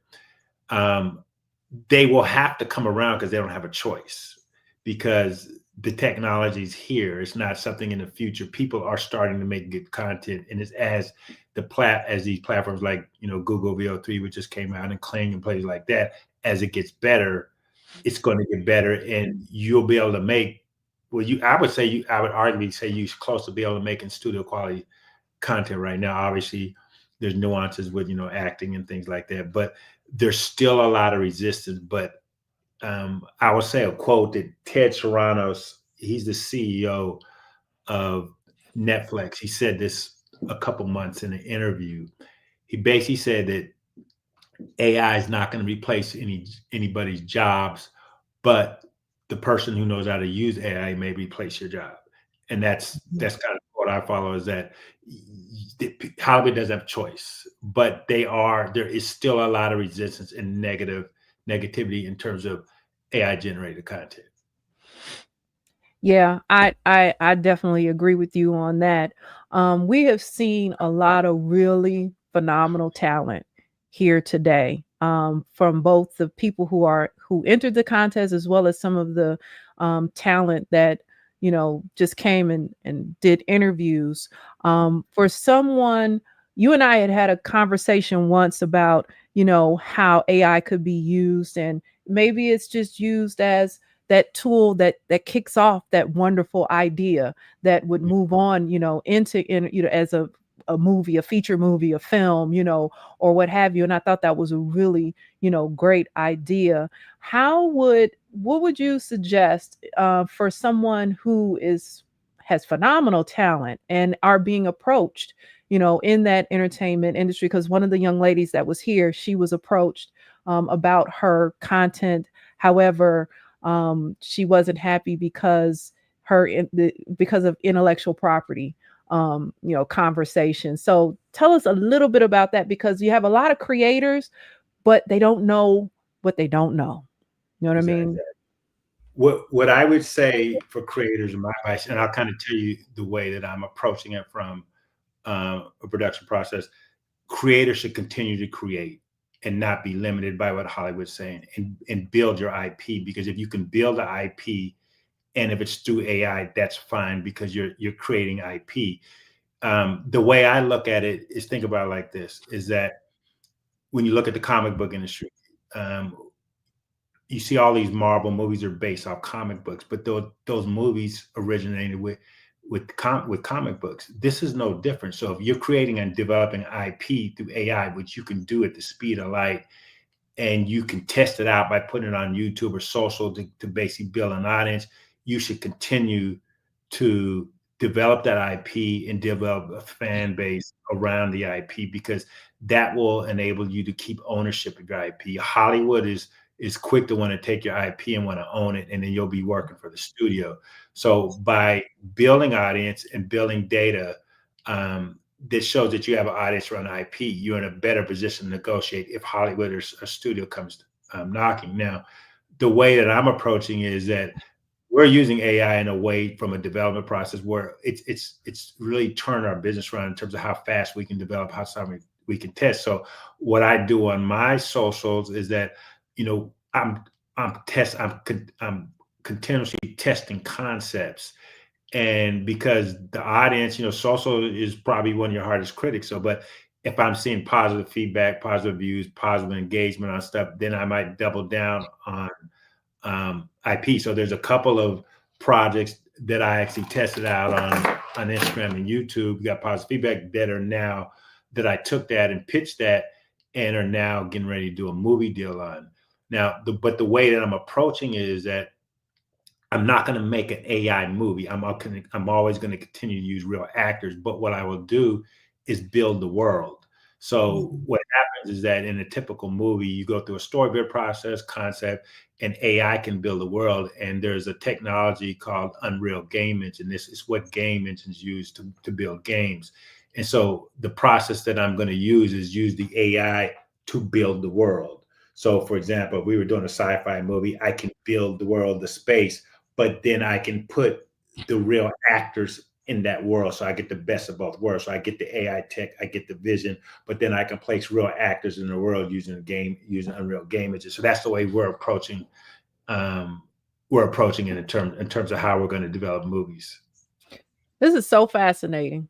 This is, this is that era where I said, I don't know if I'll see that day. And it's like, here we are. And we're going fast. I mean, we are barreling through this really quickly.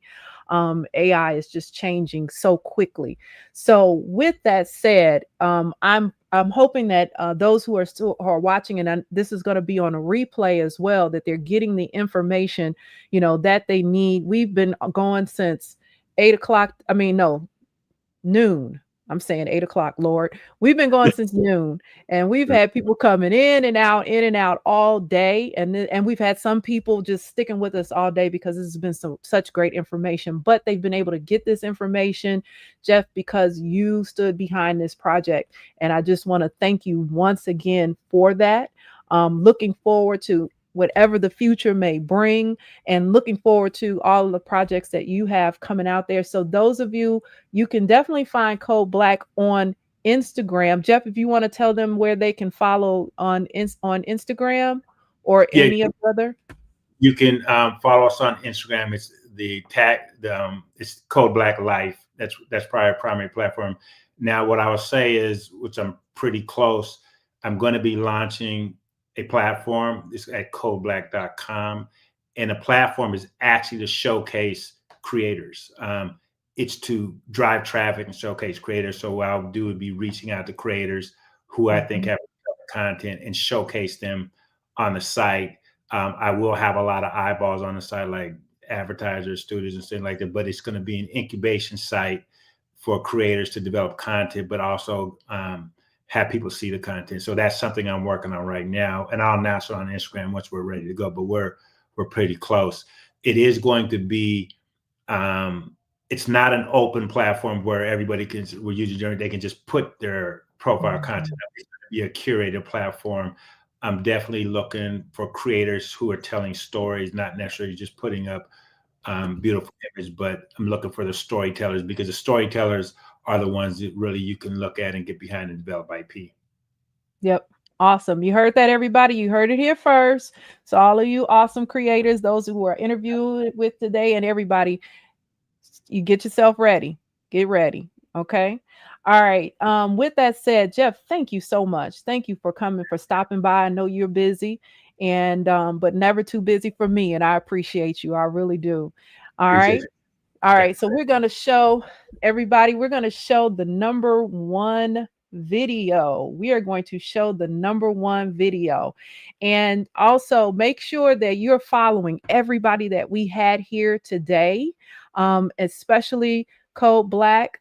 And again, those 10 tips that I gave you guys at the top of this hour, you make sure you follow those 10 tips. This is why I told you, this is why I gave you those 10 tips, so that you will be ready when it's time to be ready. Okay.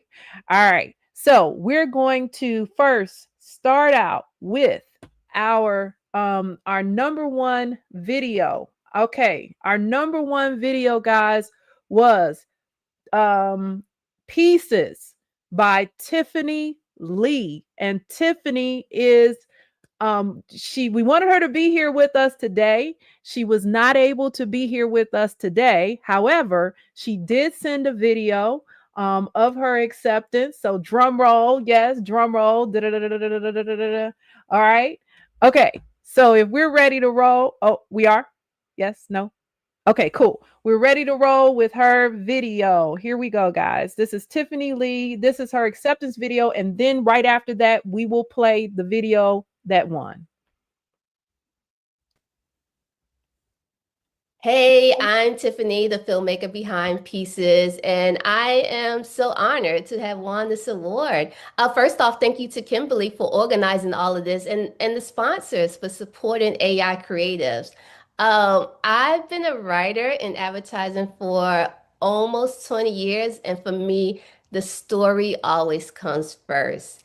And with Pieces, after talking to a couple of my dope Black guy friends who I feel like give way too much of themselves to other people, I was inspired to tell this story about sacrifice. I chose a very graphic approach to this film because I like to see how far I could push these tools. And I couldn't tell you how many times I was flagged or warned that my account would be revoked if I didn't stop. And I want to say it was like in the 70s.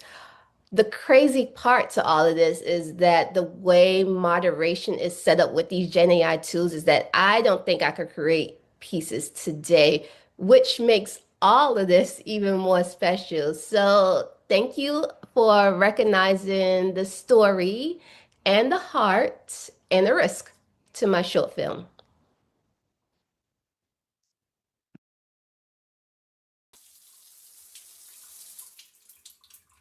Every morning, I stare at the missing pieces from my body. Behind me, Mama and Grandma watch from their frames, their gaze carrying centuries of unspoken burdens. And it begins. The voice wraps around me like chains, binding, demanding. We need you, Lamar. Everyone's counting on you. As they speak, I feel pieces of myself crumbling away. I now understand. 3 generations. Grandma, cleaning floors until she was 80. Mama, sacrificing for her hundreds of students. And now, me. At the office, I give away pieces of my culture. My coworkers crave it, their eyes hungry. I give and give and give, that only in the room. Black excellence, built on sacrifice. Every evening I hear Mama and Grandma. This is what we do. This is what we've always done. At the community center, he always approaches me. It's the same plea I hear from my people. Come on, bro, I know you got it. I give one more piece, one more time. I stumble home depleted. My son sees me, his eyes old beyond their years. He sees the new holes in my chest. The cycle continues. Maybe it has to. Maybe this is our strength, not in staying whole, but in knowing how to break ourselves to make others stronger. This is what we'll do. This is what we'll always do for our people.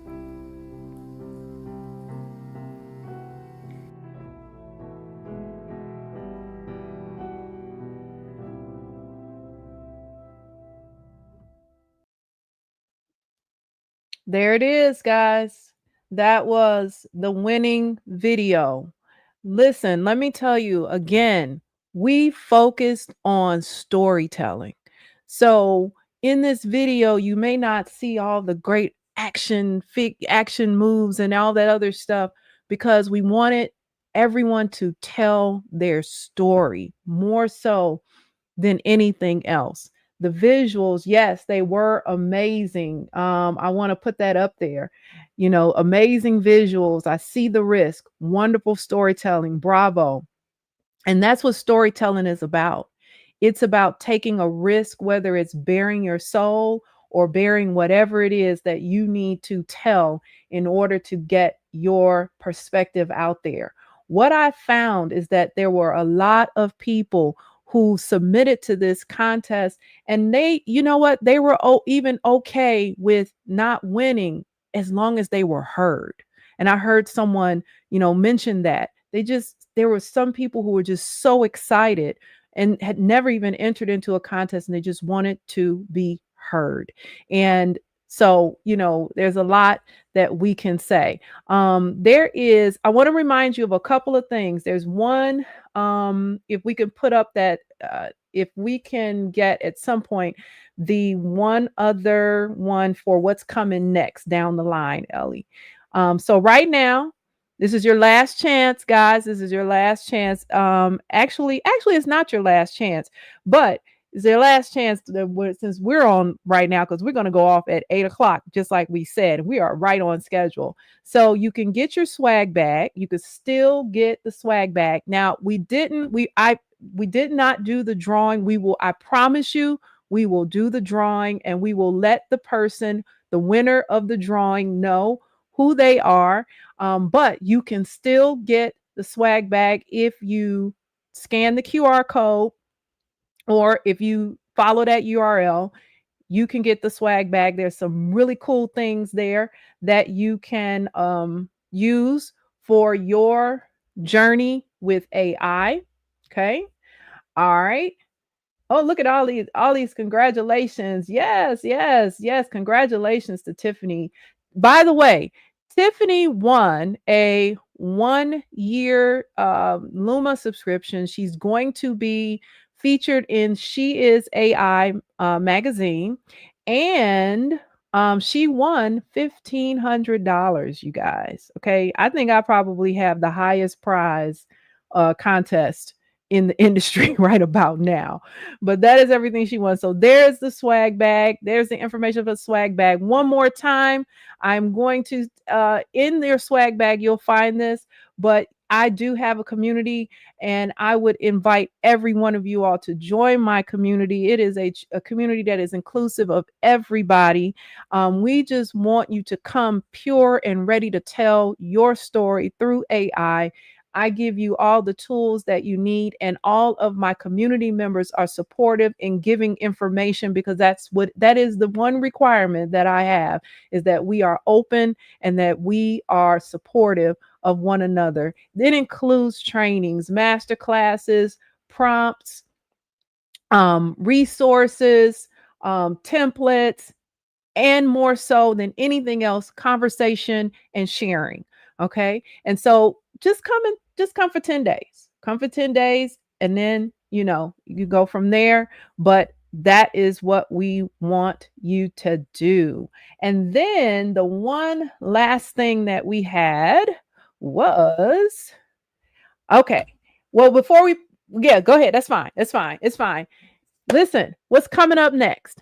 What is coming up next? What's coming up next? There's going to be another contest, guys. Fall of 2025. So get ready. We gave you all the resources and everything you need in the swag bag. We talked about it. We talked, and this video is going to be up for you to refer to. I'm gonna probably slice it up a little bit so that you can look at different segments. But fall of 2025, we're going to kick off the next contest. So we're doing this again this year, y'all. Yes, we are. Now, here's the other thing. If you were to go and look up Chicago, www.Chicago AI Film Festival, or Chicago AI Film Fest, I think it's going to take you to a certain website. That would be mine. And so for 2026, we're going bigger. We're going bigger. We're doing the Chicago AI Film Festival. You don't have to be in Chicago to submit. It just means that, hey, that's where we're going to have the film festival. Okay. And so that is for 2026. And if you want to get on the mailing list to find out more information about that, you can scan that QR code that you see right there, and that will put you on the mailing list for the future contest. So I cannot end this without all of my thank yous. All right. I'll do this really quickly so we can be out of here.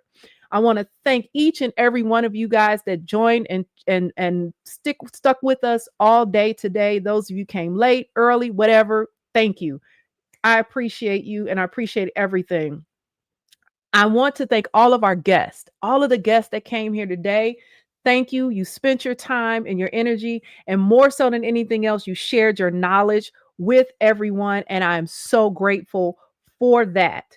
To the finalists and the winners, congratulations. You helped us to set a new standard for what AI storytelling can look like, and when it's grounded in identity, truth, and vision. That is so important, guys.